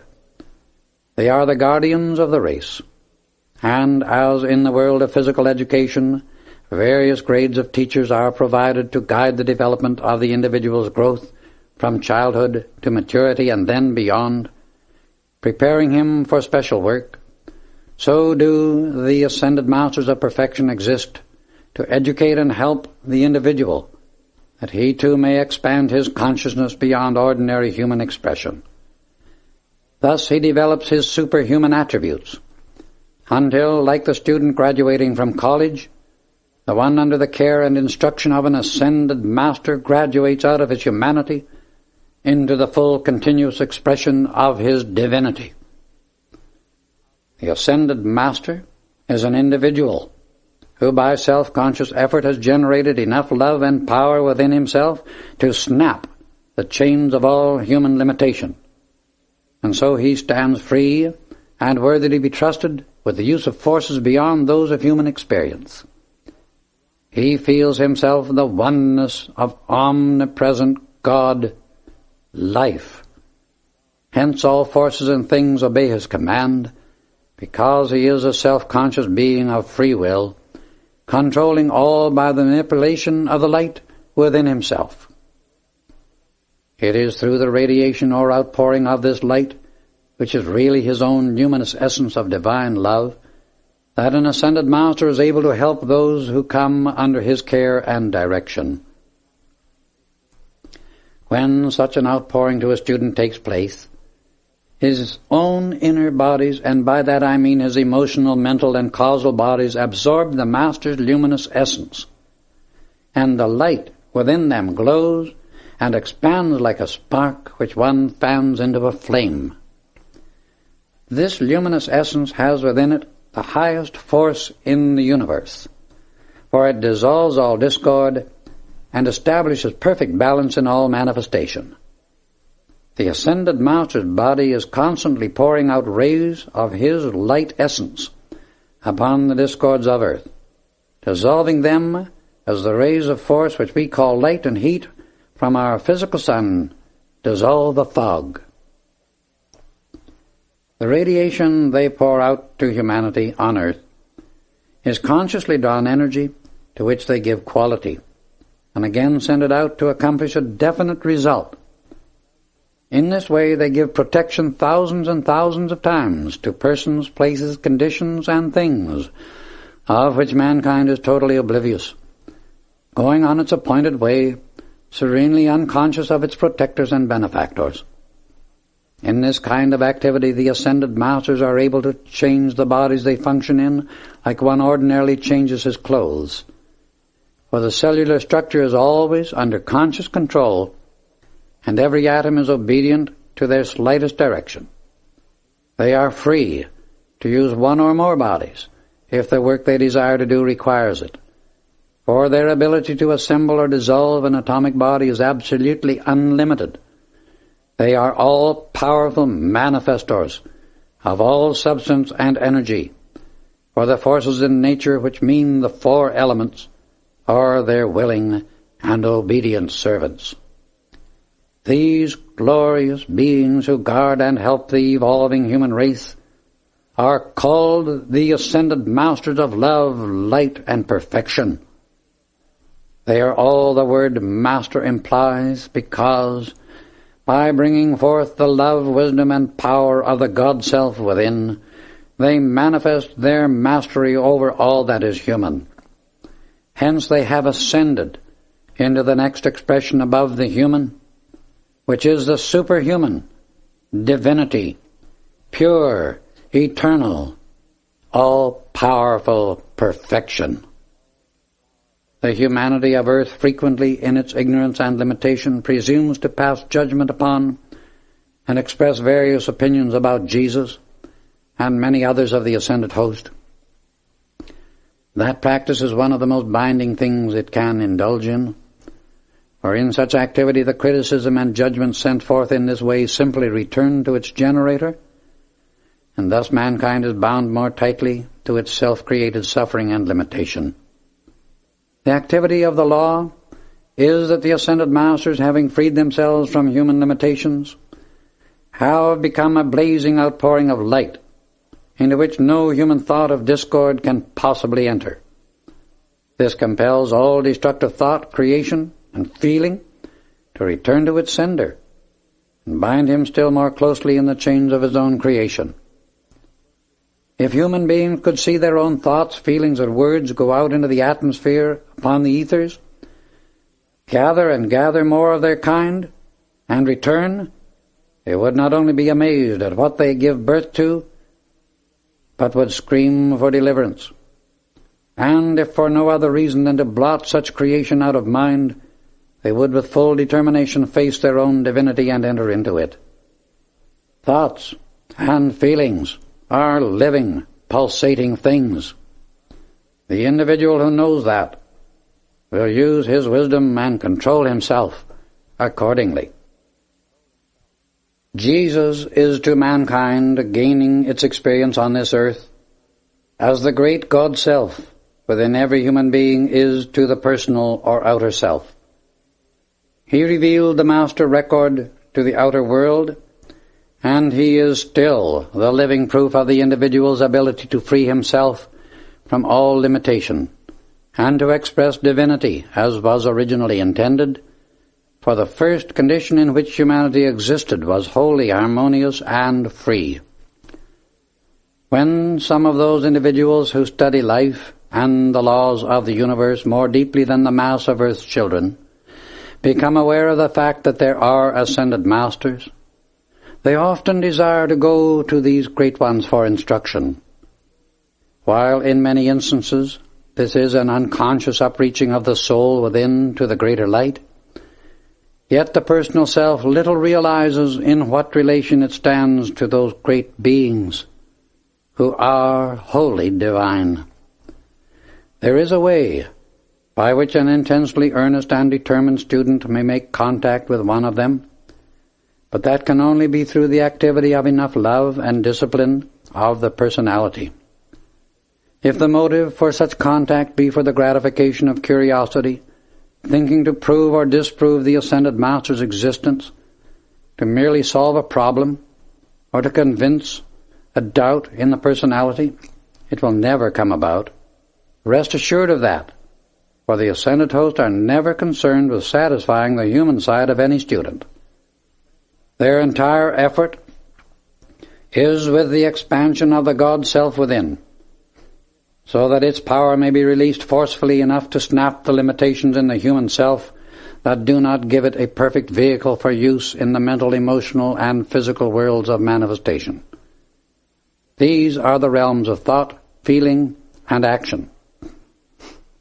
Human weaknesses and limitations simply impair the vehicle that should be trained and kept in the best possible condition, as an efficient servant, for the use of the great inner God Self.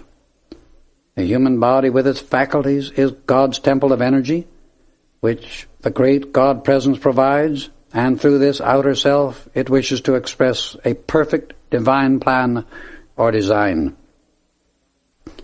If the uncontrolled sense appetites and demands of the personality waste the God energy, so the inner presence is not given command of the vehicle, it steadily withdraws, the human self loses the power to manipulate mind and body, and the temple collapses into decrepitude and dissolution. We then have the condition the world calls death. The person who seeks to contact an ascended master in the visible, tangible, living, breathing body, without the preparation needed to gradually attune his own outer structure and mind, is in the same position a child in kindergarten would be were he to see a college professor and insist on learning the ABCs under him. The ascended masters are really great batteries of tremendous power and energy, and whatever touches their radiance becomes highly charged with their light essence, through the same activity that makes a needle kept in contact with a magnet take on its qualities and become a magnet also. All their help and radiation is forever a free gift of love. This is the reason they never use any of their force to compel. The law of love, the law of the universe, and the law of the individual do not permit the ascended master to interfere with the free will of the individual, except at those periods of cosmic activity in which the cosmic cycle supersedes that of the individual. It is during these times the ascended master may give more than ordinary assistance. The earth has entered such a cycle now, and the greatest outpouring of the light the earth has ever known is being and will continue to be shed upon humanity to purify it and reestablish the order and love that is imperative for the future maintenance of our planet and the system of worlds to which we belong. All that does not or will not come into the action of order, balance, and peace must of necessity pass into some other schoolroom of the universe and work out its own understanding of this law in some other way than is to be the expression of the future life upon our planet. There is only one passport into the presence of these great ones, and that is enough love poured out to one's own God-self and to them, united with the determination to root out of the human all discord and selfishness. When an individual becomes determined enough to serve only the constructive plan of life, he disciplines perfectly his human nature, no matter how unpleasant the task.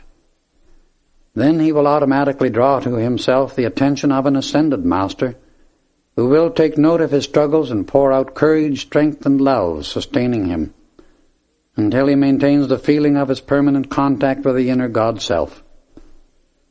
The ascended master knows and sees all concerning the student, for he reads clearly the record which the student has made in his own aura. This reveals the state of the disciple's development, his strength, as well as his weakness. The ascended master is the all-knowing mind and all-seeing eye of God, for from him nothing can be hidden.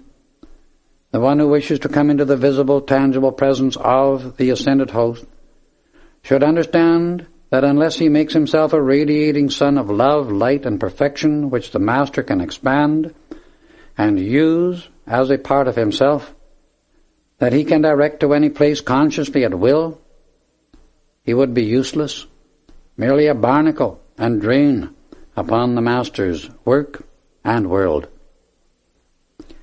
If the student has not, be not willing to, or does not discipline the personal self, so it is calm in mind, peaceful and loving in feeling, strong in body, he is not material that the ascended master can use in the more than human work that he does.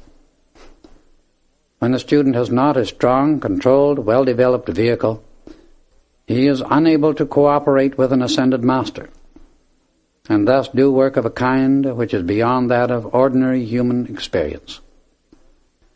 For one of these perfected beings to take a student without such qualities into his field of work, he would be making the same mistake one does in building a machine or home if he constructs it of imperfect material. That kind of material naturally could not stand unusual strain, under sudden need, or prolonged service. Thus it would not be the part of wisdom, love, or mercy to subject anyone to an experience for which he has neither the training nor is strong enough to bear. As the ascended masters are the acme of perfection, they naturally would not do anything except that which is just, loving, and wise. The attitude of one who wishes to work in conscious cooperation with the ascended host should not be, I wish I could go to them for instruction, but rather, I will so purify, discipline, and perfect myself, become such an expression of divine love, wisdom, and power, that I can assist in their work. Then I will automatically be drawn unto them.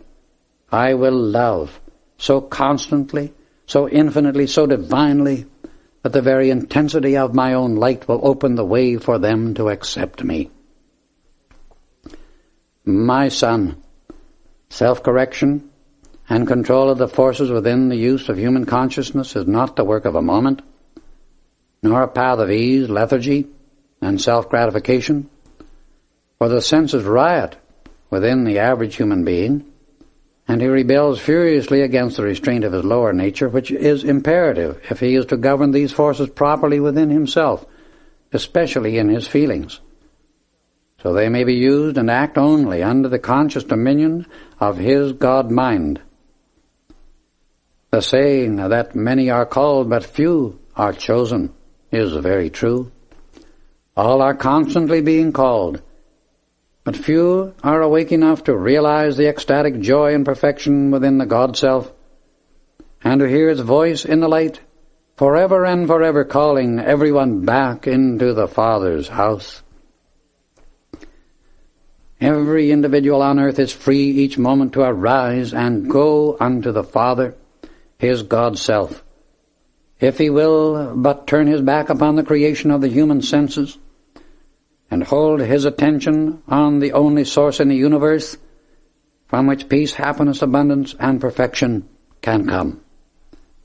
There is a way for all to come into contact with the ascended masters, and that is to think upon them, call unto them, and they will answer every call with their own presence of love. But the motive for the call must be love of the one source, love of the light, love of perfection. If this be real, determined, and steadfast, the student will receive greater and greater light, for the light knows its own and gives of itself unceasingly, unconditionally, every moment. Ask, and ye shall receive. Knock, and it shall be opened unto you. Seek, and ye shall find.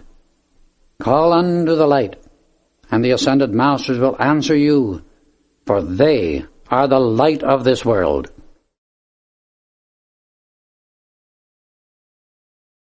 Lotus served as a priestess in the temple of Mitla for more than 40 years with you and your son. By the combined efforts of you three, the various cities in the colonies were brought to a state of great perfection. You established industries and directed the agriculture until prosperity abounded in the land. It was revealed to the Inca ruler that he was to finish his earthly pilgrimage and service in that civilization. It was then he called the three of you home to him. Others were appointed to take your places, and with blessings and love to your people, you bade them farewell. On your arrival home, the king was much surprised to find none of you had aged during the long absence. Your youthful appearance was the result of training received in childhood, and still greater proof that his children had been divinely sent in answer to his prayer. Deep gratitude to the one mighty God for blessing him, his children, and the people always filled his heart. At this point, as Saint Germain described the Incan embodiments, living pictures began to appear in the atmosphere before me, all in their original color and activity. They lasted for nearly 3 hours, and he revealed those ancient experiences as a living reality in Peru and Mitla. The Inca ruler called the 14 from the Golden City together in preparation for the most important event of his earthly pilgrimage. He knew the hour of passing was near, and the affairs of the empire had to be transferred into the control of the elder son, whom he was to appoint his successor at the banquet. The palace was famous for centuries as the most magnificent building of the period, because the king had tremendous resources at his command throughout the entire reign.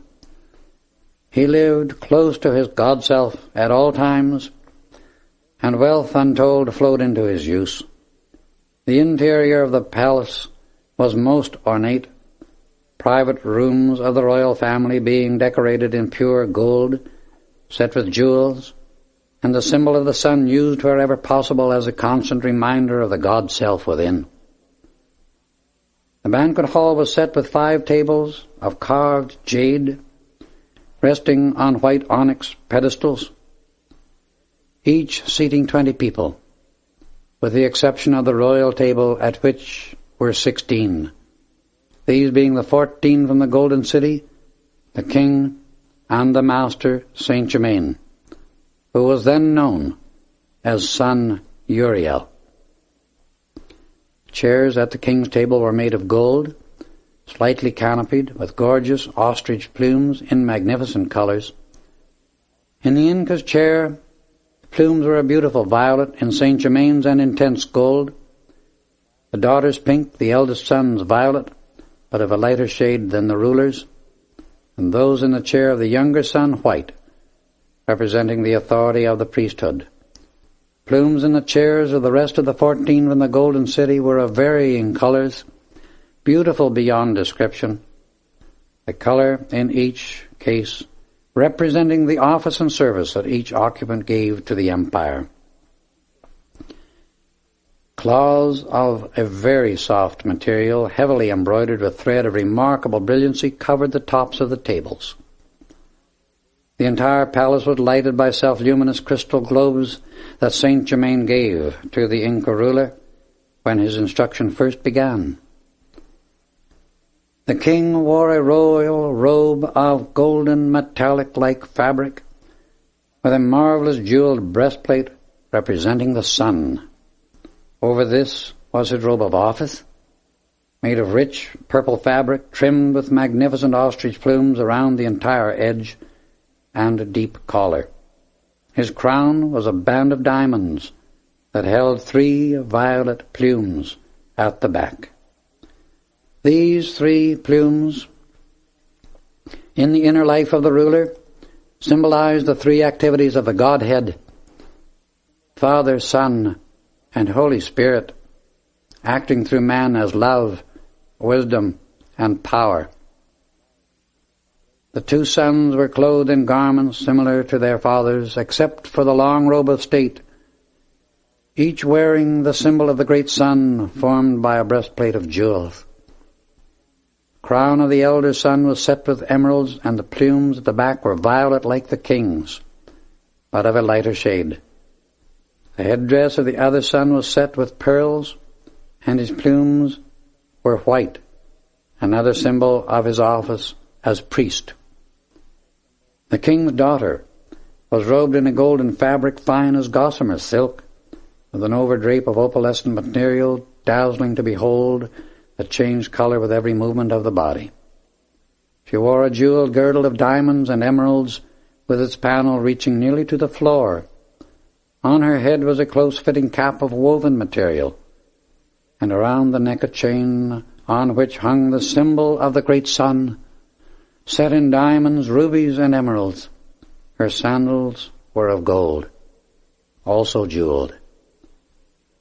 Just as the king left his private chambers on the way to the banquet hall, a blazing light flashed through the rooms, and Saint Germain stood before us, looking like a god. The light about him was almost blinding in its brilliance, and it took us a few seconds to become accustomed to it. His beautiful golden hair hung to the shoulders and was held in place by a band of blue diamonds around the forehead.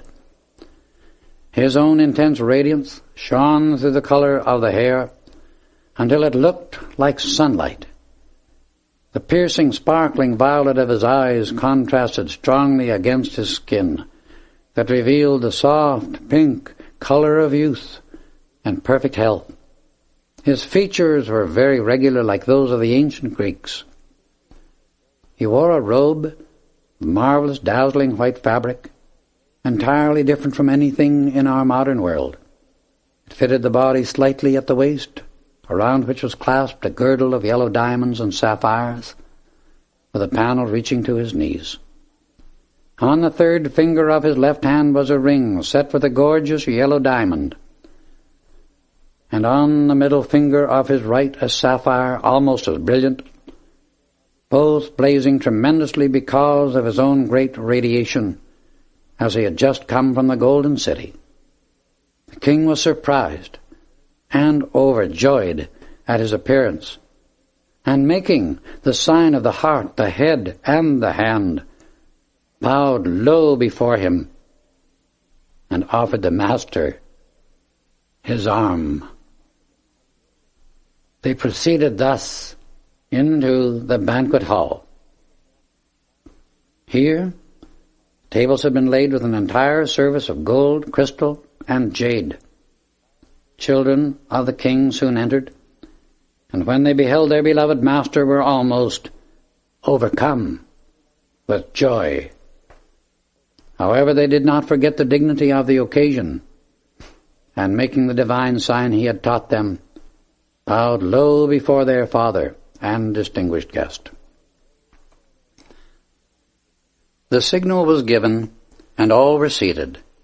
The king sat at the head of the table, the master, Saint Germain, at his right, and next to him his daughter. The elder son was placed at his left, and the younger son next, then the rest from the Golden City. At the close of the banquet, the ruler arose, and all gave complete attention, He stood silent a moment, and extending his hand to the beloved Saint Germain, introduced him to the guests. The master bowed graciously, and the king told them how the higher spiritual law had been taught to him and his children, and how the great blessings which had come to the land and its people were the result of the master's great love. He explained further that the banquet had been given for him to appoint his successor to the throne. He signaled to the elder son to rise, and announced him as their future ruler.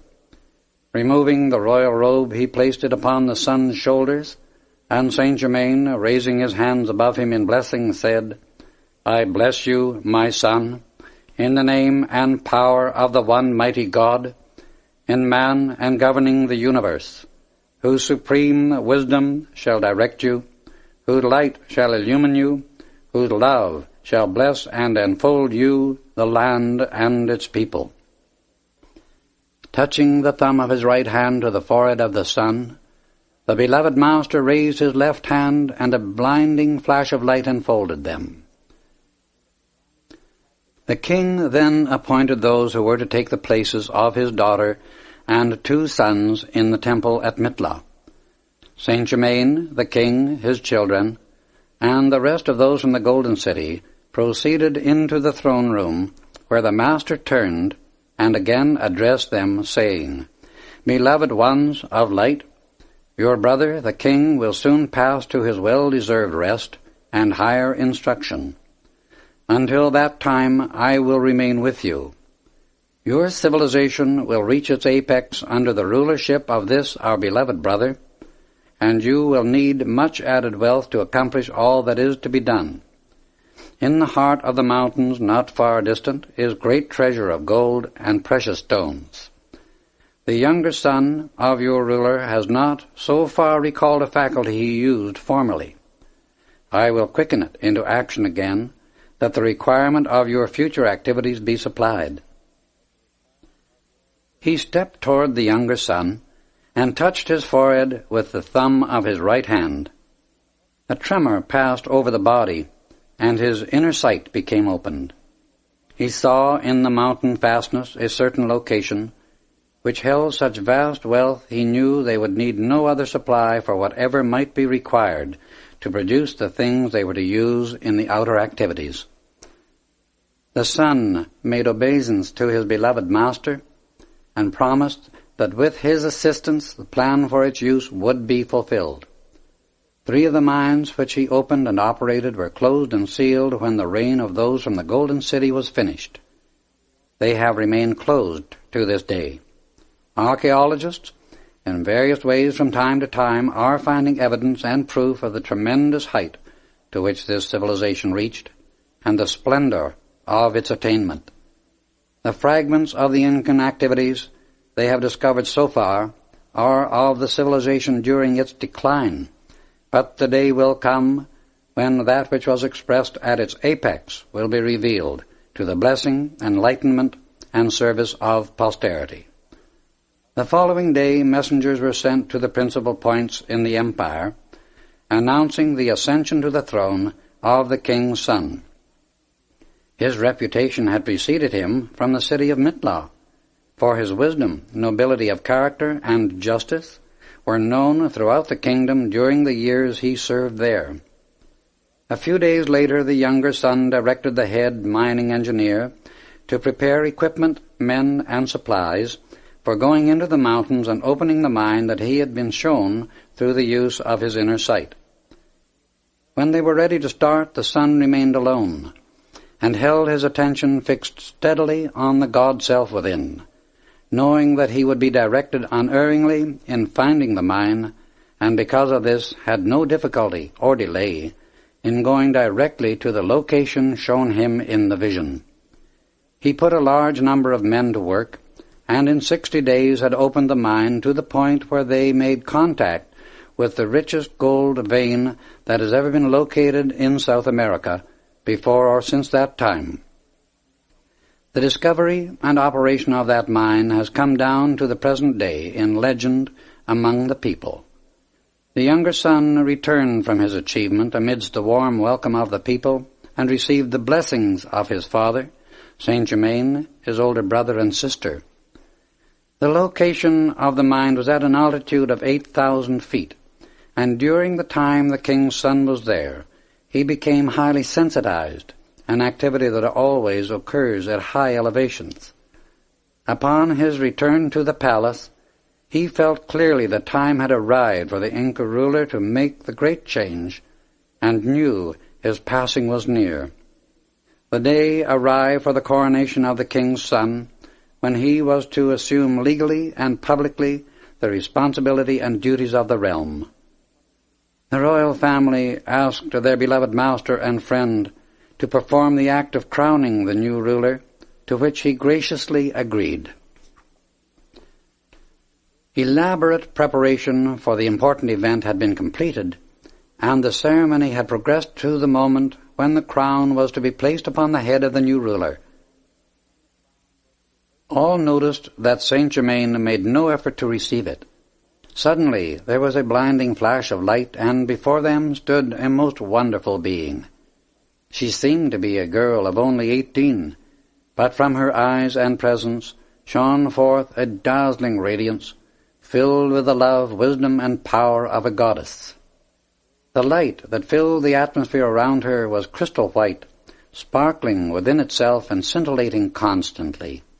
Extending her dainty hands to the crown-bearer, she lifted the crown and with infinite grace placed it upon the head of the king's son, and in a voice that was the very soul of music said, "Beloved of the Golden City, I crown you with love, light, and wisdom, of which this crown is the symbol.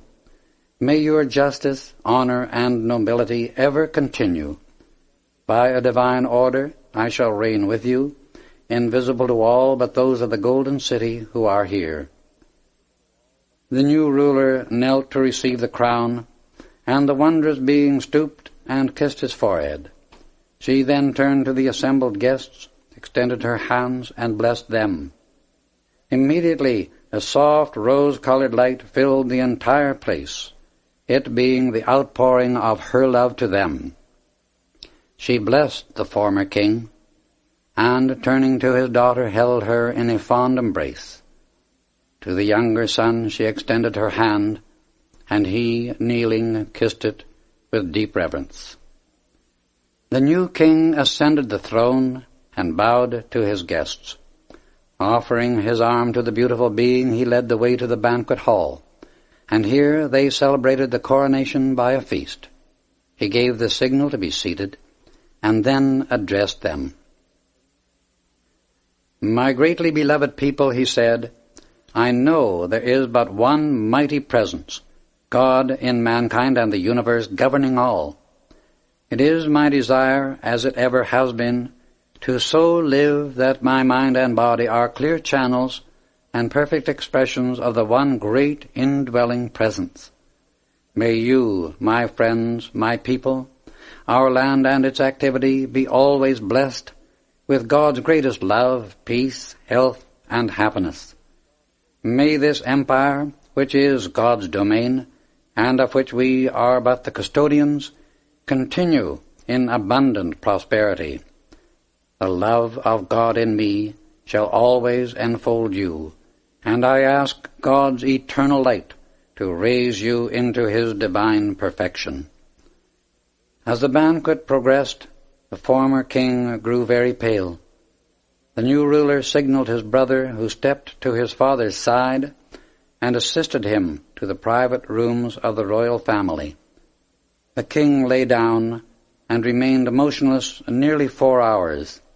His children, the Master Saint Germain, and the beautiful being remained at his side. When the final moment of his earth span arrived, the beautiful being stepped forward to the head of the couch on which he lay, and addressed him, saying, "Brother Inca, thou hast thought to leave thy form to the action of the 4 elements, but I say to thee, it shall be raised, transmuted and illumined into that eternal temple of God that expresses all perfection. Thy great service hath freed thee from the wheel of birth and so-called death, be thou now received by the ascended host of light, with whom thou art forever one. Slowly, the body was raised into its eternal perfection, and then completely disappeared. Saint Germain turned to those who stood by. "My work here is finished," he said, and stepping forward, placed a ring of most unusual design upon the third finger of the king's right hand. Its jewel was a miniature self-luminous globe of some kind of precipitated substance that looked like pearl, and directly within the center was a tiny blue flame. It was a focus of light, the same as the globes Saint Germain had given the king's father, with which the palace was lighted. "Accept this," he continued, "from the master of the Golden City. It is his request that you wear it upon your person always." Bidding them farewell, and bowing graciously, he disappeared from sight. The Inca's 3 children had perfect physical bodies due to the instruction they had received in childhood from the Master Saint Germain, when he came daily from the Golden City to prepare them for their life service to the people. All had most beautiful golden hair and violet blue eyes. The 2 sons were fully 6 feet 3 inches in height, and the daughter about 5 feet 7. There was a great natural dignity of bearing, suggesting the inner dominion which they had gained under his instruction. When the elder son ascended the throne, he was 68 years old, yet looked not more than 25. Even at the time they left the earth, none looked more than that age. The new king reigned 47 years, living to the age of 115. The daughter lived to be 113, and the younger son 111. The Incan people of that period were all dark-eyed and dark-haired, with skins like the American Indian. Those who incarnated as the mass of the Incan people were not souls of previous advanced knowledge, as was the case in some of the former civilizations, such as Egypt, Atlantis, and the Sahara Desert. For this reason, the great host of ascended masters who assist in expanding the light within humanity placed the Incan ruler, his children, and the rest of the 14 from the Golden City in charge of the government and its people to establish the pattern upon which the later activities were to be molded. They designed a form of government and a plan of development which, if adhered to, would have enabled the entire civilization to reach a great height of outer accomplishment, and at the same time receive tremendous inner illumination. As the time drew near to select a ruler from among the Incans themselves, to succeed the king and his assistants, great care was taken to choose those whose inner growth was most advanced. 14 were found to take the places of those from the Golden City. The beautiful being had made herself visible to the king every day for 47 years, giving advice and assistance through her radiation, that wisdom and strength might be the directing power of the people. The successors to the king and the 14 from the Golden City were called into the presence of the much-loved and wise ruler, and the beautiful being, who had been invisible, made herself visible to all. The light about her grew very bright, and she addressed them, saying, "For over 90 years the great ascended masters of light have taught, enlightened, blessed, and prospered the people and this empire. The example is before you. If you follow it, all will continue to prosper and bless your land. If you do not keep the love for the one supreme God-self first in your hearts, and acknowledge him always as the ruler of the empire and its inhabitants, decay will set in, and the glorious perfection enjoyed for over a century will be forgotten. I commend you to the care of the great Supreme Presence in all. May he ever protect, direct, and enlighten you." Here a visible proof of the existence of the inner God-self of each human being was revealed to those who were to guide the destiny of the empire during the succeeding years. This same example will again be given to the present people of America. Then, in the presence of the new ruler and his associates, the king and the 14 from the Golden City stepped out of their bodies and revealed the divine self of each, visible to all assembled. In a few moments the physical bodies disappeared, dissolving in ambient air. Thus, explained Saint Germain, is revealed to you the record of another life, the blessing and achievement which results from loving acceptance of the supreme presence of the one God Self within. Let us now go back to the royal Teton. We returned to the entrance and passed forward to the audience chamber. There on its walls were the portraits etched in gold, transferred from the ancient temple of Mitla. We went on to the record room and saw the records carried by the beautiful glistening beings. Other things, too, had been brought, which I have not permission to reveal. As these experiences ended, I realized, at least partially, something of what real love is, for no one can possibly explain the intense feeling of love and gratitude one has for the ascended masters, after being permitted the experiences I had passed through since first meeting Saint Germain. It can never be put in words.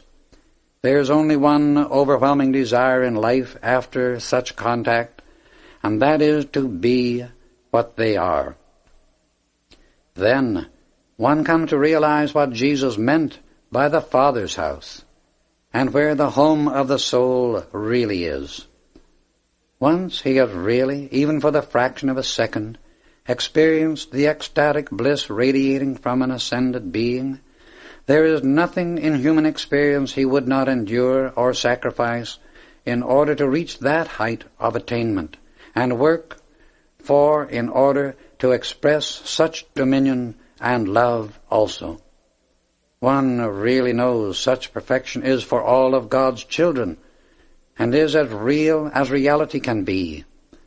Even the happiest life lived by the average human being is certainly the husks of existence compared to the ascended state of these great ones. The most beautiful and so-called perfect creation of human beings, with all their boasted power and accomplishment, is coarse and crude compared to the freedom, beauty, glory, and perfection that is the daily, continual experience of every one who has raised the body as Jesus did.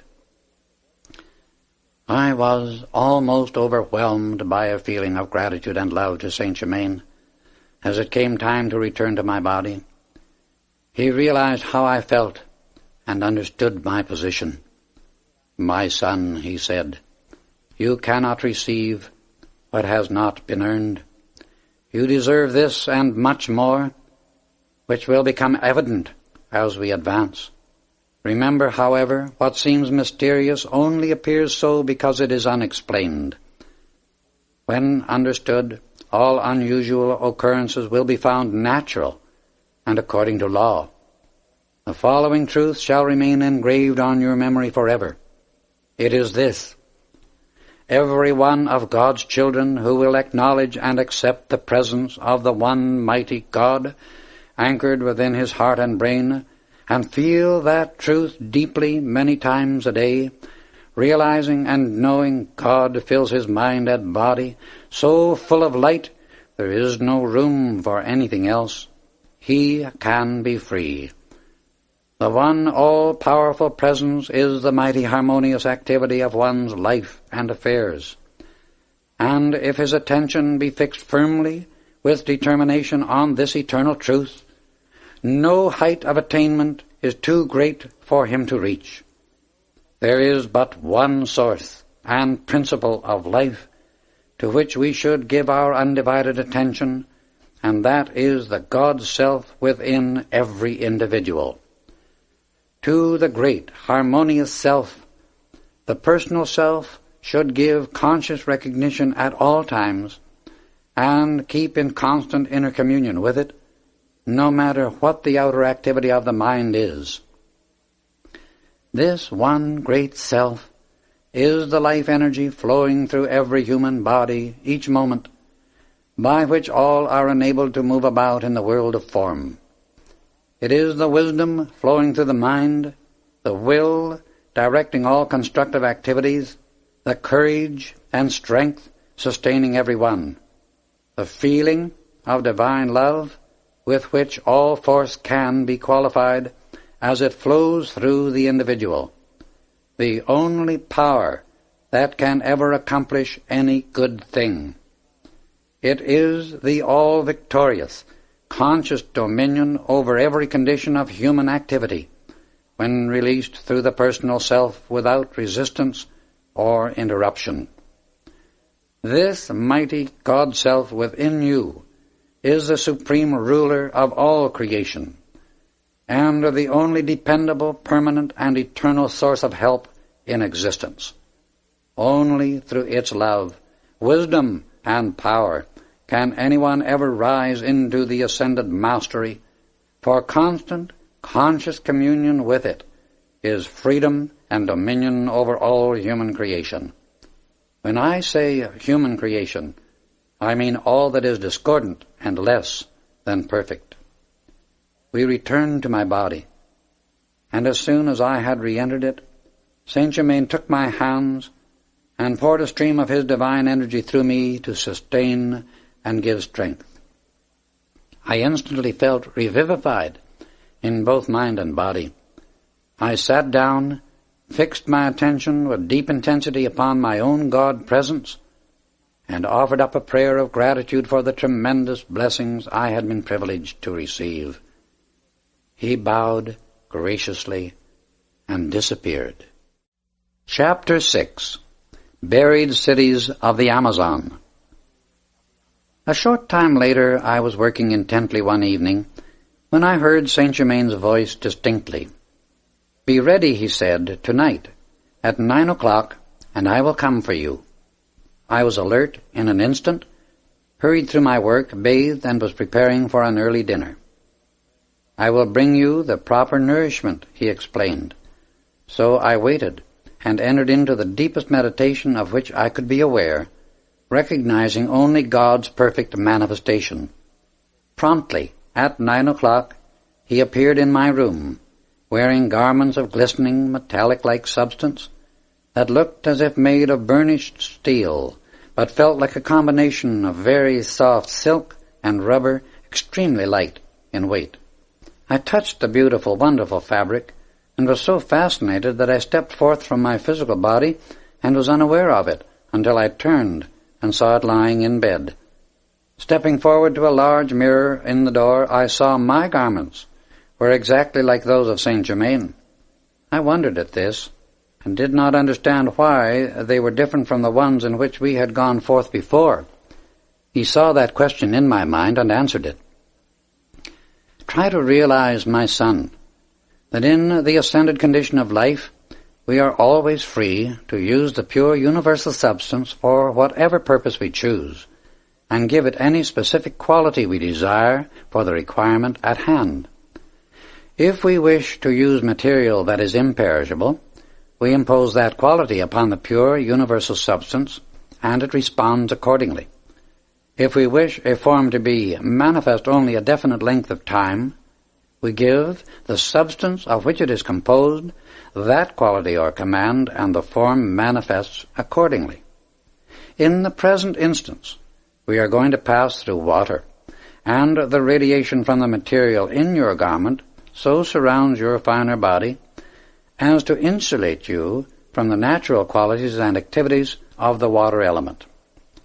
Try to think upon this power which is within you. Call into use the great sea of universal substance from which you may draw without limit. It obeys without exception the direction of thought, and records any quality imposed upon it through the activity of the feeling nature in mankind. Universal substance is obedient to your conscious will at all times. It is constantly responding to humanity's thought and feeling, whether they realize it or not.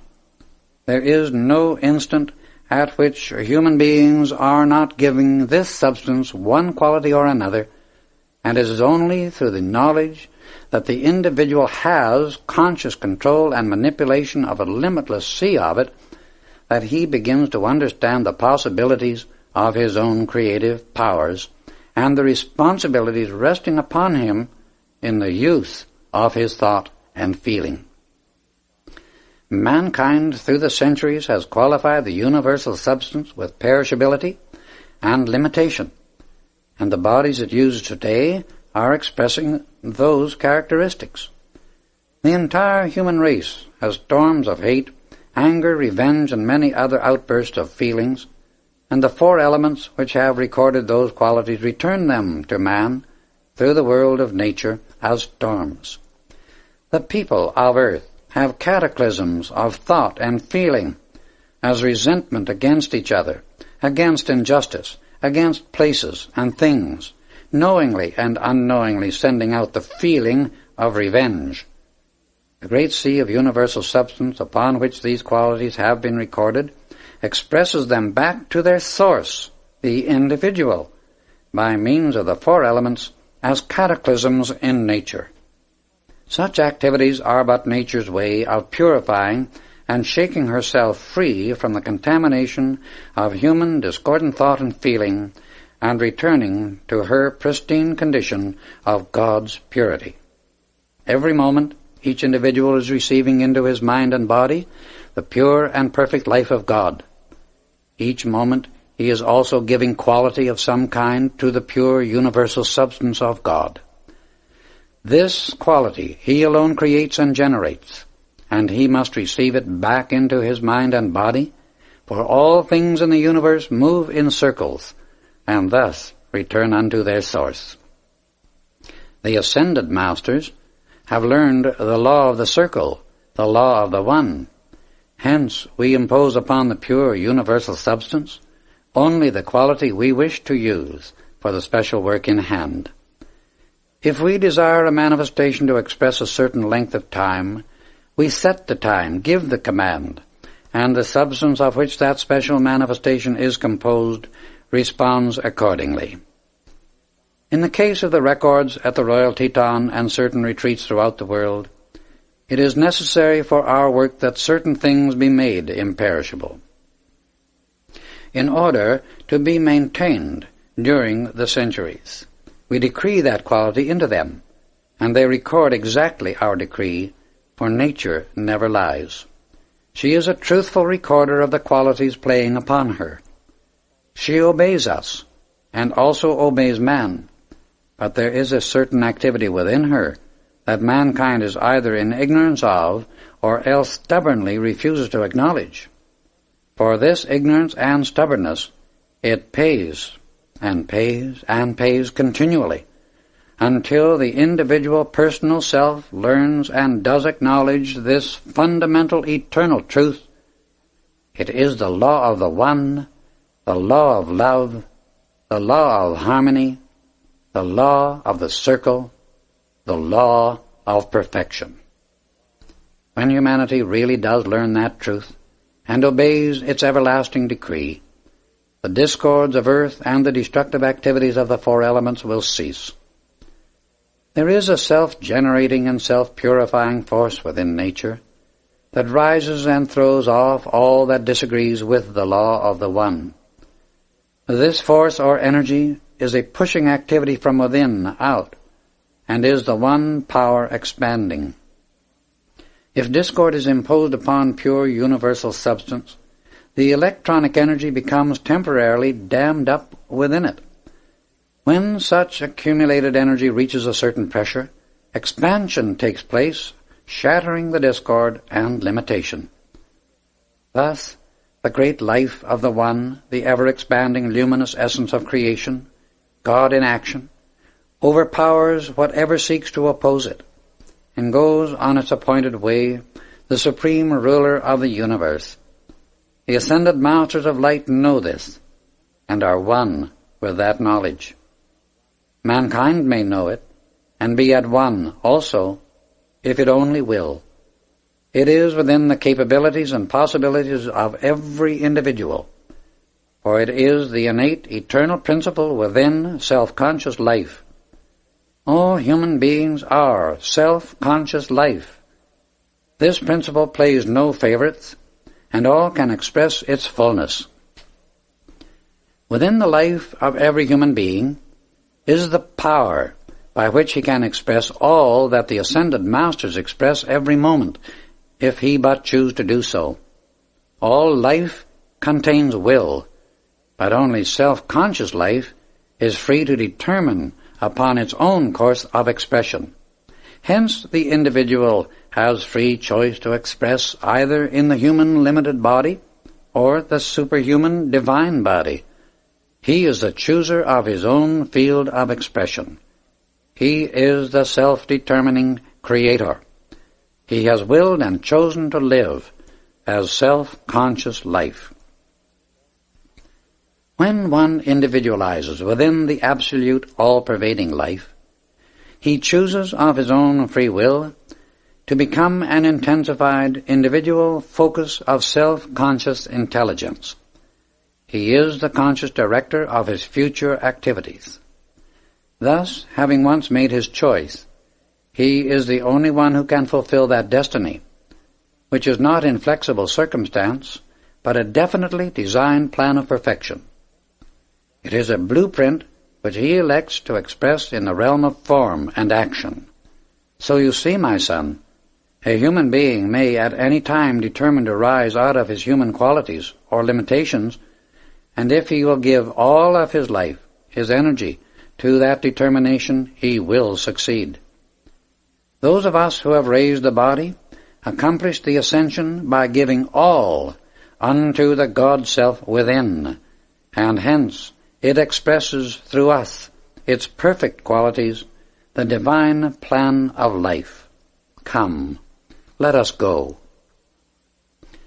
As we started on our journey, I was conscious of going south and east. We passed over Salt Lake City, New Orleans, the Gulf of Mexico, the Bahama Islands, and then came to a silver ribbon which I knew to be a river. This we followed to its mouth. As we proceeded, the God voice within me said, "It is the Amazon." Now be conscious, instructed Saint Germain, that the God in you is always directing and is master of every situation. Just at that moment we began to descend, and in an instant touched the surface of the water. It seemed as firm as solid earth under our feet, and I experienced a feeling of surprise at the contact. He explained further that we could go under water quite as well as to remain on top, because the garments we wore radiated a protective aura for a considerable distance around our bodies, and contained the conditions we needed, which enabled us to explore the subterranean strata of earth and things under water. This, he continued, is due to what the scientific world would call an electrical force field around our bodies. But the electronic force with which these garments are charged is of a higher, finer electricity than that known in your physical world. Some day, even your men of science will stumble upon it and realize it has always existed in the atmosphere, but they have not known how to direct and control it for the service of mankind.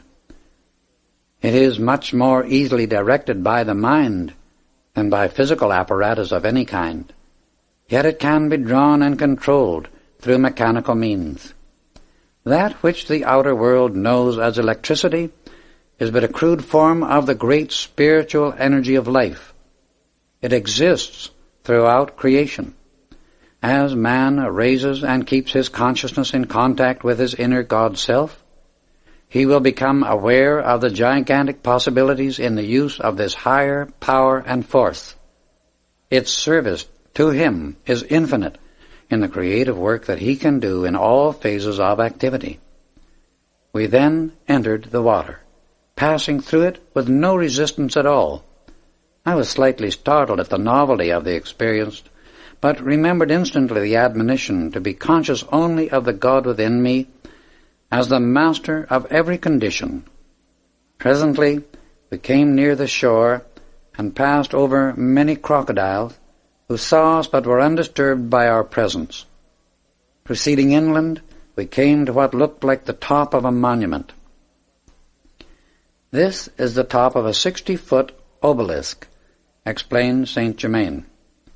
"They are only about 10 feet above ground. It marked the highest point in a city of importance that was buried during the last cataclysm when Atlantis was submerged. The obelisk is made of imperishable metal and covered with hieroglyphics of that period. Notice, they are very clear and will remain so because of the indestructibility of the metal. The city was originally built 10 miles from the edge of the river, but at the time it was submerged, the mouth of the river was widened many miles. We rose above the earth and passed forward, following the Amazon to a point 56 degrees west longitude. There we took observations and then proceeded to a point 70 degrees west. Saint Germain explained that this was the locality for further observation and research. The section he indicated covered the Amazon between these 2 points, and also 2 of its principal tributaries, the Jurua and the Madeira rivers.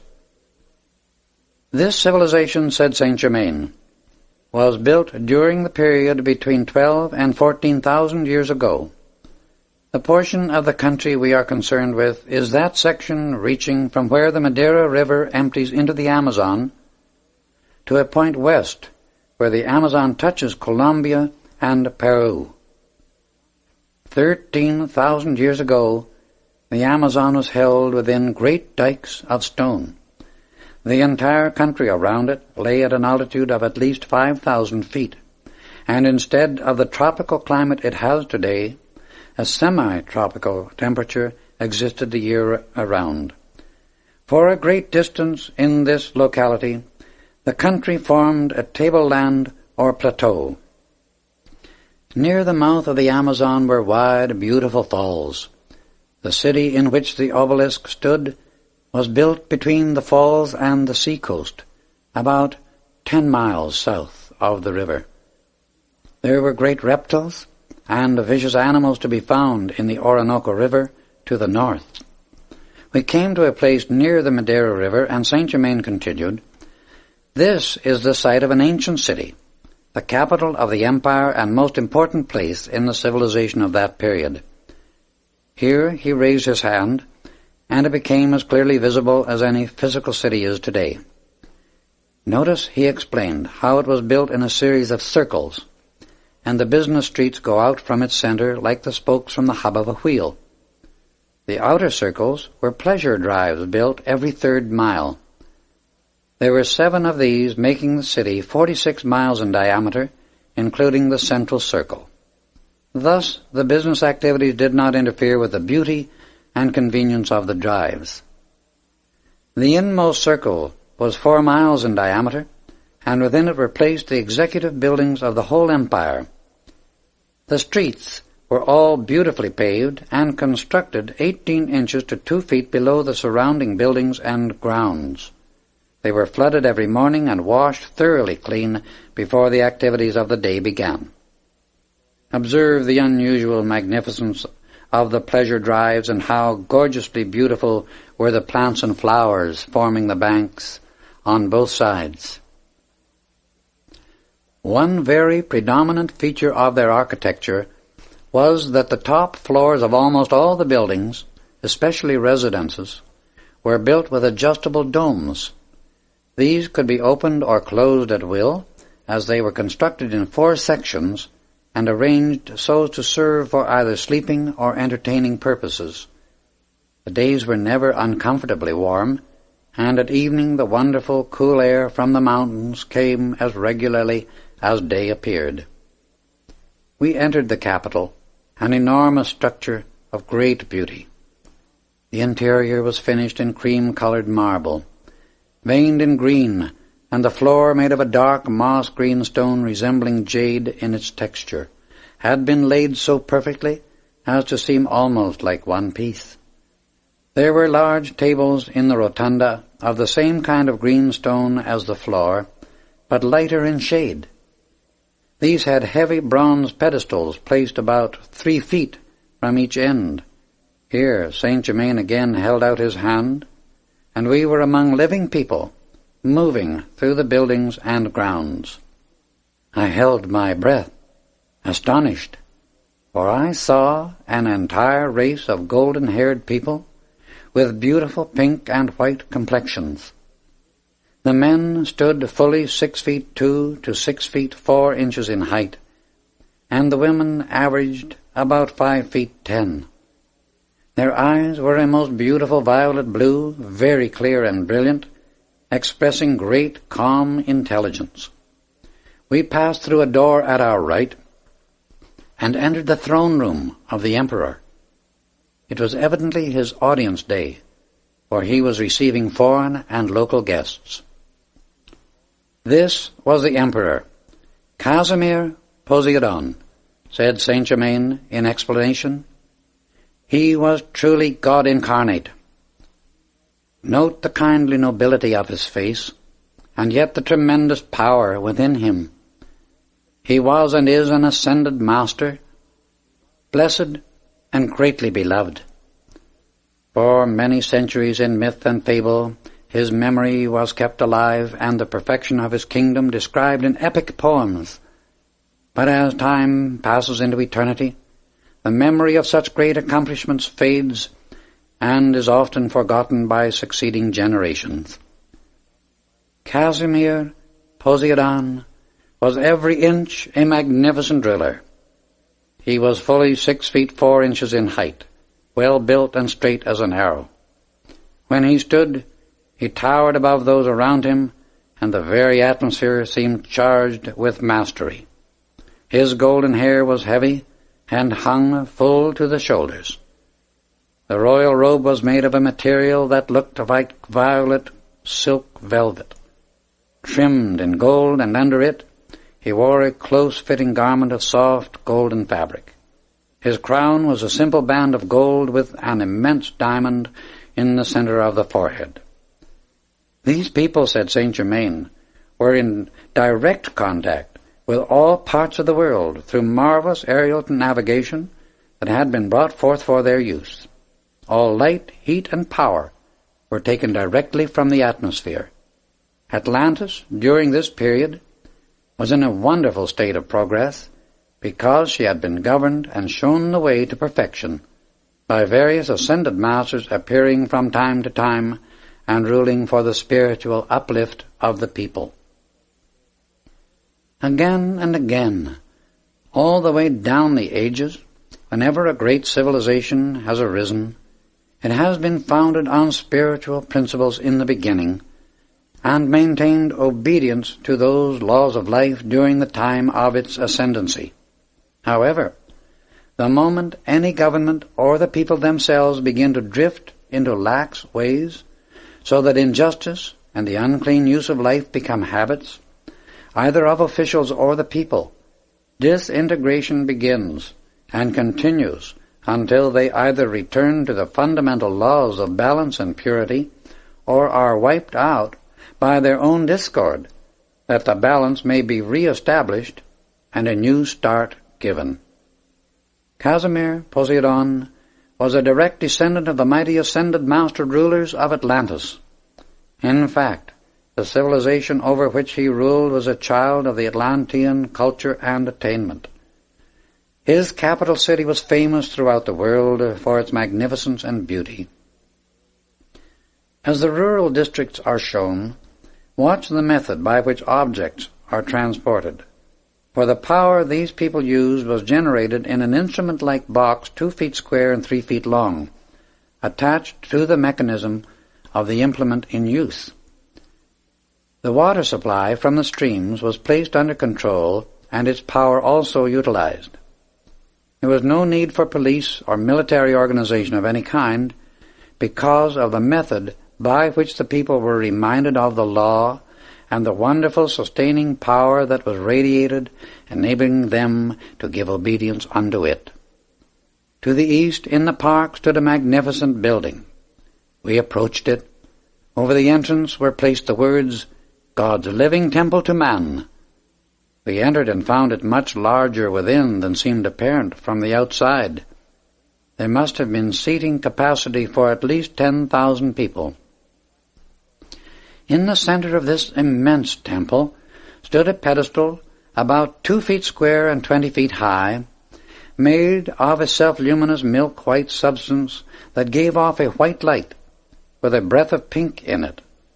Upon it stood a crystal globe 2 feet in diameter, made of some kind of substance, holding a soft, self-luminous white light within.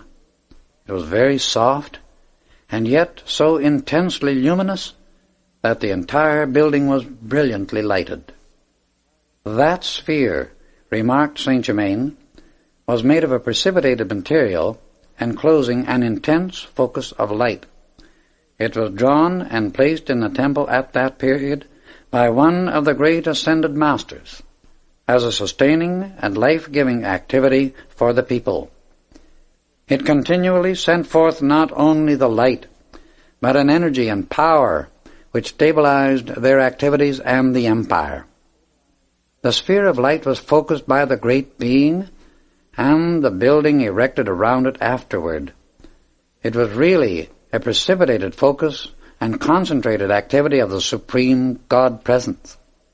The great cosmic master who established it appeared once a month beside the light and proclaimed the law of God, the law of government, and the law of man. Thus he decreed the divine way of life and was the focus of the Christ activity for the people of that age. Here Saint Germain stretched forth his hand again, and living, talking pictures of this great being passed before us. It is absolutely impossible to describe in words the glory of that presence. I can only say he was truly the Son of God in perfect expression. In a moment, I heard the great cosmic master proclaiming the law to the people.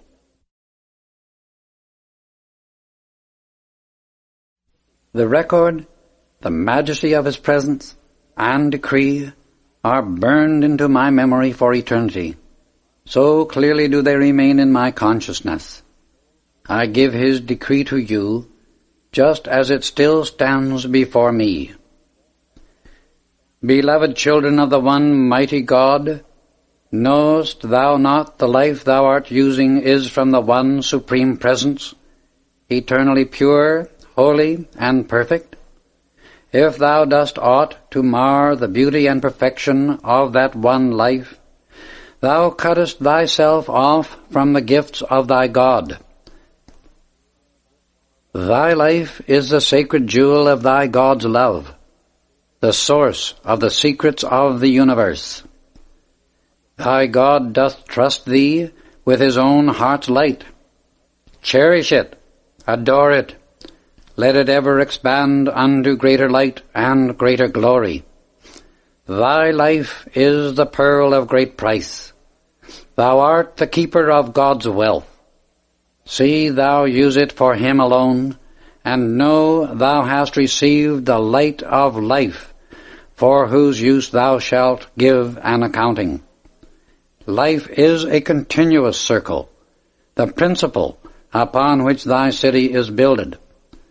If thou dost create that which is like unto thy source, and knoweth his love and peace within thee, if thou useth thy powers of creation to bless only, then as thou dost move around thy circle of existence, thou wilt know the joy of life, and unto it shall be added greater joy.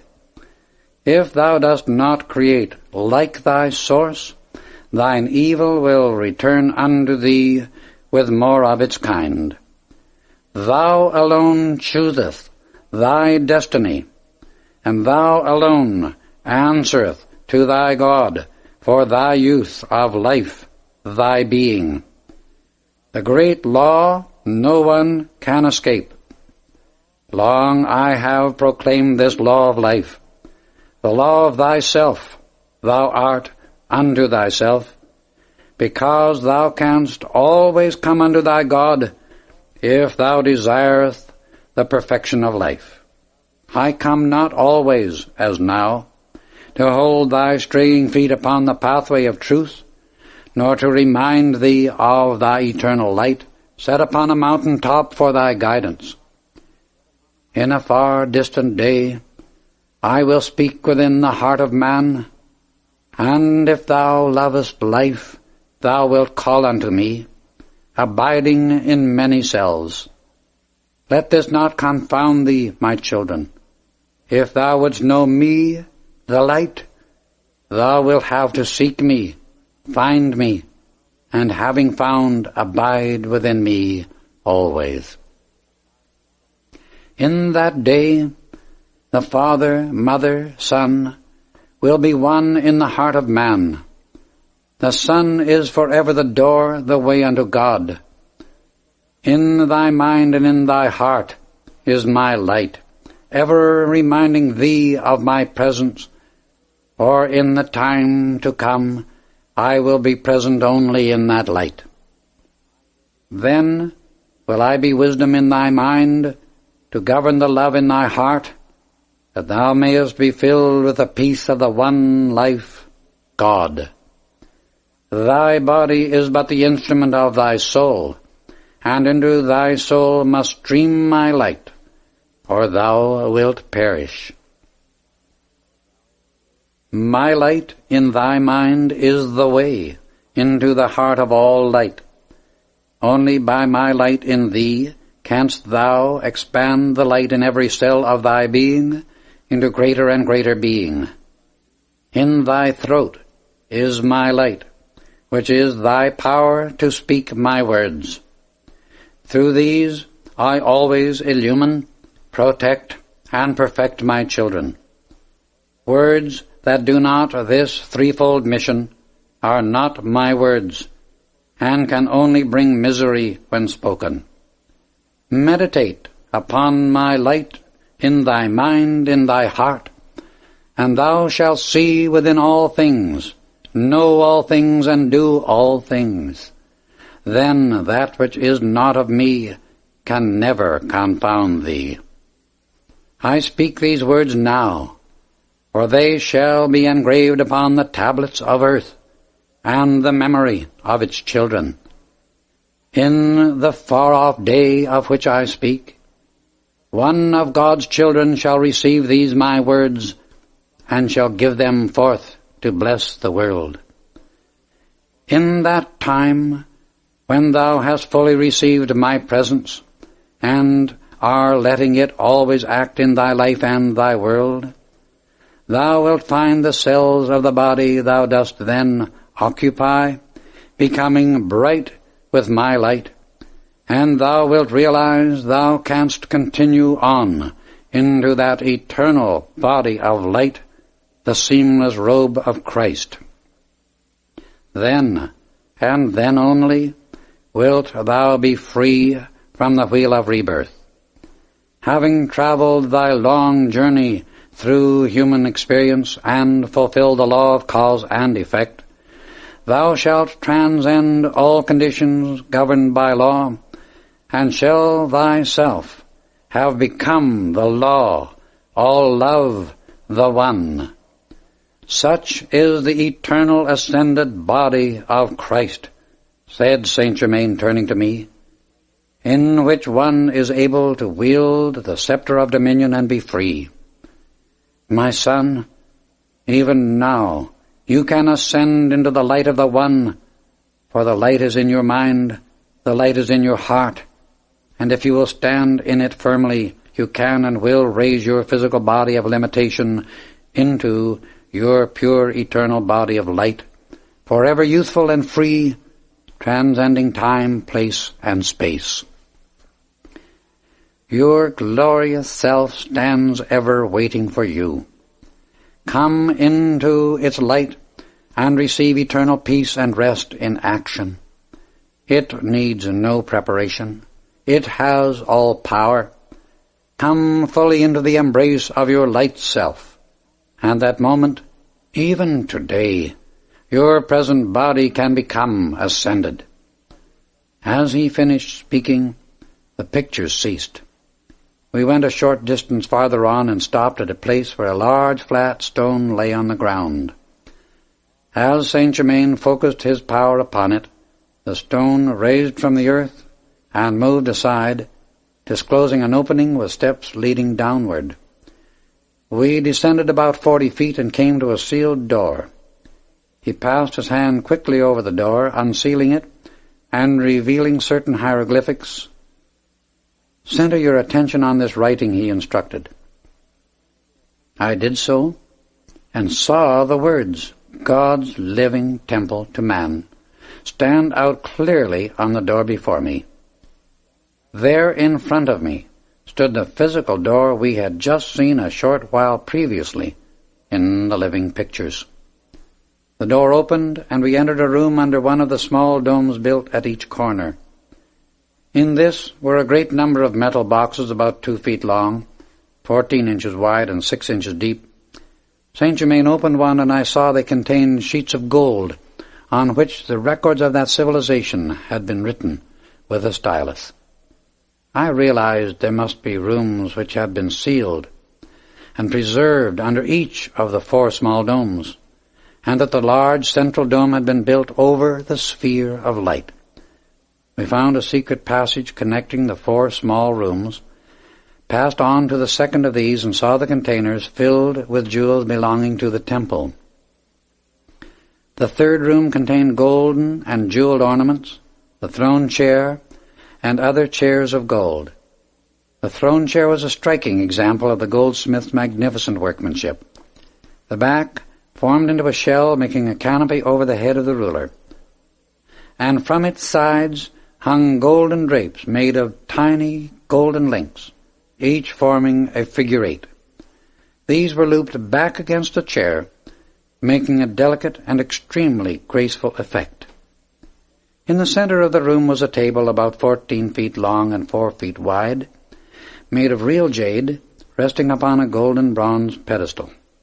Near it stood 14 jade chairs, whose feet were tipped with gold. The seats curved, and the backs beautifully carved. On top of the back of each chair, as though standing guard, rested a beautiful phoenix, made of gold, the eyes set with yellow diamonds. This design symbolized the immortality of the soul and the perfected divine being each individual becomes as he rises through the fire of suffering from the ashes of his human creation. The 4th room contained 7 different types of power boxes, as I called them, that received and transmitted the force drawn from the universal for lighting, heating, and propelling power. The records showed these people were in contact with all parts of the world through wonderful airships. Following this civilization came one known as the Perua, and after that the Inca, both stretching over a period of thousands of years. Shortly before the city just described was buried, it reached the height of its glory, and the great cosmic master who had drawn the light by which it was developed and sustained appeared for the last time to the empire. He came to warn of impending disaster, and would have saved its inhabitants had they heeded him. He foretold the cataclysm that swept the empire into oblivion before 5 years had passed, and announced it was his last appearance among them. Those who wished to save themselves were instructed to leave that part of the country, and were directed where to go, with a warning that the final activity would be sudden and complete. As he finished the prophecy, his body faded rapidly from sight, and to the consternation of the people, the pedestal and the crystal globe holding the eternal light disappeared with him. For a time, the populace was disturbed by the forecast of events affecting their empire. But after a year passed and nothing occurred, the memory of his presence became dulled, and doubt began to creep in as to the fulfillment of his decree. The emperor and those more advanced in spiritual growth left the kingdom and came to a certain place in the western part of the United States, where they remained in safety until the change had taken place. The great mass of the people who remained became more and more skeptical, and after 2 years, one among them more aggressive than the rest attempted to set himself up as emperor. When the real emperor had left the kingdom, he sealed both the palace and the temple in which the light had been maintained. The would-be emperor attempted to force an entrance to the sealed temple and fell lifeless at its door. Near the end of the 5th year, at noon on the fateful day, the sun was darkened, and an awful terror filled the very atmosphere. At sundown, terrible quakes shook the earth and demolished the buildings into unbelievable chaos. The land, which is now South America, lost its equilibrium and rolled to the east, submerging the entire eastern coast 160 feet. It remained so for several years, and then gradually righted itself to within 60 feet of the original position where it remains today. That activity caused the widening of the Amazon. Previously, the river was 18 miles wide, deeper than it is today and navigable from end to end. It flowed from what is now Lake Titicaca in Peru to the Atlantic Ocean. In a former time there had been a canal built from the Pacific to Lake Titicaca, and this, connecting with the Amazon, formed an entire waterway between the two oceans. The name of the continent at that time was Meru, it having been given the name of a great cosmic master whose principal focus of activity was and is at Lake Titicaca. The meaning of the name Amazon is boat destroyer, which has come down the centuries from the cataclysmic period referred to above.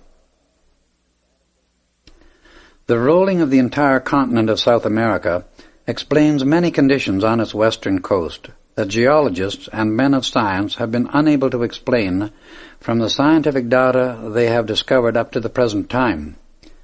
Thus do the great cataclysms of nature draw the cosmic veil over civilizations of splendid achievement, and only fragments of these come to light as time passes into eternity. This truth may be doubted by the outer world, but the records of that civilization, now reposing in the Royal Teton, will one day be its proof, reveal its existence and the accomplishment of that former age. As I was shown these tremendous activities, I wondered why a civilization could be brought forth so wonderful, beautiful, and perfect in every way, and then go down through the terrible, destructive activities of a cataclysm. Saint Germain saw the question in my mind and volunteered the following explanation. You see, he said, when a group of mankind is fortunate enough to come under the instruction and radiation of a great master of light, such as this great cosmic being, it is given an opportunity of seeing what the plan of life is for humanity, and the perfection it is intended to bring forth and live in by its own conscious effort. However, unfortunately, and it has been so many times down the centuries, the people will not try to understand life, but let themselves drop into a state of lethargy. They do not exert the necessary effort required to accomplish these things by the power of God within the individual. They begin to lean on the one giving the radiation. The sustaining power is only withdrawn when the individual ceases to make conscious effort to understand life and willingly work in harmonious cooperation with it. They rarely realize that most of their blessings are the result of the sustaining power from the one giving the radiation. If a certain group of souls has been taught the way of mastery and reminded lifetime after lifetime of their divine birthright, the hour arrives when no more assistance is permitted. It is then the radiation of the ascended masters is withdrawn, and those souls are compelled to come face to face with the fact that the sustaining and accomplishing power was not due to their own effort. These must understand they can only receive that for which an effort is made.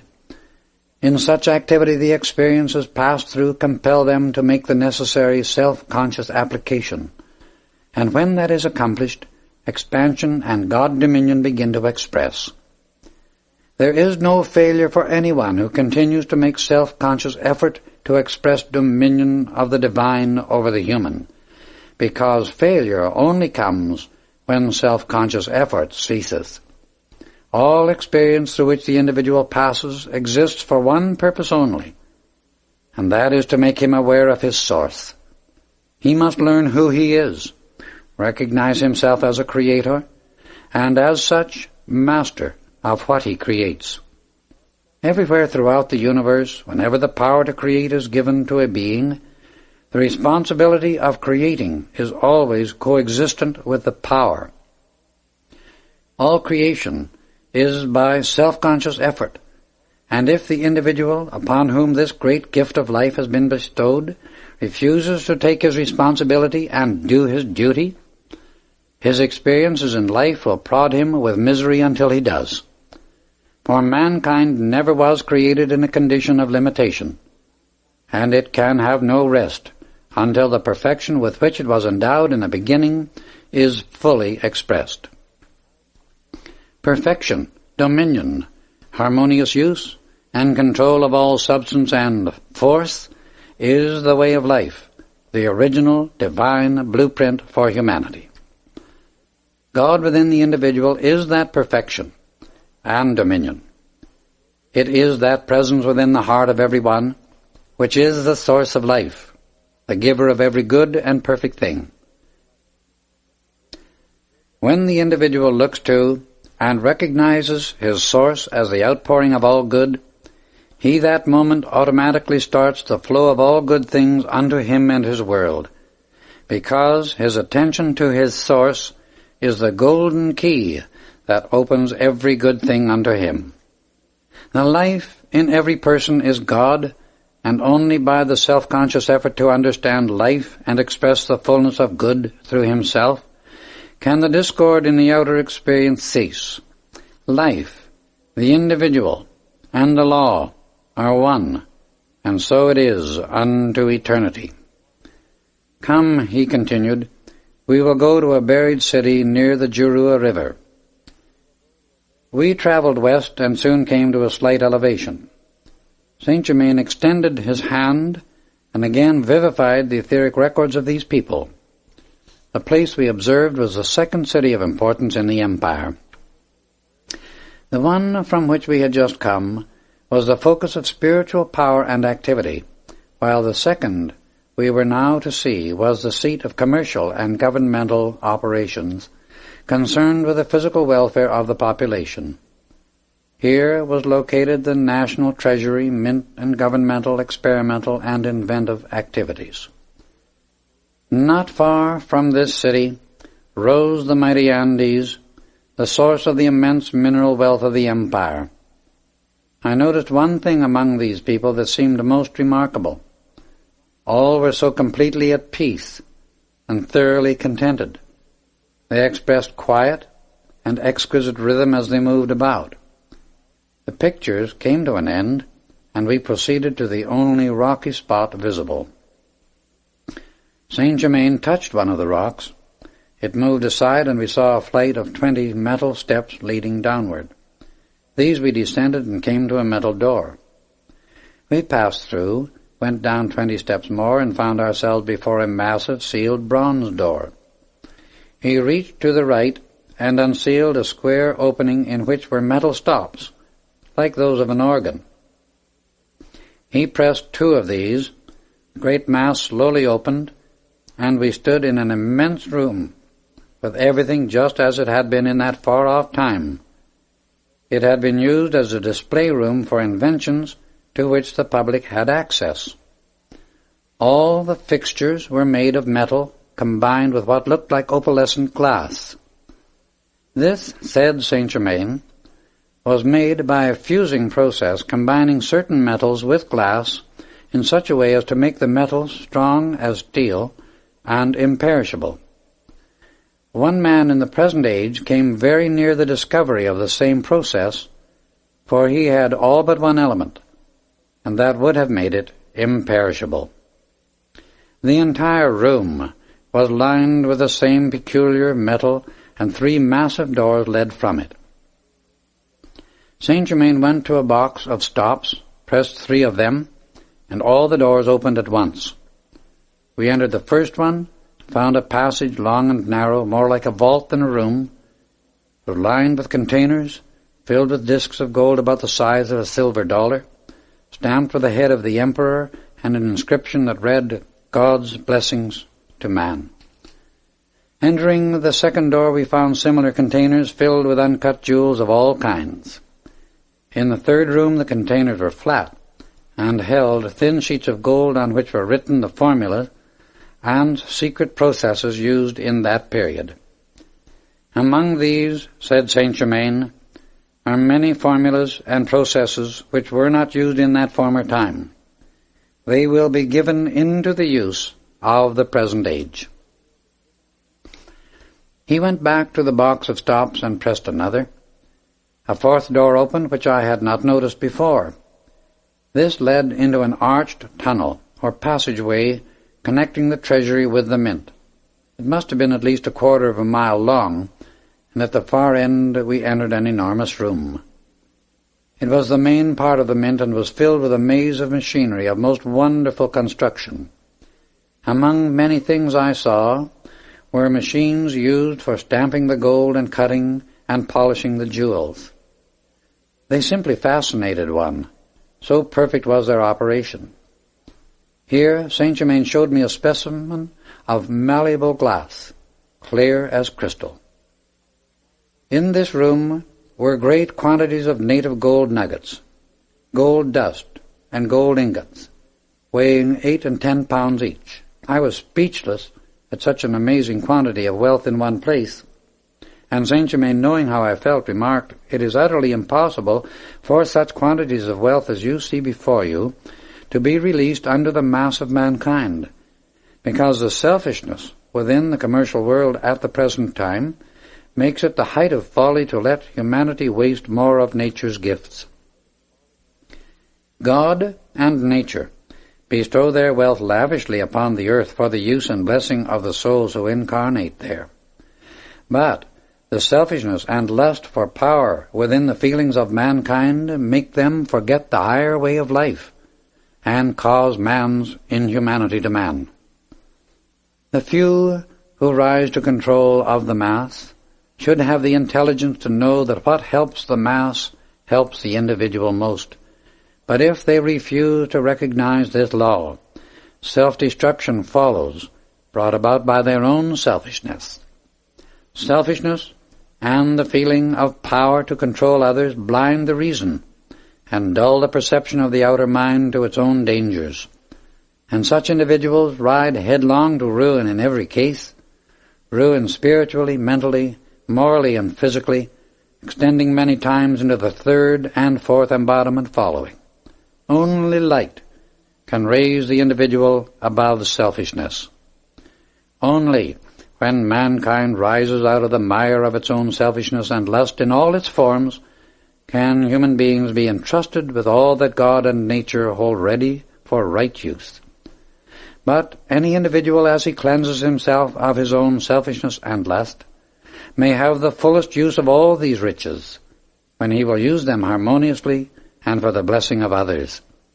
Individuals can make themselves ready to be custodians of these gifts, for in the age that is already ushered in, only those will have unlimited use of wealth who have made themselves worthy to be trusted keepers and dispensers of this treasure. God and nature provide these gifts for man to use rightly, and right use alone is the condition on which they may be received. Saint Germain crossed his hands upon his chest and continued, "Mighty God, enter so firmly into the hearts of thy children that they want only thee. Then none shall want for any of thy great gifts." He sealed everything as we had found it, and we returned to my body, which I re-entered quickly. He again gave me the crystal cup filled with living substance and said, "My beloved son, you will be a very valuable helper, and may God always bless you." With that blessing, he bowed and was gone. Chapter 7. The Secret Valley. One morning, some time later, I received a strange letter by post asking me to come to a certain address in Tucson, Arizona. It conveyed the idea that the information to be given was of such a nature as could only be explained in person. I considered the extraordinary way in which the request had reached me, and yet felt an inner desire to respond to the call. In a few days I went to the address given, rang the bell, and in a moment the door was opened by a tall, slender gentleman, about 40 years of age, with iron-gray hair and gray eyes, who stood perhaps 6 feet 1 inch in height. I introduced myself, and he greeted me with a cordial, sincere handshake, which revealed unmistakably that his was an absolutely true and dependable nature. His eyes were steady and fearless, and he gave one the impression that he possessed great reserve energy. I felt an unusual inner harmony about him, and knew it could only mean the starting of a deep and wonderful friendship. He too seemed aware of an inner something that made each of us feel attracted to the other. He asked me to come in and be seated. "You are here," he began, "at my request, and I am deeply grateful. Strange it must have seemed to you. Your address was given me by one of whom I shall speak later. In explanation, I have this to say, that I have made some very remarkable discoveries which I must ask you to accept on faith until I can take you with me and prove their truth and reality to you. I was advised to get directly in touch with you personally, as the only one to whom this should be revealed, and with which I am concerned. For a starting point, I shall have to begin with things that occurred 20 years ago. At that time, I had a beautiful wife. Now I know she had great inner growth, of which, however, I was not aware. A son was born, whom we both idolized. For 5 years our happiness was complete. Suddenly, without any warning or apparent reason, the child disappeared. For many weeks we searched and searched, and did everything humanly possible to find him, but to no avail. Finally we gave up all hope. His mother never recovered from the shock, and 5 months later passed on. She had made a strange request during the last few days of her life, that her body be held in the vault for 7 days after her passing, and then be cremated. It seemed rather peculiar to me, for at no time had we ever discussed anything in regard to this subject. However, I complied with her wishes. Imagine my surprise 5 days after her funeral, when I received a call from the man in charge of the cemetery saying he had found the vault opened that morning and the body gone. No clue to anything concerning the whole strange occurrence was ever discovered. 16 years later, I awakened one morning to find a letter upon the floor of my room, addressed to me but with no postmark. I picked it up, opened it, read the contents, which left me mystified and incredulous. It read, "Your wife and son are living, well and strong. Soon you will see them. Have patience until that time. Rejoice to know there is no death. At the appointed time, directions will reach you in this manner which you are to follow implicitly. All depends upon your absolute silence. You shall see and receive full explanation of all that has seemed so mysterious. Then you will understand why truth is far stranger and more wonderful than fiction, for even the most extraordinary fiction is but the record of a truth that is somewhere in the universe. Signed, a friend." My friend, you can imagine my astonishment. At first I did not believe a word of it. The 3rd evening after this I was sitting in front of my great fire when I heard my beloved wife's voice as clear and distinct as if she were in the room beside me, saying, "Robert, my beloved, I am alive and well, and our son is with me. We will be so happy when you are with us again." Do not distrust the message. It is all true. You will be brought to us if you do not allow doubt to shut the door. I speak to you through the sound ray, which you will one day learn to use. I could stand the tension no longer and said, "Show yourself to me and I will believe." Instantly the voice replied, "Wait a moment."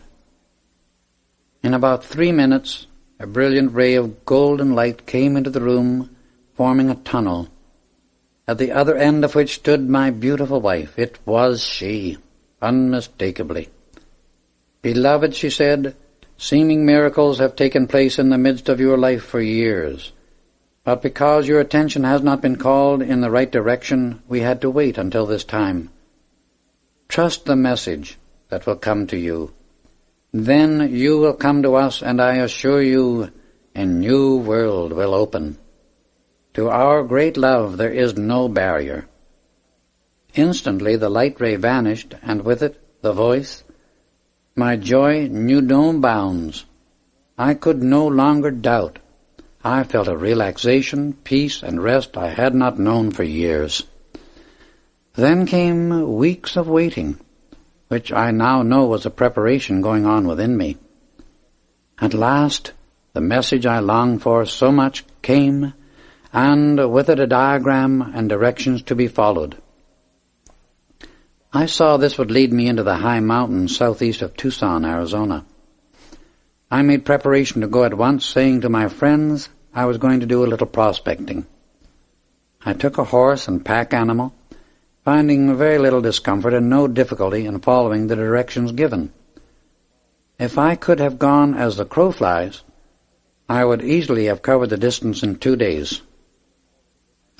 Just before sundown of the 3rd day, I came to a blind canyon, and would have passed it unnoticed if it had not been for the diagram. I had just made camp when it became dark. I rolled up in my blankets and soon dropped off to sleep, dreaming most vividly of waking in the morning and seeing a young man standing nearby looking at me. When I did awaken, to my astonishment, there stood the young man in real life, looking at me intently. He greeted me with a beautiful smile, saying, "My friend, you are expected to follow me." I noticed he had my things in readiness, and turning without further discussion led the way toward the head of the canyon. After about an hour, we came to a stop because of a cliff that seemed to close the way before us. He turned, placed his hands upon the rock, and pressed against it. A section of the wall, perhaps 10 by 12 feet, moved into a depth of about 1 foot and then slid to one side. We entered a tunnel that centuries ago must have been the bed of an underground watercourse.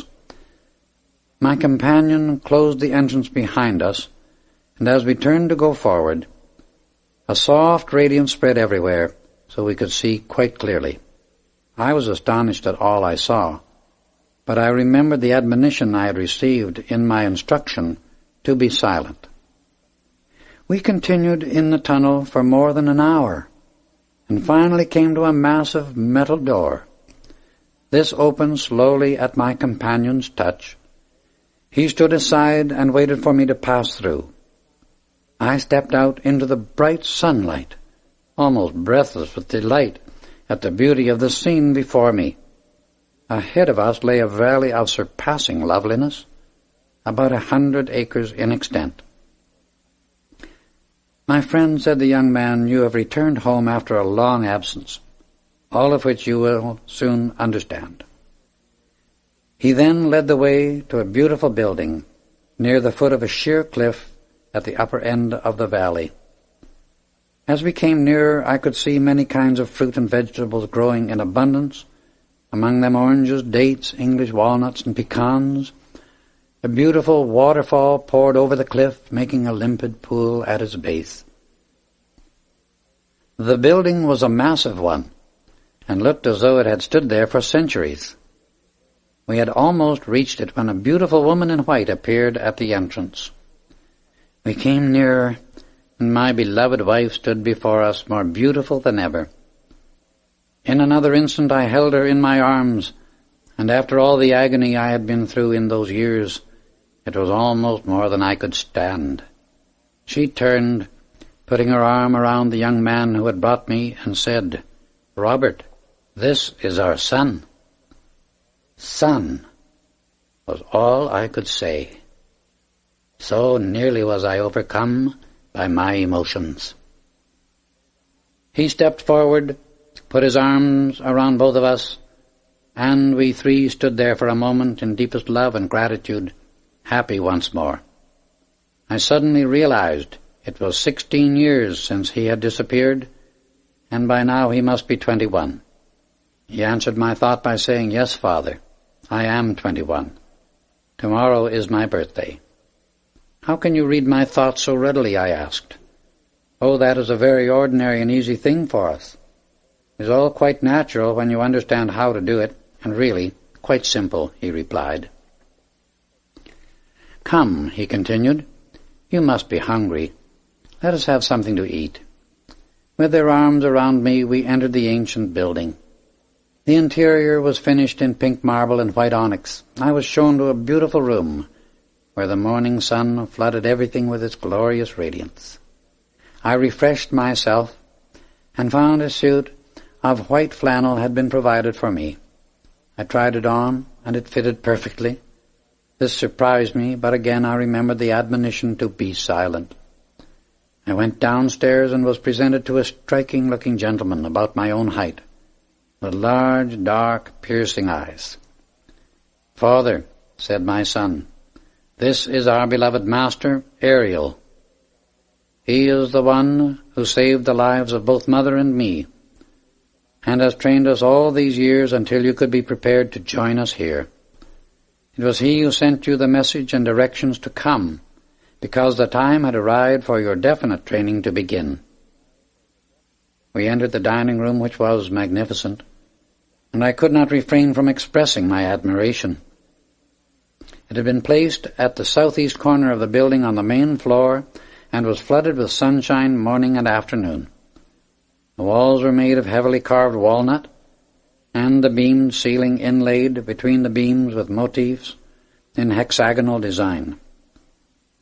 A solid piece of walnut, at least 2 inches thick, rested on an ornately carved pedestal, served as a table, and looked as if it were thousands of years old. We took our places around it, and presently a slender youth entered. My son introduced him by saying, "This is our brother Fun Wei, whom our master brought from China when he was an infant at a time when his life was about to be taken. He is from a very ancient Chinese family and is able to do many wonderful things. He has always wished to serve us, and we are privileged and happy to call him brother. He is one of the most joyous natures I have ever known." Among the things for breakfast were luscious strawberries, with delicious date and nut cakes. We went into the large living room, and the master Ariel said to me, "At the time your beloved wife, who is your twin ray, would have passed on, I saw an opportunity to give certain assistance which would enable her to reach the ascended state, and thus have much greater freedom and wider capacity for service. It was my great privilege and joy to give that assistance. I opened the casket, restored her to conscious action, and enabled her to raise the body. It had already reached a point of high attenuation because her desire for the light was very great. It was her intense adoration to and longing for the light that made possible her ascension. I explained this to her the day you thought she had passed on. All 3 of you were children of mine in an embodiment of long ago. A great love was generated then which has lasted through the centuries. Her deep love made possible the assistance and raising that has been accomplished at this time. Your son, who was stolen with the intention of being held for ransom, was brought to this canyon. The 2 concerned with his kidnapping began to quarrel, and one planned to take the child's life. I appeared before them and took him. They were paralyzed by their own fear, and neither ever recovered. Both passed on a few weeks later.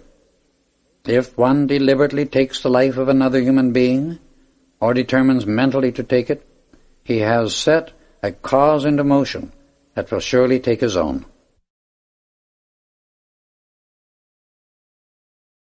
A feeling or desire for the death of another person will do the same thing, for it goes forth to the person, then begins its return journey to the one who sent it out.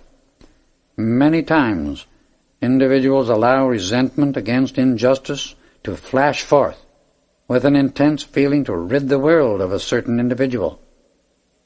This is a subtle form of the thought of death, and to the one who sends it out, it must return.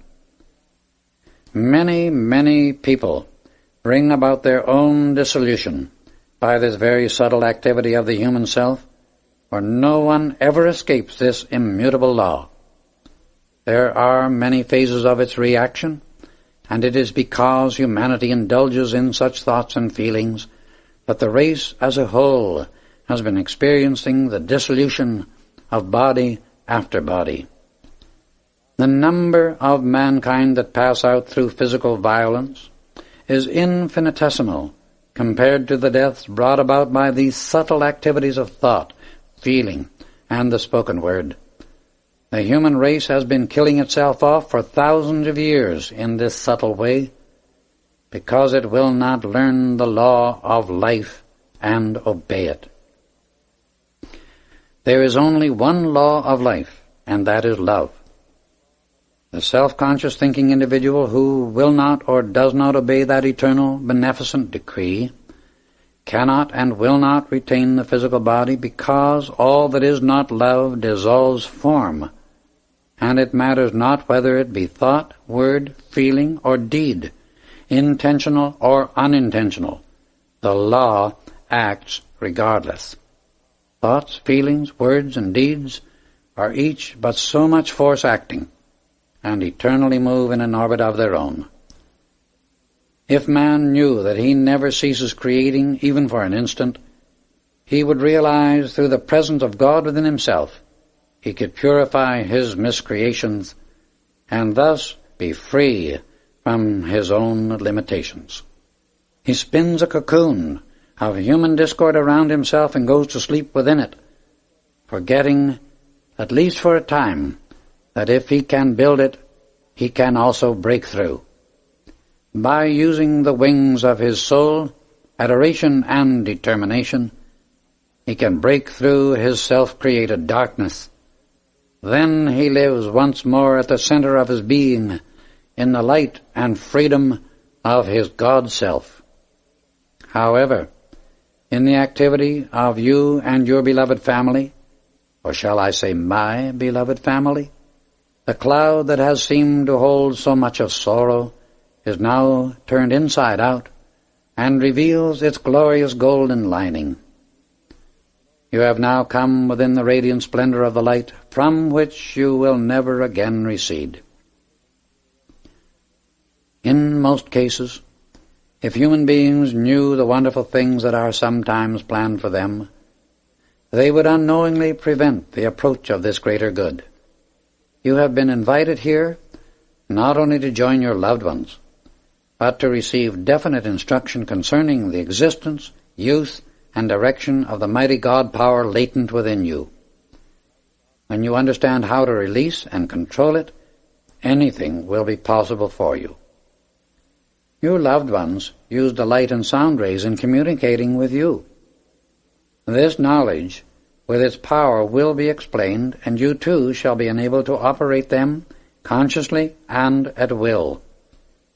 You feel deeply, and when that characteristic is consciously governed, there will come an awareness of the mighty God power that stands ready to be released at any instant. You are to remain here for 6 weeks of training, and then return to the outer world to use the understanding you have received. Come again at any time, for you are now one of us. I can never put into words what those 6 weeks meant to me. To become aware of my own ability to use the instruction and application of such wisdom astonished me. Soon I began to gain a confidence in myself that made everything much easier. What seems so mysterious and unusual to the human, I found natural and normal to this stupendous inner presence. I had to realize that I was truly the Son of God. As the Son of the source of all good, the limitless wisdom energy obeyed my conscious direction, and when I directed it, as does a master, produced results instantly. As I gained confidence in my own ability to use the great law, the fulfillment naturally became more and more rapid. I marvel yet at the ever-pouring fountain of love and wisdom that streamed forth from this great master. We love him with a deep devotion, greater than any love that could ever exist between parent and child.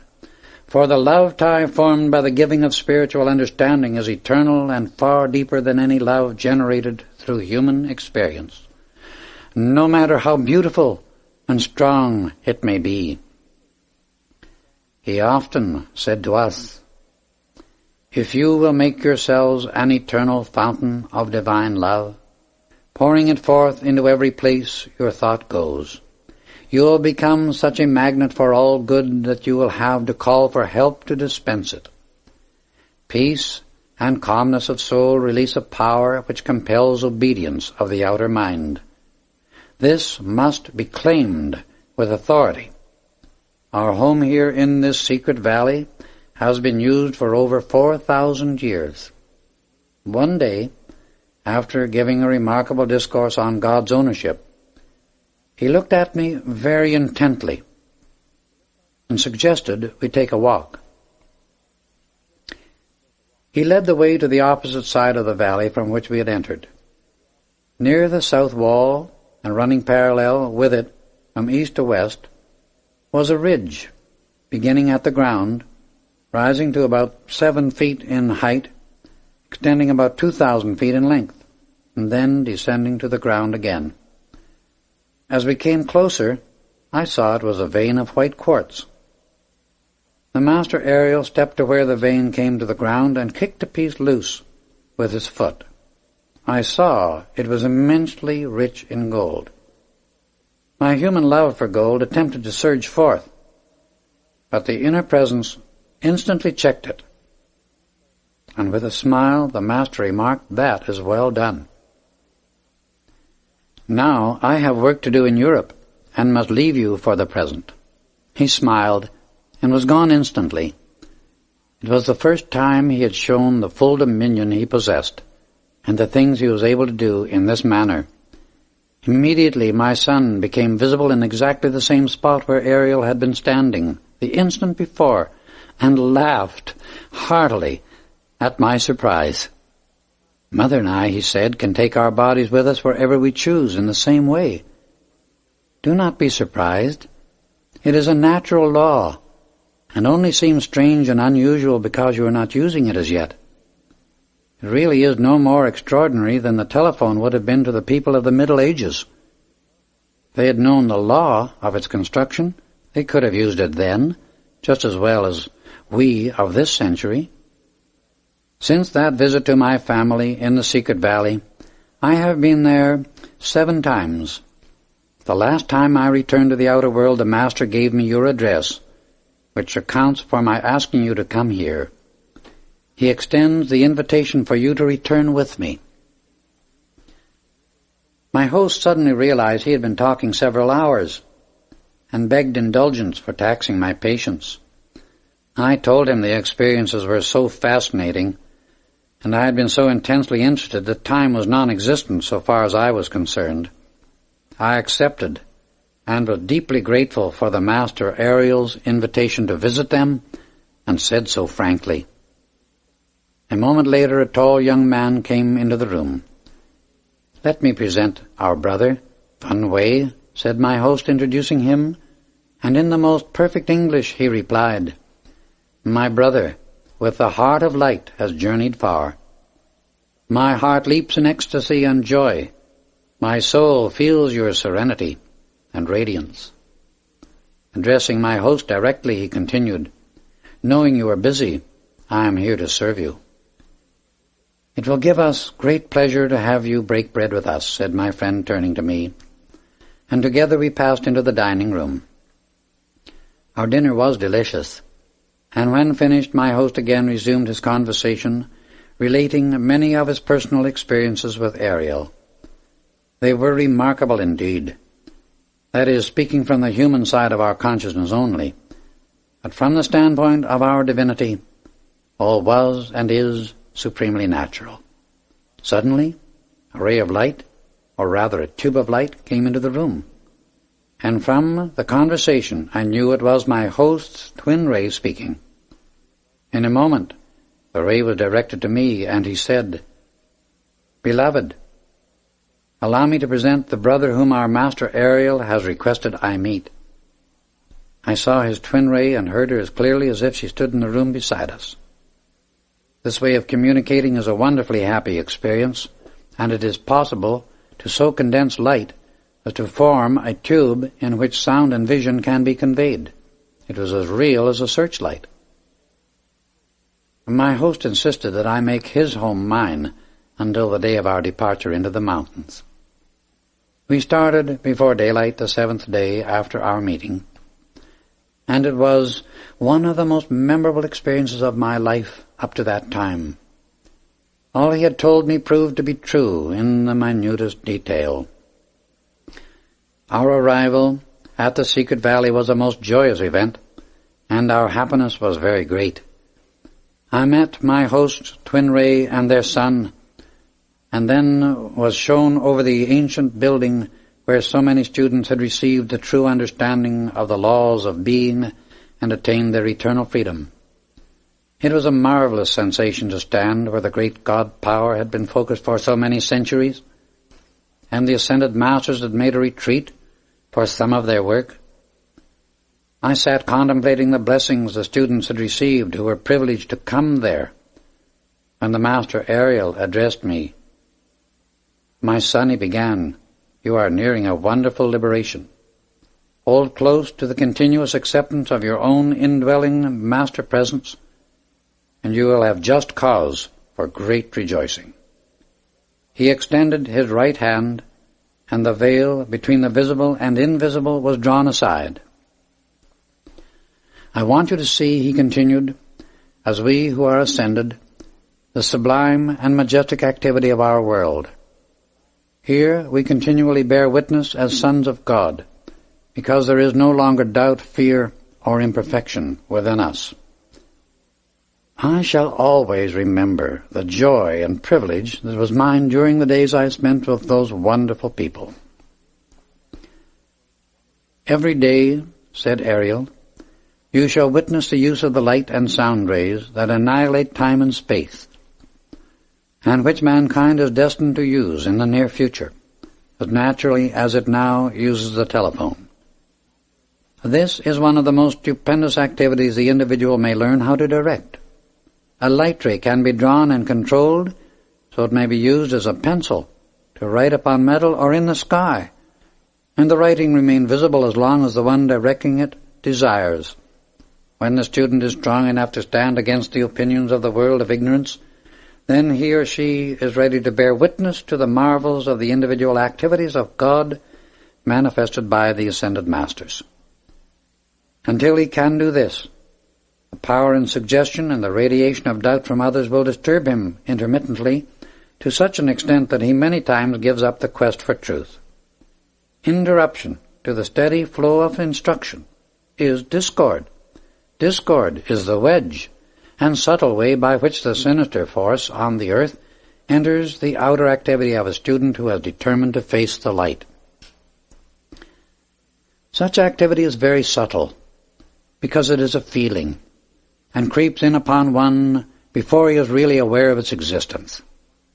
It is persistent beyond belief, and the growth is so insidious that one does not realize what has been done until the momentum is already underway.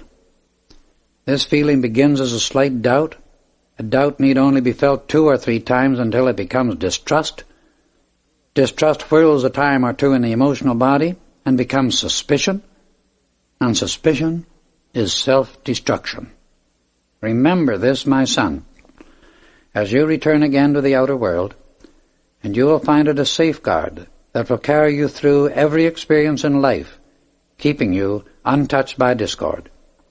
If one sends out suspicion, he will be suspected, for everyone has in his world just exactly that which he puts into it, and this eternal, irrevocable decree exists throughout the universe. All impulses of consciousness travel back to the central point that sent them out. Not even an atom escapes. The real student of light faces the light, sends it before him, sees its enfolding radiance everywhere he moves, and adores it constantly.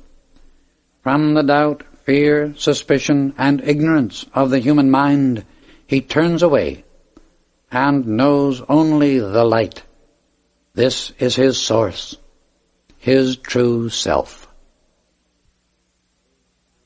With these parting words, Ariel bade me farewell, and I returned to the daily routine of my outer life. Chapter 8. God's Omnipresent Power. The following day I received a communication through which I became engaged in a business activity that required all my time and attention. The mere anticipation of it gave me great joy, and I entered in with much enthusiasm. There came a refreshing, quickening sense, a thing I had never before known in my business experience. In the course of its progress, I came into close personal contact with a man of very dominating character. His entire attitude in business was to gain his desire by force if intrigue failed or he was opposed in any way. He believed only in the power of his own intellect and human will, and had neither knowledge of nor faith in anything else.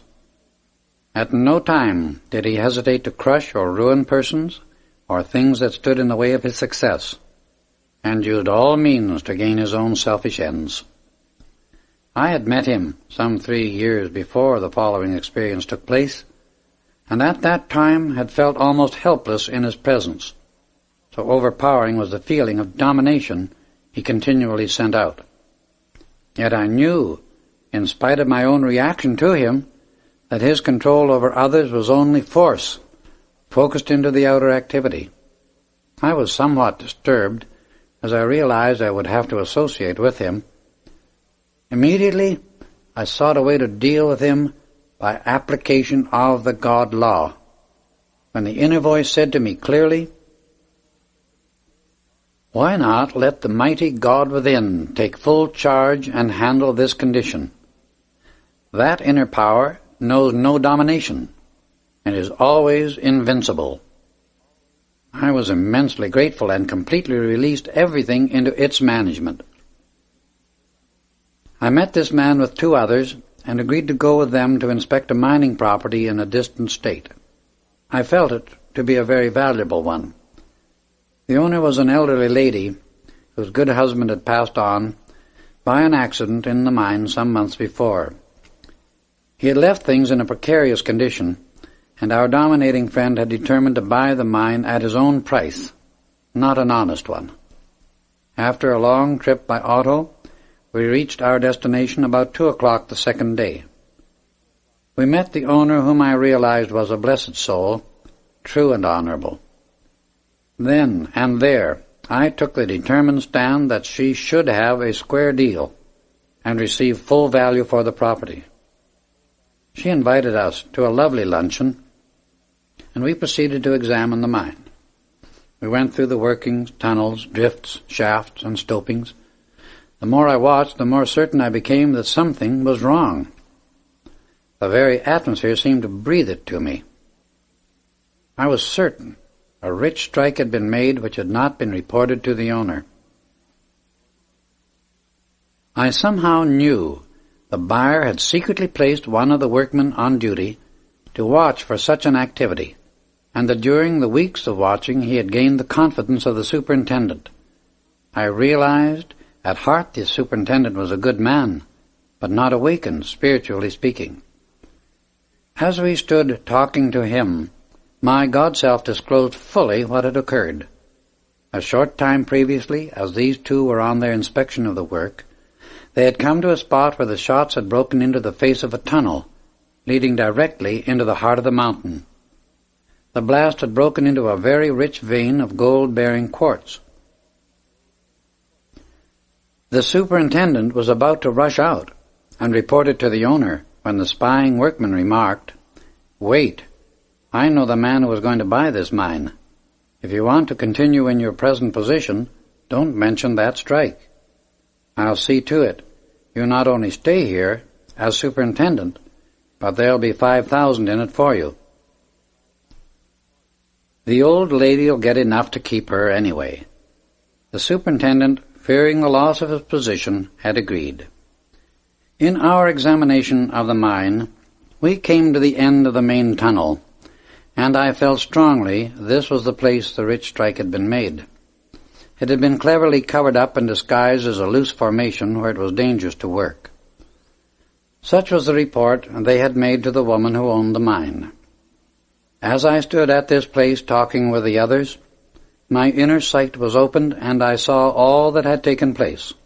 The rich strike, the covering of it, the offer to the superintendent, and his acceptance. I was grateful to have my feeling verified, but knew I must wait. We returned to the owner's residence and negotiations began. The buyer opened the subject by saying, "Mrs. Atherton, what do you expect for this property?" "I am holding it at $250,000, she replied courteously and gently. "Absurd," he shouted. "Preposterous, ridiculous. Not worth half that amount."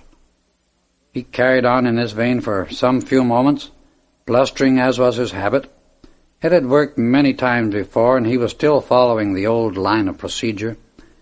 He argued and stormed, and ended by saying, "Mrs. Atherton, you are in a position where you must sell.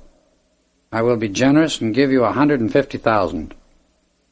"I will consider it," she replied, so cowed by his attitude of domination and bluster that she began to accept his ideas and give in to his arrogant impudence. He saw her waver and immediately began to high-pressure the whole situation. "I cannot wait," he went on. "My time is valuable. You must decide at once or the deal is off." He drew the papers from his pocket and placed them on the table. Mrs. Atherton looked about helplessly, and I shook my head no to her, but she did not see me. The contract lay open, and she stepped across the room, taking a chair at the table, preparing to sign. I knew if she were to be protected, I must act at once. And going to where she sat, I addressed our dominating friend. "Just a moment," I said. "You will pay this dear lady what her mine is worth, or you are not going to get it." He turned his wrath upon me with several very pungent invectives, and attempted the same tactics as usual. "I'd like to know who's going to prevent me having the mine at my price," he retorted. I felt a surge of the mighty God power within come forth like an avalanche, keeping me unaffected by his tirade of vindictiveness, and I replied, "God will prevent you." With that answer, he burst out laughing, carried on boisterously, cynically, insultingly. I waited calmly. "You fool," he began again in another tirade of anger. "You prate about God. Not you nor God nor anything can stop me. I get what I go after, and I get it regardless. No one has ever stopped me yet." His arrogance seemed to have no limit, and he revealed himself, mind and body, as the victim of his emotions. His reason was unable to function, as it is always the case, under any uncontrolled feeling, or it would have warned him to go no further with his insults. I felt the expansion of the God power again.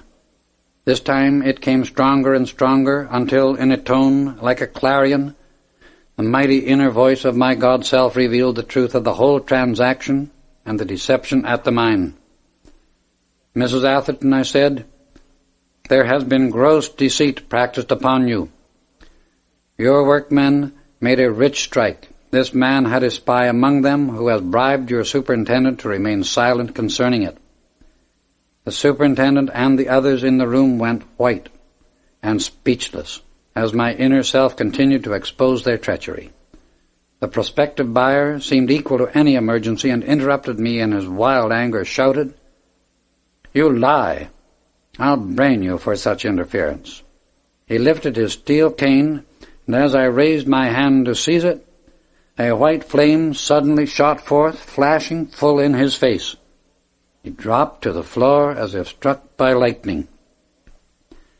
Then my mighty God-self spoke again, with all authority of eternity, majestic, powerful.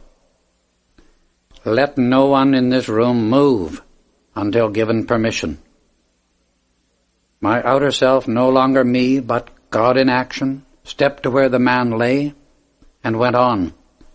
"Great soul in this man, I speak to you. Too long have you been held prisoner by his dominating personal self. Come forth now. Take command of his mind and body. Right the many deceptions he has practiced in the present life. Within the hour, this strong outer human creation of discord and injustice which he has built up shall be consumed, and never again shall it deceive or humanly dominate another of God's children. To the outer self I say, awaken in peace, love, kindliness, generosity, and goodwill to all that lives." Slowly, color began to come back into the man's face, and he opened his eyes in strange bewilderment. God in me, still in charge, took him gently by the hand, and putting an arm under his shoulder, helped him to a large easy chair. Again it commanded, "My brother, look at me." As he raised his eyes to mine, a tremor passed over his body, and in a voice scarcely audible, said, "Yes, I have seen. I understand how wrong I have been. God forgive me." He dropped his head in his hands and hid his face, silent and ashamed. Tears began to drop through his fingers, and he wept like a child. "You will pay this dear lady $1 million, my God-self continued, and give her a 10% interest in the mine also, for in the strike recently made is at least 10 million in gold ore." With deep humility and a strange sweetness, he answered, "Let it be done now." He requested his men this time, instead of ordering them, as was his former habit, to draw up the papers as had been directed. Mrs. Atherton and he both signed, completing the transaction. I turned to the others in the room and realized from the expression on their faces, all of them had been so lifted in consciousness they had seen beyond the human veil, each of them saying, "Never, so help me God, will I ever attempt to deceive or do wrong to my fellow man again." They had been raised to fully recognize and accept the God-self within every one. It was late afternoon when this occurrence took place. Mrs. Atherton extended a cordial invitation to remain as her guests overnight and accompany her to Phoenix in the morning for the recording of the papers for the sale. After dinner that night, we gathered in the big living room before a large open fireplace. Everyone sincerely sought more understanding of the great cosmic laws of life. They asked how it happened I had come into this kind of knowledge, and I told them of the Master, Saint Germain, and the way I had met him. I related some of my experiences on Mount Shasta, and how in the course of our conversation in regard to the great cosmic law he had said, "My son, the great cosmic law does not discriminate any more than does the multiplication table. If one makes a mistake in its application, or electricity, when one who is ignorant of the law governing its use tries to direct its force without knowledge of the way to control it. The great immutable decrees which forever keep order in the infinite realm of manifested life are all based upon the one great principle of creation, love. That is the heart, the source of all, and the very hub upon which existence in form takes place. Love is harmony, and without it, in the beginning of a form, that form could not come into existence at all. Love is the cohesive power of the universe, and without it, a universe could not be. In your scientific world, love expresses itself as the attractive force between the electrons. It is the directive intelligence which wills them into form, the power which keeps them whirling around a central core, and the breath within the core that draws them to it. The same thing is true of each vortex of force everywhere in creation. A central core, and the electrons whirling around it form an atom.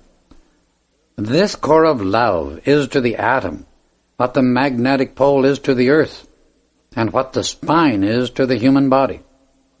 Without a central core, or heart center, there is only the unformed, universal light, the electrons filling infinity and whirling around the great central sun. The electron is pure spirit, or light of God. It remains forever uncontaminated and perfect. It is eternally self-sustained, indestructible, self-luminous, and intelligent.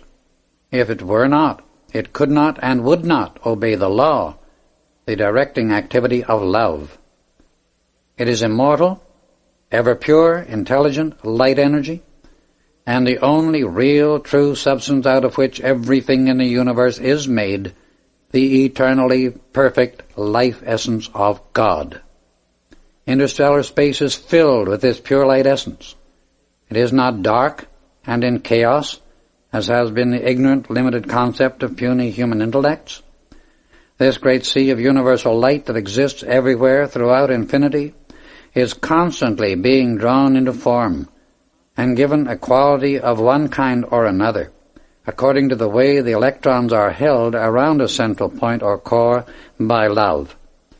The number of electrons which combine with each other in a specific atom is the result of and determined by conscious thought.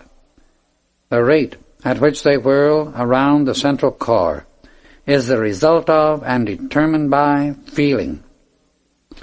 The intensity of the drawing and whirling motion within the central core is the breath of God, and therefore the most concentrated activity of divine love.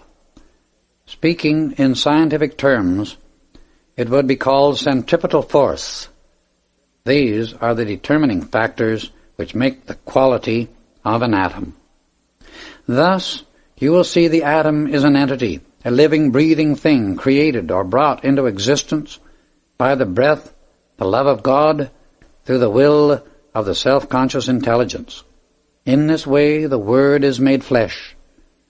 The machinery that self-conscious intelligence uses to accomplish this manifestation of its being is thought and feeling. Destructive thought and discordant feeling so rearrange the ratio and rate and speed of the electrons within the atom that the duration of the breath of God within the pole is changed. The duration of the breath is decreed by the will of the consciousness using that particular kind of atom. If that conscious directing will is withdrawn, the electrons lose their polarity and fly apart, seeking their way back intelligently, mind you, to the great central sun, repolarizing themselves. There they receive love only. The breath of God is never-ending, and order, the first law, is eternally maintained. Some scientists have claimed and taught that planets collide in space. No such thing is possible. To do so would be to throw the entire plan of creation into chaos. It really is fortunate indeed that the mighty laws of God are not limited to the opinions of some of the children of earth.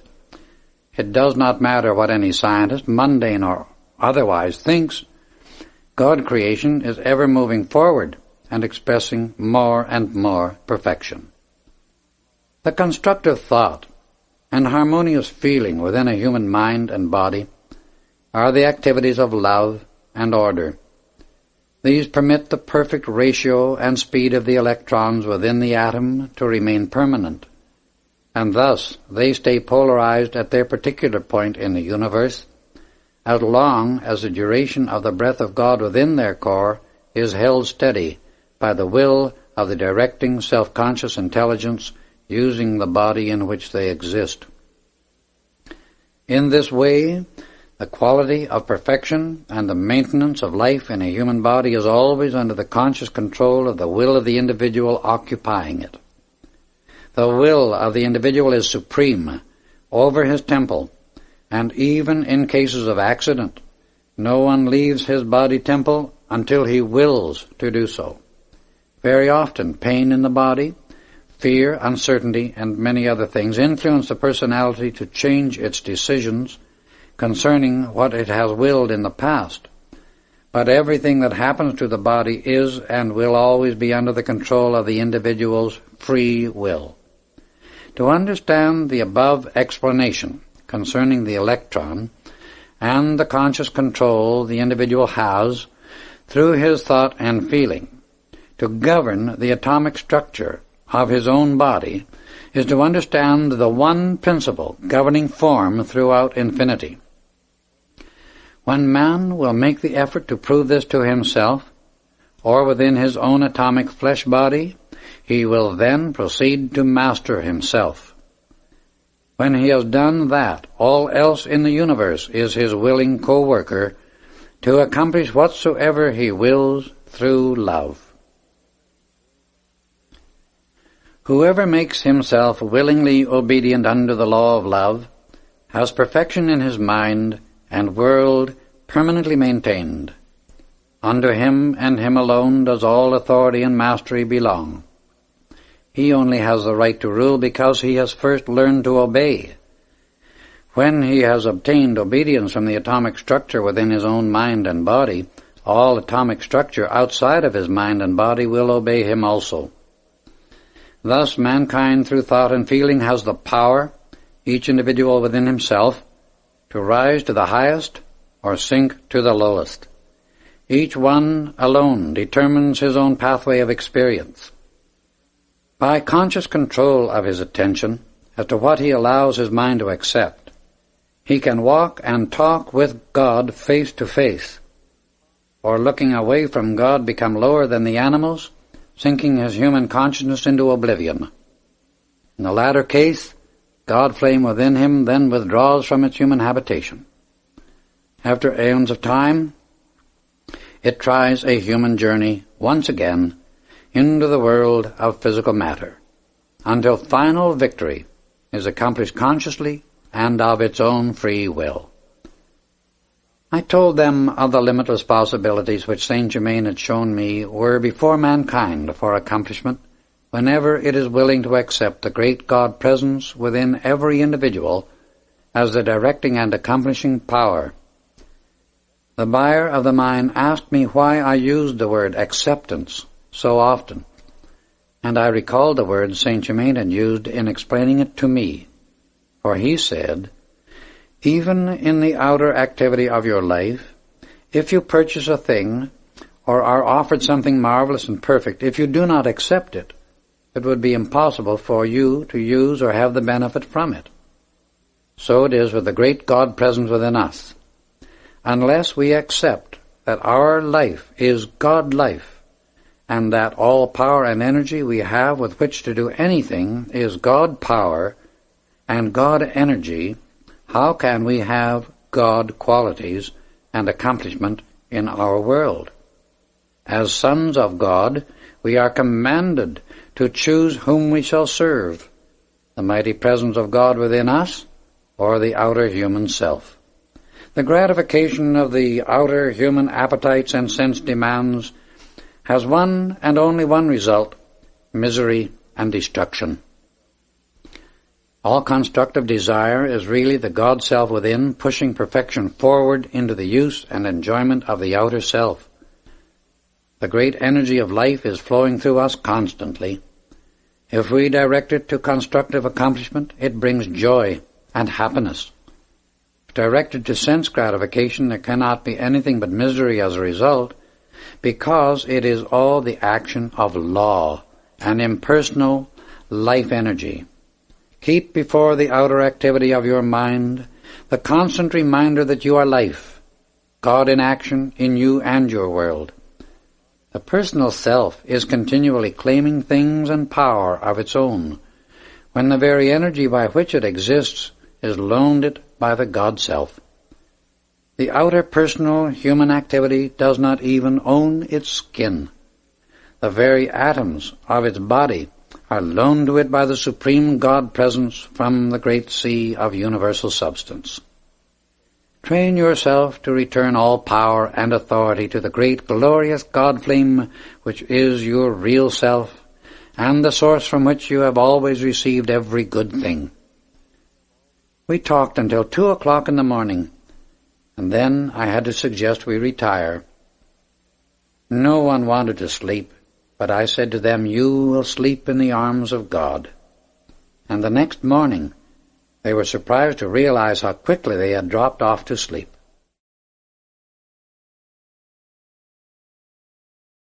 We were up at 7 and on our way to Phoenix. The recording was completed, and I explained I must leave, as my work with them was finished for the time being. They were all deeply grateful and anxious to know more. I promised to keep in touch with them and give further help as the Master Saint Germain should direct. As I was leaving, the buyer of the mine turned to me and said, "I don't care what anyone thinks of me.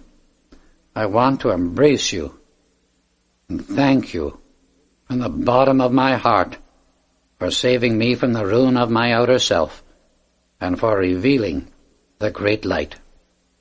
I bowed my head in deep humility and replied, "Thank God, I am but the channel. God alone is the great presence and power that does all things well." Mrs. Atherton turned to me and expressed her feeling. "I do praise and thank the God in you for the mighty protecting presence, and never in my life shall I cease to thank God and you for the light this experience has brought us all." "I feel certain we shall all meet again," I replied, and bidding everyone goodbye, turned my face once more toward Mount Shasta, arriving at my lodge the evening of the second day. 2 weeks later, I felt a strong impulse to make one more trip to my trysting place with the Master, Saint Germain. I started at 4 in the morning and reached the edge of the dense timber about 9. The plaintive cry of my panther friend came to my ears before I had gone 20 paces into the woods. I answered quickly. In a moment it came bounding to my side with all the welcome of an old-time friend, and we proceeded onward to our meeting place. I noticed the panther was very restless and acted as if laboring under some inner agitation. This was most unusual, for it had always been very quiet when in my presence. I patted and stroked the beautiful head, but it made no difference. I sat down, and we ate lunch. "Come on, old boy," I said as we finished. "Let's go for a walk." It gave me a long, steady look, the most pathetic expression I've ever seen. I could not understand it. We had gone some distance when we came to a cliff about 15 feet high, at the top of which hung a projecting rock. Something caused me to look at the panther. The expression in his eyes was wild and fierce. I sensed a sort of tension in the atmosphere, but did not realize what it was. I walked on a few paces farther and felt a chill pass over me. Looking up suddenly, I saw a mountain lion crouched, ready to spring. The next instant, it leaped toward me. I threw myself against the wall, and the lion landed beyond where I had stood. Like a flash of lightning, the panther sprang, and the two locked in mortal combat. No words can describe the terror of the struggle that followed. They screamed, rolled, tore, and clawed each other. Lion was considerably heavier, and it seemed for a time as if it would gain the advantage. However, the panther was the faster-moving of the two, and finally broke away. There was just an instant's pause until it saw a chance, and then with one spring landed on the lion's back and fastened its teeth just behind the ears. The panther's grip was like steel, and after a few seconds of rolling and twisting, the lion's struggles grew weaker. Finally, they ceased altogether. The panther came reeling toward me, its side terribly torn.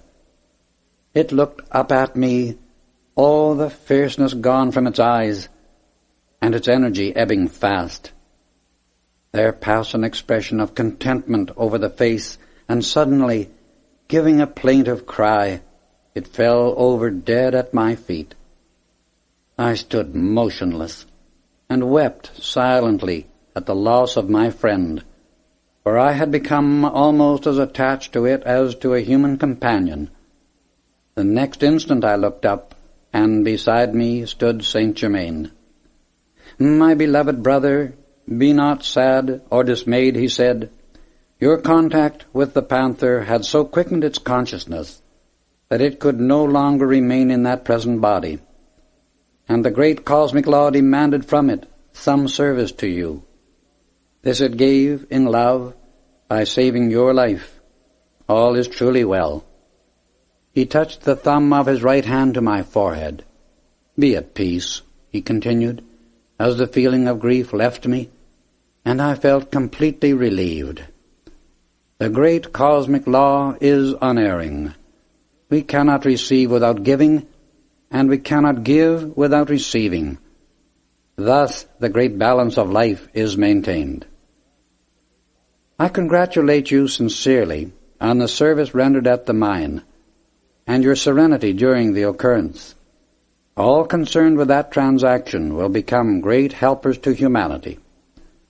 Soon you will be called upon to render a far greater service than any you have given so far. In it, remember always, it is God's power and intelligence acting, and your mind and body only the channel. Until you meet with this experience, meditate constantly upon the limitless power of God which can express through you at any time. I asked him what the Ascended Master's attitude is in regard to the many channels through whom partial truth is given forth, and he replied, "There are many sincere channels. Some have more understanding than others. All are God's children, serving to the best of their ability with the understanding they have at present. We may not judge anyone, but we must know and see only God expressing in all. Our endeavor is to bless all activity wherever it is.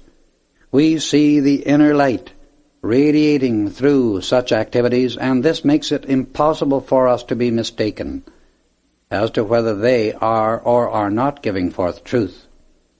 It is the same with individuals. Those who offer their service in the name of the ascended Jesus Christ will always receive more than ordinary sustaining power." We had walked some distance when he said, "Come, I will accompany you home. Place your arm about my shoulder." I did so, and felt my body lifted from the ground. In a few moments more I was in my room at the lodge with Saint Germain standing beside me, smiling at my surprise. "Meet me in 7 days," he said, "at our appointed place, for then we will finish our work in this part of the country." He smiled, bowed graciously, and slowly faded from sight. The last thing that remained visible as he gradually disappeared were his marvelous, beautiful eyes smiling back at me. As I meditated each day upon the great God presence within for my coming service, I realized more and more how important it is to keep the attention focused upon that presence only, no matter what appearances seem to indicate, in order to keep any outer condition from affecting me. In one of Saint Germain's conversations he had stressed particularly the all-importance of keeping my outer self harmonious, and in regard to this had said, "My son, you cannot realize how very great is the necessity for harmony in the outer self, if the fullness of the inner perfection and power is to be expressed in your outer life. The importance of keeping a feeling of peace, love, and serenity in the personal self cannot be emphasized too strongly, for when this is done, the mighty God-presence within can act without limit in an instant. The continual outpouring of a feeling of peace and divine love to every person and everything unconditionally, no matter whether you think it be deserved or not, is the magic key that unlocks the door and releases instantly this tremendous inner God power. Fortunate indeed is he who has learned this law, for he then seeks to be all peace and love. Without it, humanity has nothing good, and with it they have all things perfect. Harmony is the keynote, the one great law of life. Upon it rests all perfect manifestation, and without it all form disintegrates and returns into the great sea of universal light. The following 7 days I spent much time in meditation. I felt a greater and greater peace growing within me, until by the 6th day it seemed as if my entire consciousness were like a great calm sea. On the morning of the 7th day, I left my lodge at 4 o'clock and reached our meeting place at 10:30. I sat down on a log to wait, with a feeling of wonderful exhilaration, which I knew to be the result of my meditation. I was so deep within the contemplation of my God-self, I did not hear anyone approaching until a voice spoke to me. I looked up and saw an old man with white hair and beard, whom I thought at first sight was an old prospector, although his clothing was too clean for that occupation. As he came up to me and held out his hand, that too confirmed my feeling. He was not a laboring man. We exchanged greetings, chatted for a few moments on generalities. Then he turned to me and said, "My friend, I would like to tell you a story. It won't take long. I haven't told it to anyone for a long time. I would like to try once more." By that time, I began to have a feeling of intense interest.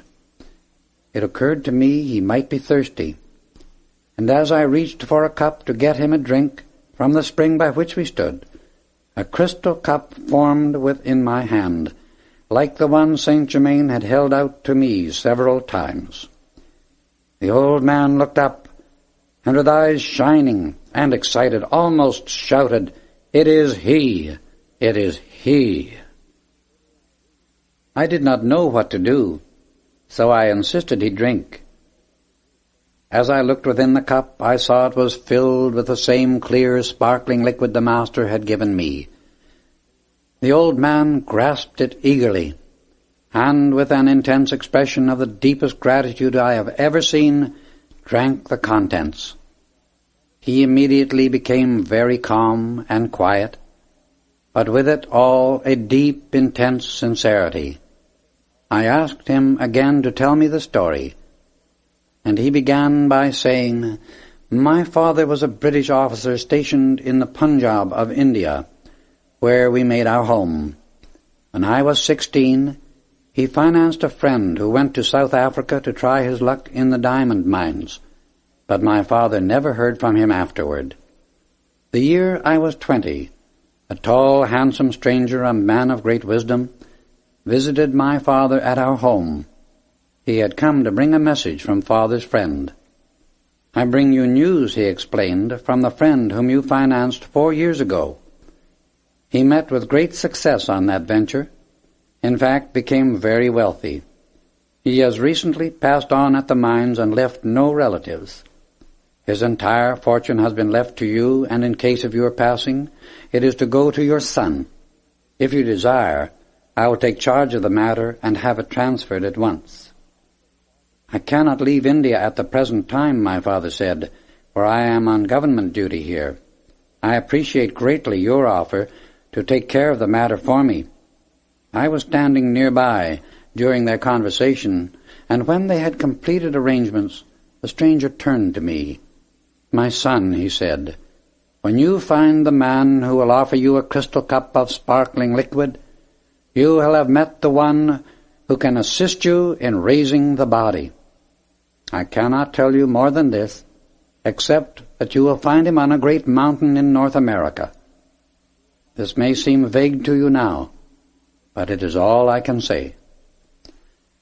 The stranger left, and a month later my father, who had ridden out to adjust certain government matters with the natives, was shot, and passed on before he could be brought home. I was an only son, and after another month Mother and I prepared for our return to England. Just before we left, the same stranger came again and said he was ready to transfer Father's fortune to me. I explained Father had been shot. "Yes," the stranger replied, "when I left 2 months ago, I knew your father would pass on before my return. I have arranged for the fortune to be transferred to you, or rather to the Bank of England for you. Here is money you may wish to use on the journey home, also the papers of transfer and the credentials you will need at the bank. Present them, and you will receive custody of your wealth. Much of it is in diamonds of the first quality." I thanked him and offered to pay for his services, but he replied, "Your kind intent is greatly appreciated, but that is already adjusted. I will be happy to accompany you to the steamer at Bombay." The trip revealed to me his great wisdom, and beside him I felt like an infant. I know now that he enveloped me in a radiation which has stayed with me throughout the years.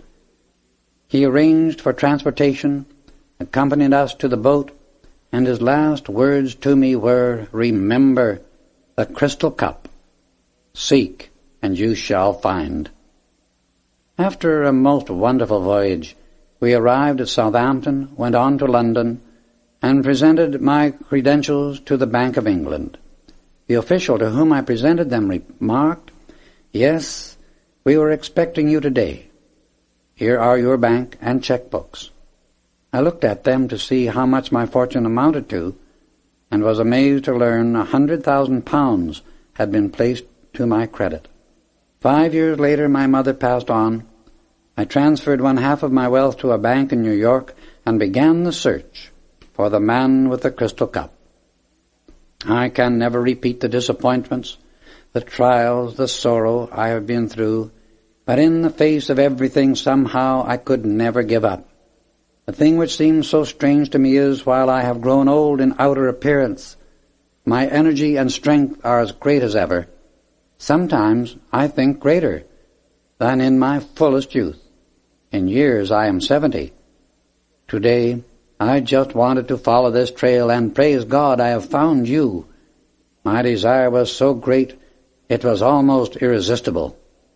"But my good man," I asked, "what am I to do for you?" "You will know," he replied, "for I know I have made no mistake. In the heart of this majestic mountain is a great power. I feel it. Ask God to show you what to do." Suddenly, I felt the mighty God power surging forth so strong it almost lifted me from the ground. Making the sign St. Germain had taught me, I called to God for light, and raising my hand in salutation said, "Mighty God, in man and the universe, we seek thy light. We seek thy wisdom. We seek thy power. Let thy will be done in and for this my brother, who has sought and found me to do for him I know not what. Thou knowest. Manifest thy will through my mind and body, and let whatever is to be done for this brother, thy son, come forth." As my hand came down, it held the crystal cup, filled with living liquid light. I offered it to him, and my mighty God-self spoke again. Drink without fear. Thy search is ended." He drank the contents without a moment's hesitation. I stepped forward quickly and took both his hands in mine. Slowly and steadily, every vestige of age disappeared from him, and the God in me continued, "Behold, thou art forever free from all earthly limitation. Ascend now unto the great host of light who await thee." Very slowly he began to rise from the ground, and as he did so, his human garments disappeared, and he became clothed in raiment of glistening white.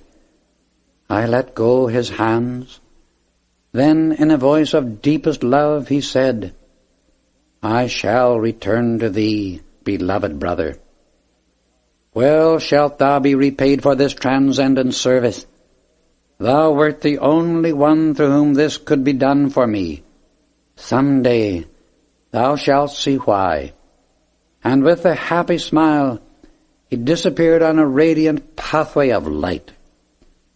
As the mighty God power within me receded, I was so astounded.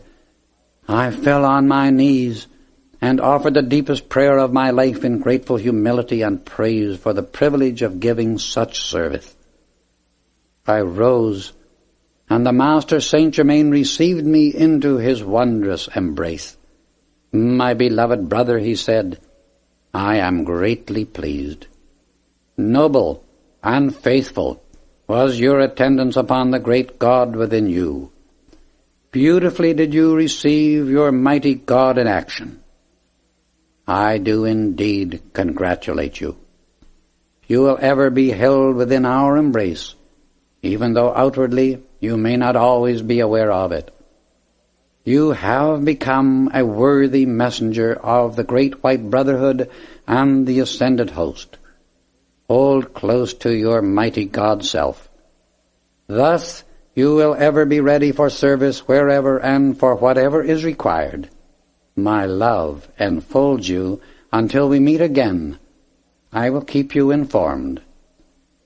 Slowly I wended my way back to the lodge, every step praise and gratitude to the one mighty God that molds us all into eternal perfection. Chapter 9. Venus visits the royal Teton. Many weeks had passed, and the morning of December 31st, 1930, came, and with it, the Master Saint Germain. "Be ready at 7 o'clock tonight," he instructed, "and I will call for you.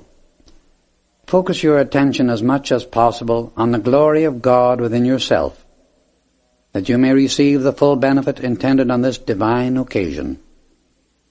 Remember your twin ray and sun, for the three of you will be honored guests of the Brotherhood of the Royal Teton at their New Year assembly tonight." I spent the remainder of the day in deep meditation. He arrived at 7 o'clock, and as I had already placed my physical body in bed, I stepped forth in the one he had prepared for me. "Tonight," he continued, "an experiment is to be tried which has not been accomplished for over 70,000 years. We feel perfectly confident of success on this occasion, as all are now well prepared. Come." We must have traveled at great speed, although I did not realize it, and soon stood on the apex of the Royal Teton, where the heavy covering of snow made it glisten in the moonlight like millions of diamonds. As we approached the entrance to the tube, I noticed a clearing around it for a radius of at least 100 feet. As we stepped within it, the atmosphere felt warm and comfortable. We passed on through the entrance, which had been opened for those attending the New Year's celebration. Saint Germain and I entered the great audience chamber and met Lotus and our son, who had already arrived with their escort, Amen Bey. Our joy on this occasion was very great, for we had not been together on the physical plane for some 2 years, and during that time, while working out of the body, each had been occupied with his own individual activities. which necessitated our being in different channels at the inner levels. The great room was brilliantly lighted, and the glorious fragrance of roses and lotus blossoms filled the air. The sweetest, most delightful music floated in from everywhere. Many had already come, and others were arriving every few moments. We noticed a large object, covered with a golden cloth, had been placed in the center of the room, but as no explanation was offered concerning it, we remained silent. Saint Germain presented us to the guests, and then led the way into a room filled with rare musical instruments. We saw a great pipe organ and 4 harps made of a substance like pearl, with posts of gold, sounding boards and upper parts being constructed of white metal. The high strings on the harps were silver wound, the bass ones gold, and the material of which they were made gave forth a tone that combined the sounds produced by metal, wood, and the human voice. The tone of these instruments can only be known by being heard, for they were different from anything which has ever been used in the outer world of music in the West. Sound produced by this unusual material more nearly resembles some of the wonderful tones of the ezraj, an instrument used in India. We saw 4 violins, also made of a substance that looked like pearl, but the resonance is far beyond that of any known wood. The strings were wound with both gold and silver, and produced a beauty of tone almost beyond description. We heard all these instruments played later that evening. Returning to the great audience hall, Saint Germain showed Lotus and our son the beautiful portraits which had been recently transferred from the Temple of Mitla in Oaxaca, Mexico. He escorted them through the record room, where they were shown the evidence of my former observations with him. For the work being done during this New Year celebration, all members of the royal Teton were clothed in plain golden robes of gorgeous material, with the emblem of the Brotherhood on the left breast, embroidered so it looked like dark blue velvet, the same shade as the great panel that formed the cosmic mirror. There were 70 men, 35 ladies, and the presiding master, Lanto, who is the blessed brother in charge of this retreat. When all had assembled who belonged to this branch, he stepped forward and addressed them, saying, "It is now 11 o'clock and time for our meditation. Tonight, let us pour out adoration under the great light. Feel at one with our own divinity for 30 minutes, and during the following 30 minutes know the oneness of Venus with our earth. All take their accustomed stations and form an elliptic in the center of the room. For 1 hour it seemed as though 106 golden figures were united in one breath, so completely were they in unison. At the close of the meditation, a joyous burst of music filled the immense hall, and Lanto stepped before the great mirror. He extended his hands, and a tremendous blaze of light flashed forth upon it, revealing a group of people far in the distance, surrounded by golden, rose, and violet light, dazzling in its beauty and radiance. They drew nearer, and the same glorious, wondrous colors filled the great audience chamber, giving everyone a tremendous feeling of uplift and power. Presently, 12 guests from Venus stood in our midst, robed in white, scintillating garments, surpassing all power of description. There were 7 gentlemen and 5 ladies, all extremely handsome. 6 of the men were at least 6 feet 4 inches in height, the 7th fully 2 inches taller than the rest. The ladies were about 5 feet 10. All had light brown hair with the exception of the tall master, and his was a glorious pure gold. Their brilliant, piercing, violet blue eyes were beautiful and fascinating. The tall master gave the salutation of the East, touching his heart and forehead with the fingertips of his right hand, and bowed low before Lanto. The others also came forward, greeted him, and were presented to those assembled. Lonto gave a brief address of welcome, only the following part of which is permitted to be recorded.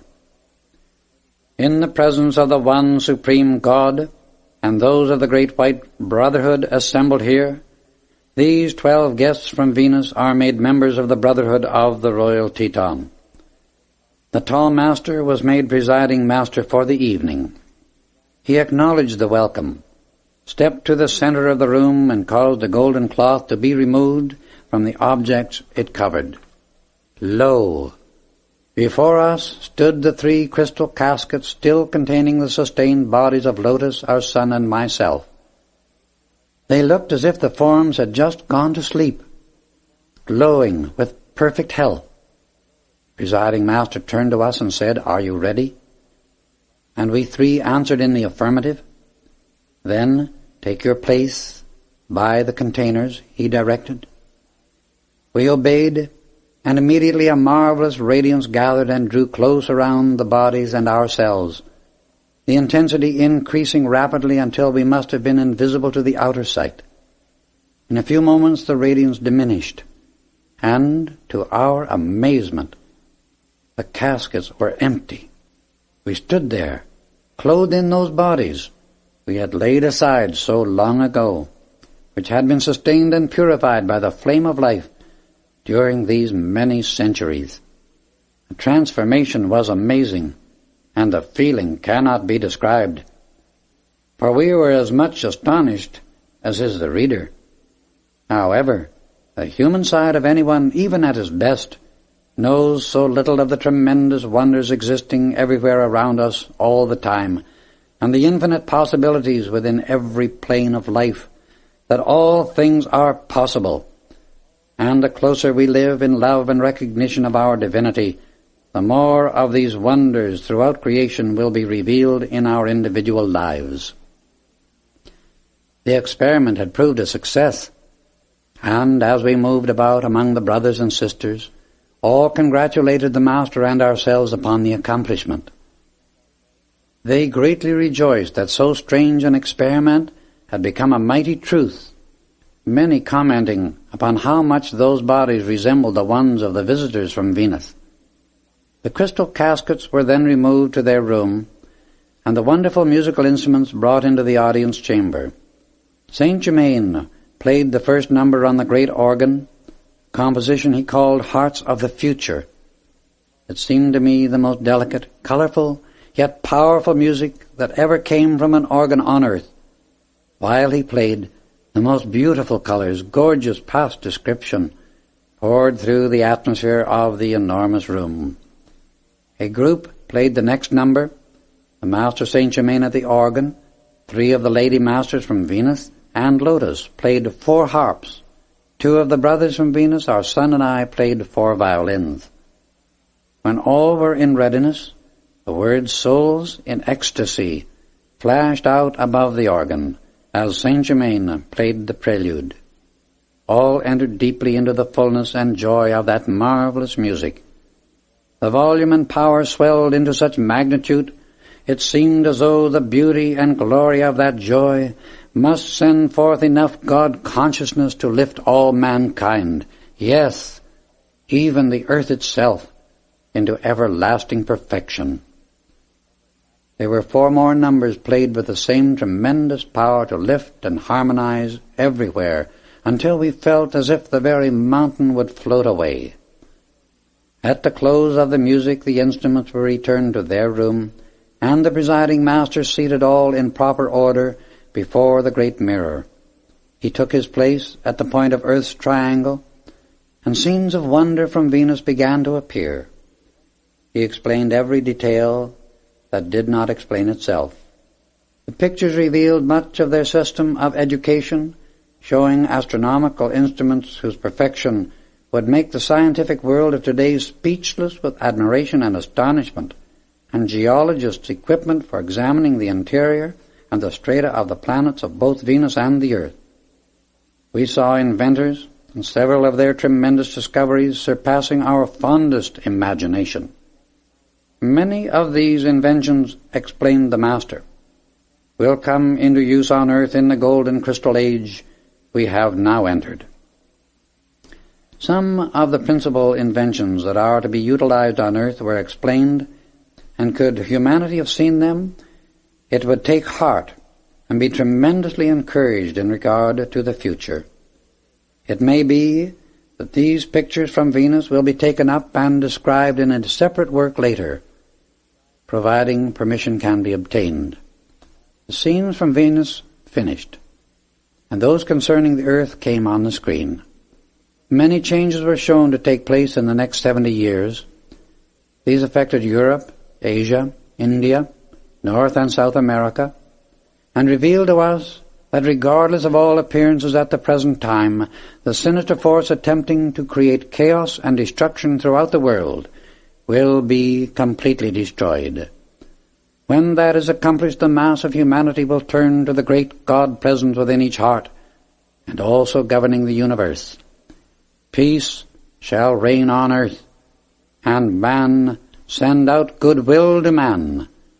This revelation was stupendous.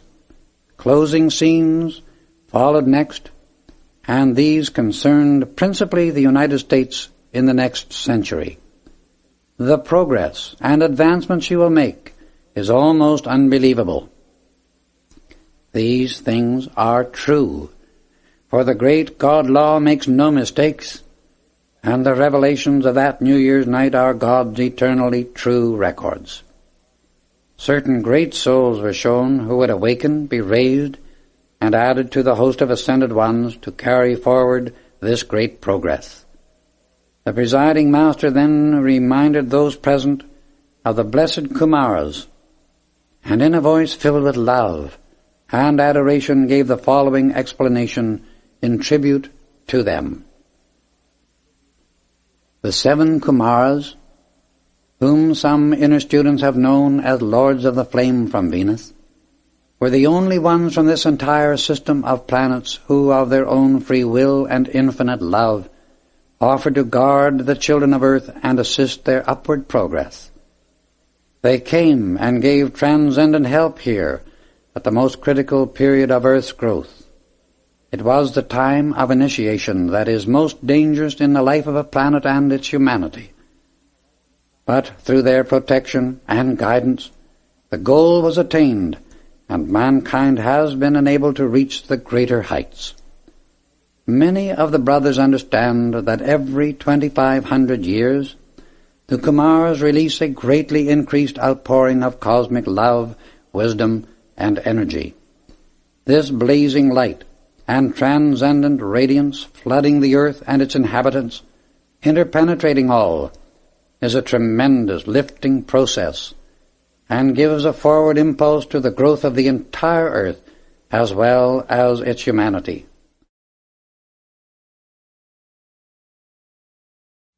Just preceding each of these great outpourings, extraordinary physical disturbances occur, and general unrest is felt throughout by the people.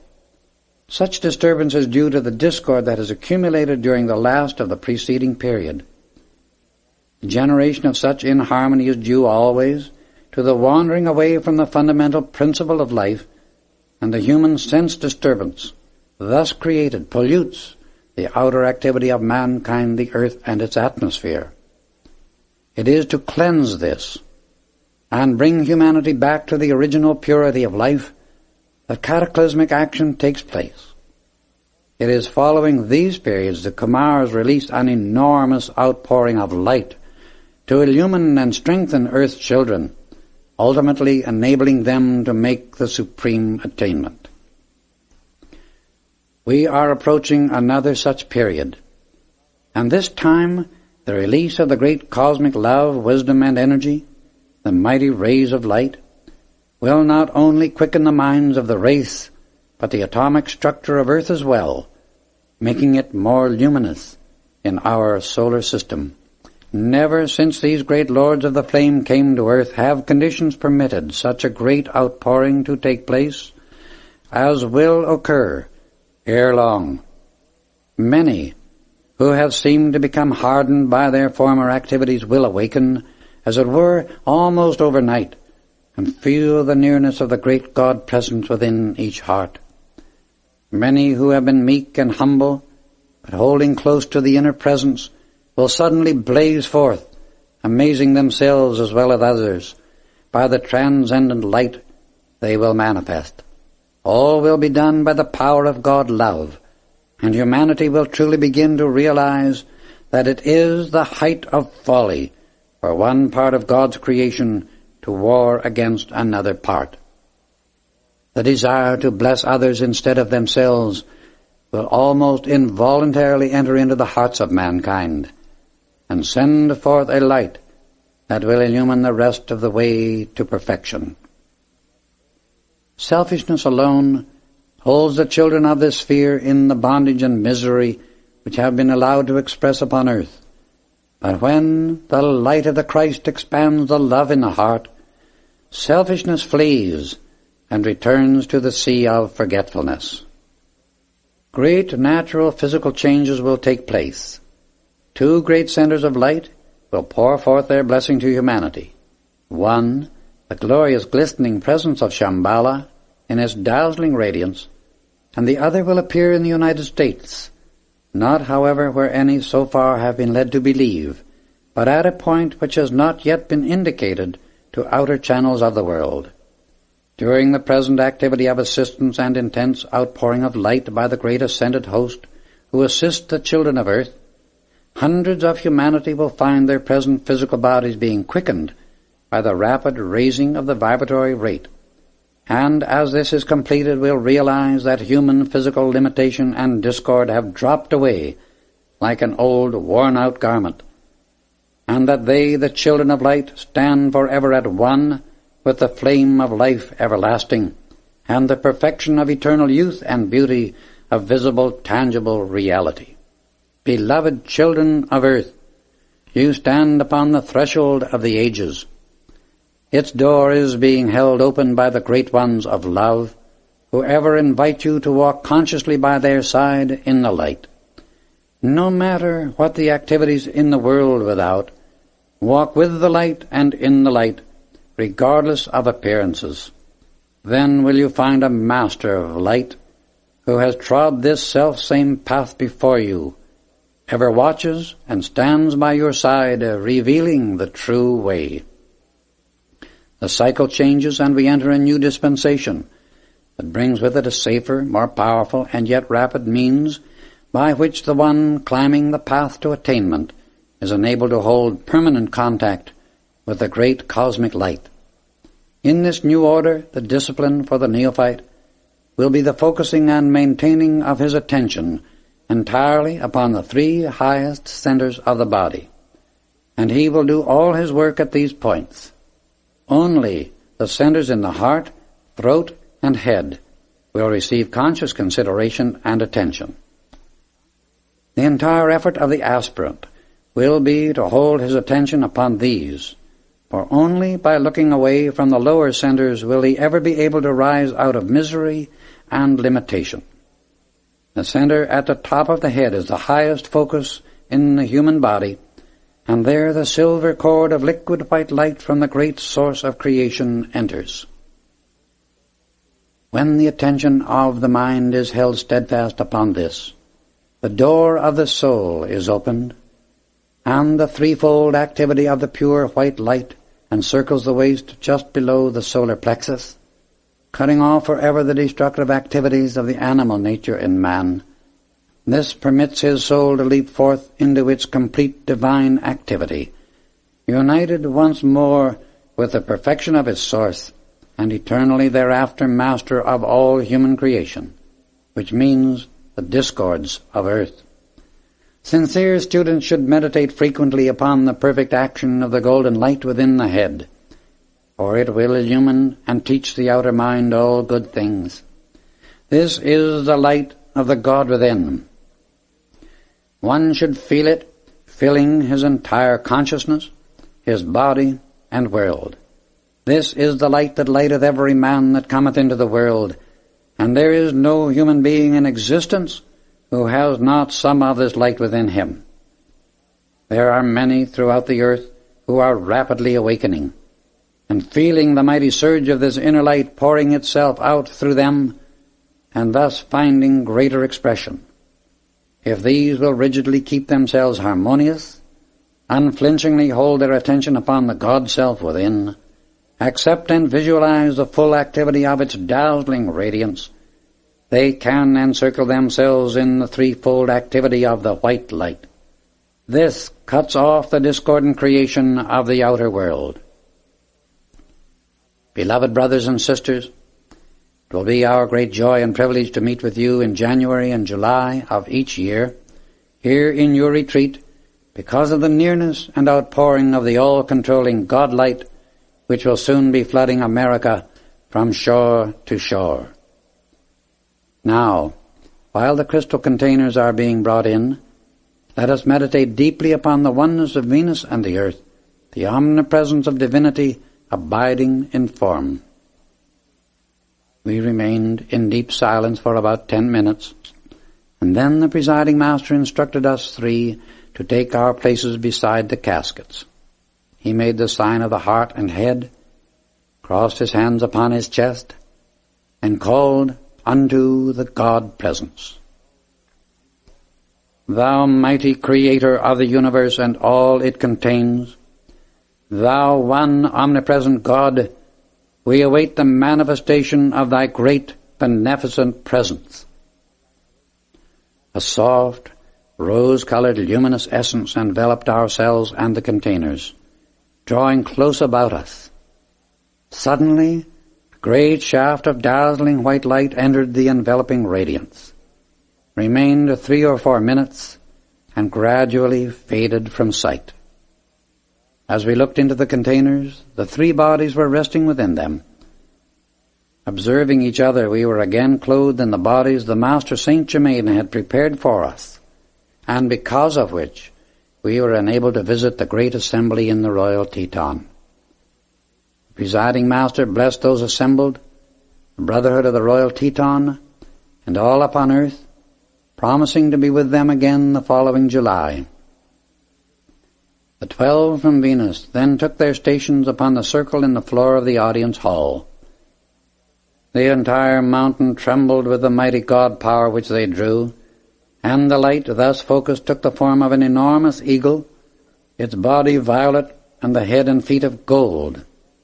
The entire room became filled with a blazing white light, forming one end of a great pathway of luminous essence, on which the 12 radiant beings returned to their home on Venus.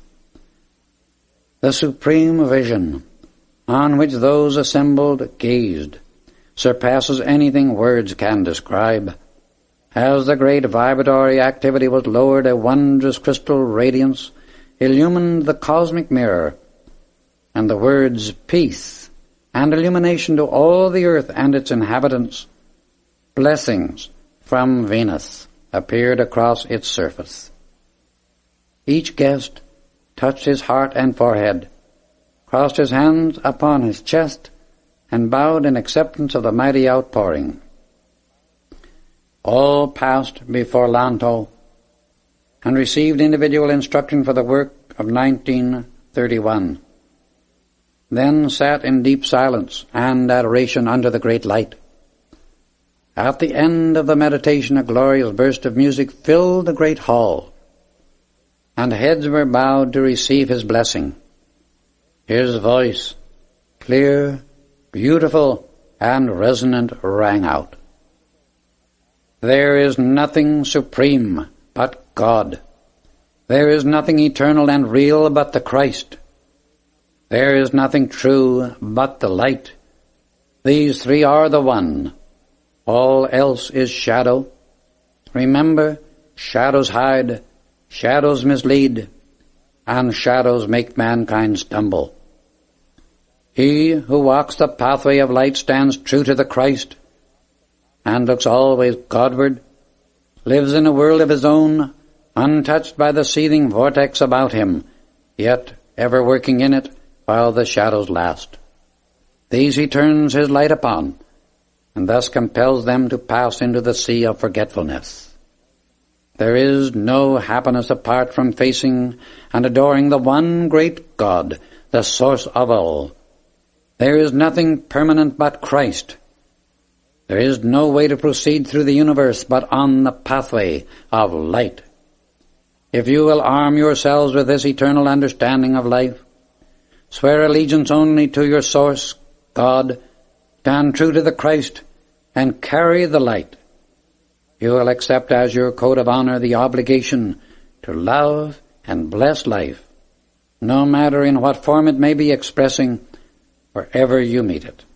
This is the eternal plan of existence, and whosoever knows that may proceed anywhere in the universe, explore all it contains, and yet it be untouched by whatever shadows mankind has created in its forgetfulness of whence it sprang. God alone is great, and only unto the source of all greatness does all glory belong. He who knows only his source and refuses aught else is wise indeed, for he becomes permanent happiness and is master wherever he moves. Then and then alone may he become creator of worlds. Upon these he bestows his happiness, and in this activity really lives the divine plan for all. Members of the Brotherhood of the Royal Teton, reveal thou this plan to the wayward children of earth. Shed thy radiance upon their self-created shadows, and point them the way to the great central sun, our transcendent source. My light enfolds you, my power upholds you, and my love breathes through you to those who seek their home in the light. Beloved humanity, may this same mighty radiance shed its light to illumine, heal, and bless you with that divine love which will ever hold all close in the eternal embrace of the one supreme light.